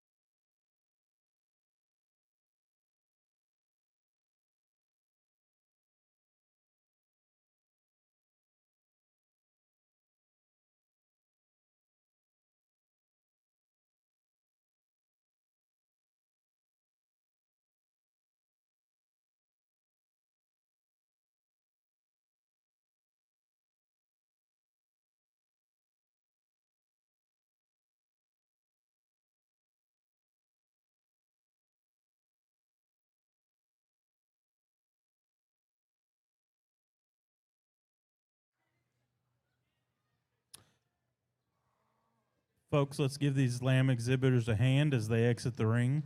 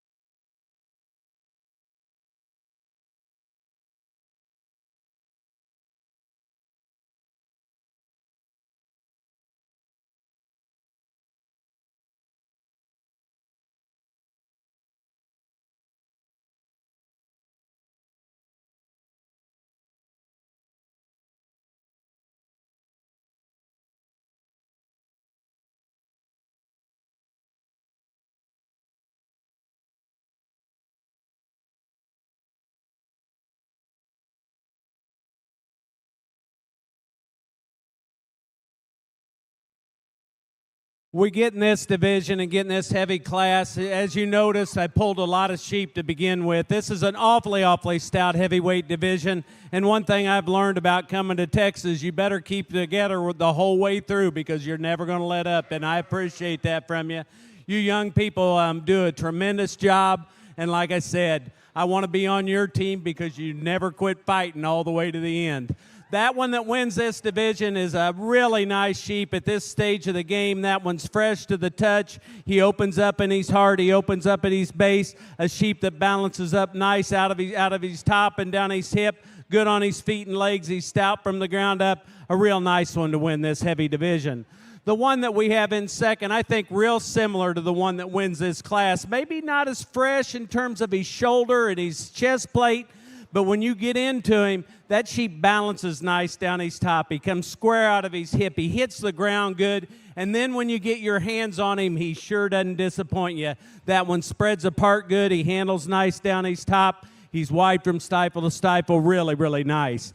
The one that's in third is one that's real interesting. That guy is a brute in terms of muscularity, in terms of athleticism. He is massive down his top. He's expressive down his top. He comes into a great big old expressive hip. With that expression comes a little disadvantage to him because he is so massive that he gets a little round and coarse in his look. But that sheep, in terms of just carcass, in terms of putting him in the cooler, that one's really good. Maybe just like to make him a little more angular in his lines to get him into that top pair. The one that we have coming next, another real good pattern one. And I know I've put some of these good pattern ones in here and talk about them. I love good pattern sheep. I like good pattern sheep. He is one of them. That one handles nice down his top. He's right in the right rig in terms of condition for this stage of the game. But when we get up there with them monsters that are in the top trio, he doesn't get pulled apart enough in his chest, at his base width. I'd like to give him just a little more curvature to his body. You can take him up and take him a little north of here and take him to a lot of state fairs and things. That one's going to excel.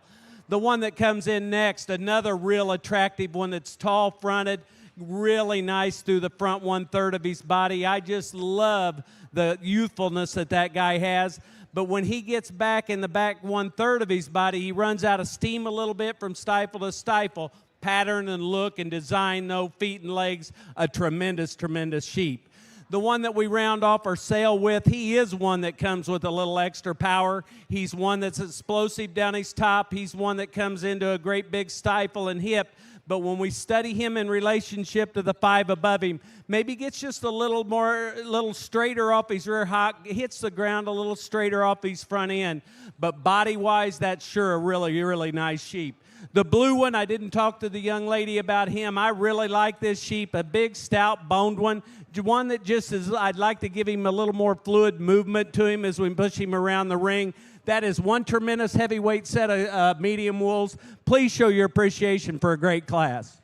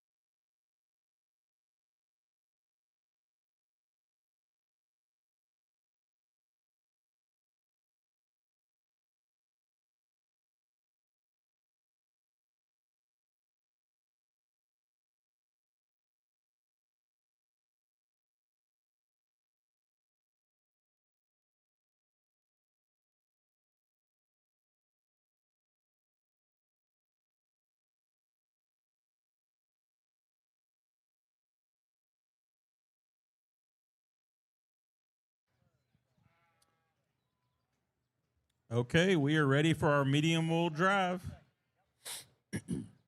Starting with Class 12, first place was Corbin Nelson, Wellman Union FFA. And second was Harper Ice, Ariane FFA. In Class 13, first place was Keegan Flowers, Friendship FFA. And second was Quincy Rains, Hayes County 4-H. Class 14, first place was Chloe Clem, New Home FFA. Second place was Karsten Stevenson, Wise County 4-H. Out of Class 15, first place, Carson Noisy, Comal County 4-H. Second place was Adeline Fee, Lake Travis FFA. From Class 16, first place was Reagan Miller, Denver City FFA. And second was Kaysen Newell, Falls County 4-H. Class 17, first place was Avery Russell, Zephyr FFA. Second was Kellen Embry, Hayes County 4-H. Class 18, first place was London Watson, Blooming Grove FFA. And second was Tyson Hicks, Comanche County 4-H. And in Class 19, first place was Briar Spies, Hockley County 4-H. And second place was Sutton Machaki, Sealy FFA. Ladies and gentlemen, let's give all our medium wool exhibitors a big round of applause.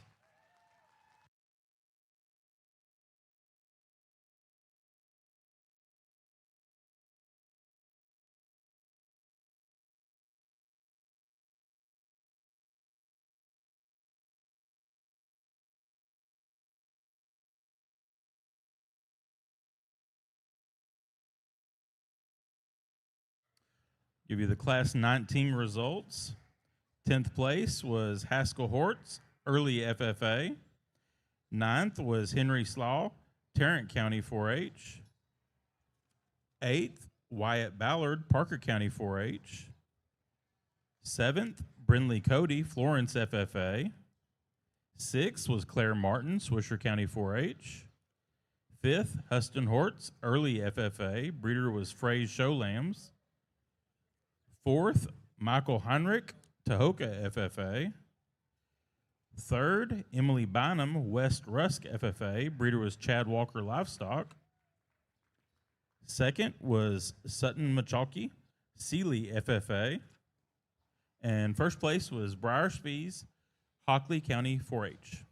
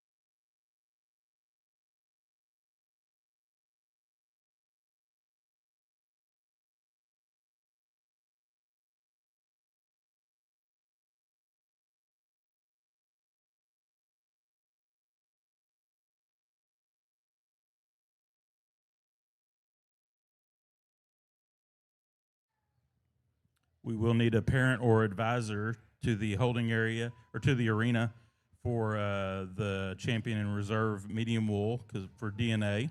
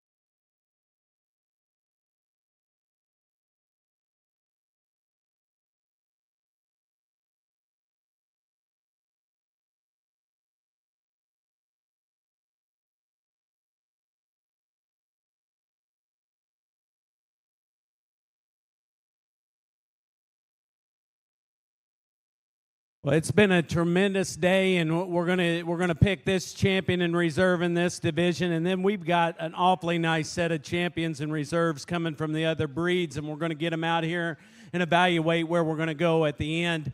But I tell you, this division has just been tremendous. We get the 8 on this front row out here, and I'm just excited that I could stand behind any of them and call them our champion. And then we get the seconds out here, and I think they push them really, really hard.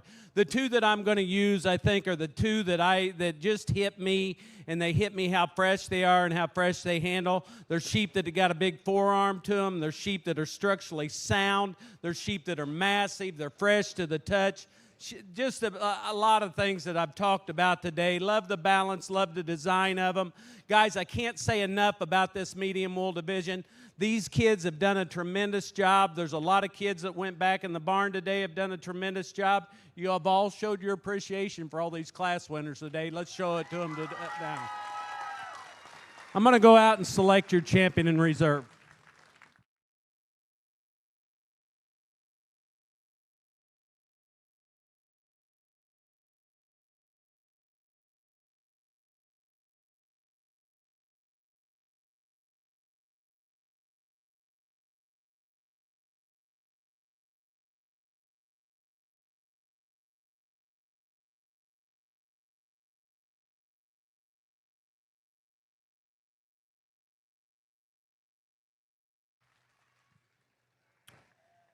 Our champion medium wool goes to Carson Noisy, Comal County 4-H.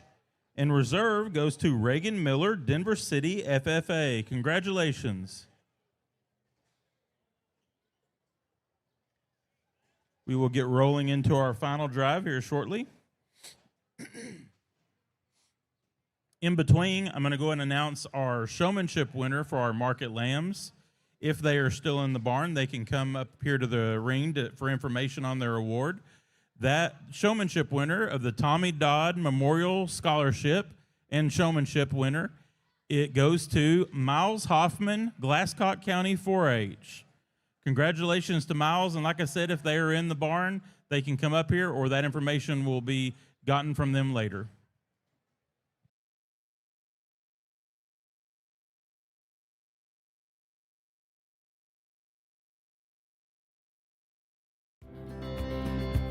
Out here, every acre has a story. It's where families work hard, plan, and take pride in what they do. Whether you're buying your first place, expanding your operation, or just getting through another season, we're here to help you grow, one good decision at a time. The leader in ag lending throughout Texas and New Mexico, Ag Trust Farm Credit.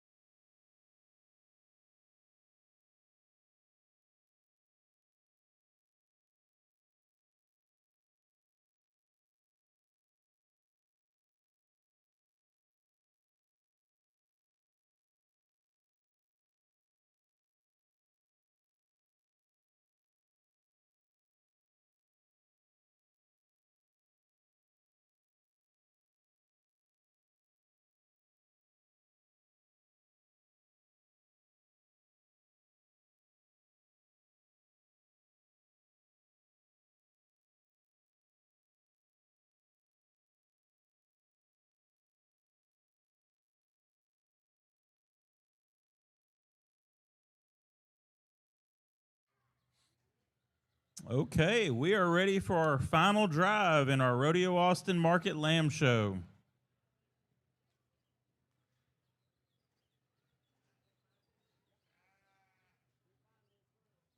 Okay, we're going to start with our champion fine wool, exhibited by Rayleigh Lynn Zapalak, 11 years old, from Rome, Texas, member of Wise County 4-H. Rayleigh wants to go to Texas Tech and then vet school. She enjoys raising and showing sheep. Our reserve champion fine wool was exhibited by Trevin Houston, 17 years old, from Sanderson, Texas, member of Terrell County 4-H. Trevin wants to attend Angelo State University and major in Ag Ed. He enjoys golf and being at the sheep barn with his sisters. Our champion fine wool cross was exhibited by Reagan Eade, 8 years old, from Uvalde, Texas, member of Kinney County 4-H. Reagan wants to attend Texas A&M. She enjoys showing sheep and playing volleyball. Our reserve champion fine wool cross was exhibited by Jacqueline Ray, 17 years old, from Fredericksburg, Texas, member of Fredericksburg FFA. Jacqueline wants to study business at the University of Alabama. She enjoys showing lambs, competition cheer, and baking.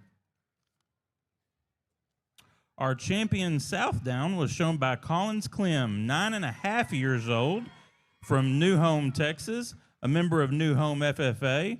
Colin wants to attend Texas Tech University. She enjoys showing sheep, playing basketball, and deer hunting with her dad.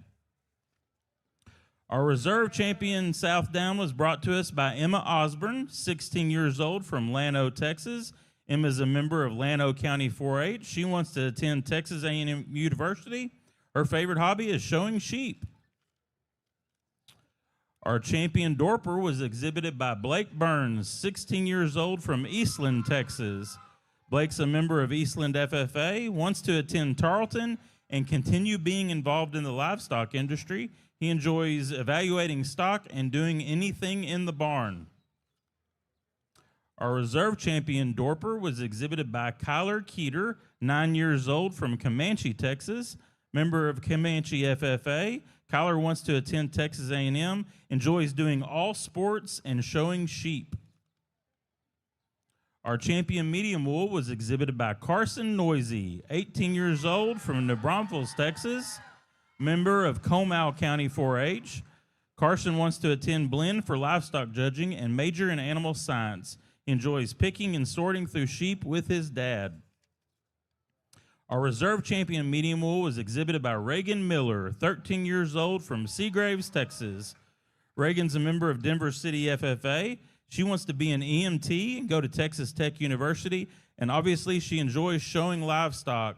Ladies and gentlemen, we've got an awesome set of market lambs and an awesome set of kids. Let's give them a big round of applause.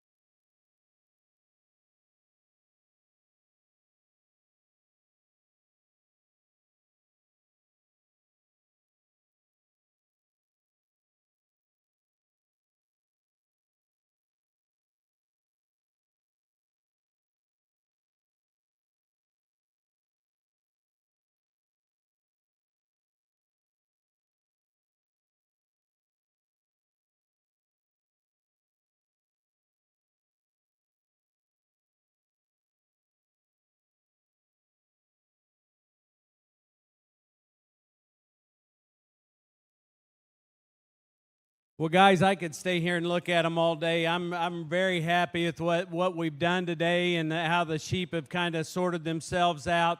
Everybody's just done a tremendous job. Just to say a little bit about the sheep out here, I think when we get them out, I think for me, they come in and they look like they've got the same types and pieces. They're youthful in their look. They're fresh to the touch. They're good on their feet and legs. I think, they all bring those extras to them in each one of their divisions. Again, you guys have been so supportive. Let's give a big round of applause for the young people that are in the ring and the young people that left the ring. Guys, I'm probably not the guy to give you a profound speech and tell you all my philosophies in life and everything like that. But I tell you, you guys are so lucky to have such a program that you have. And, it's just like in life, everything starts at the foundation and builds it up. You guys have got extension and these stock shows and these major shows. That builds the foundation. You got good people that are around you.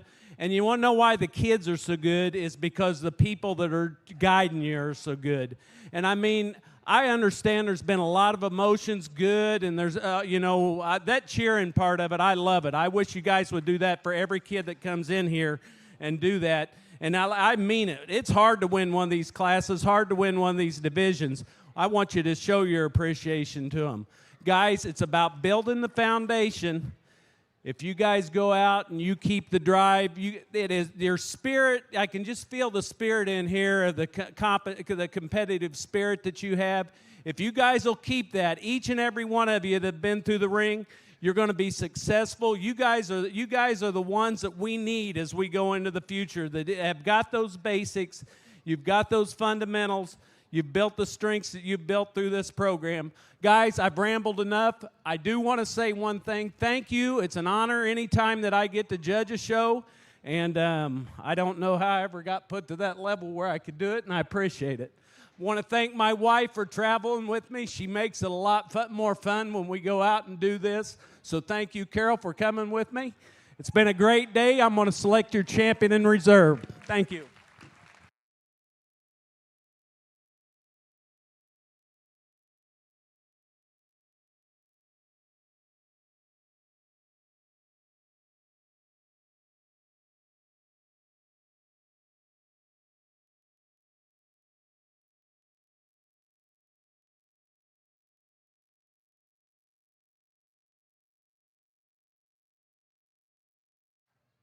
Our grand champion lamb goes to Carson Noisy, Comal County 4-H. And reserve grand goes to Reagan Miller, Denver City FFA. Congratulations. Adams Fab. Established in 2007, they build custom livestock pinning and equipment to fit all your needs. Hanger feeder rods, adjustable slam gate latches, and skirted panels. It all comes standard. Custom pins made by hand and hot dipped galvanized so that you know that they're going to last. Adams Fab is a certified TIPS vendor and can design, fabricate, and install equipment to fit all your needs. Visit AdamsFabLivestock.com to get started today.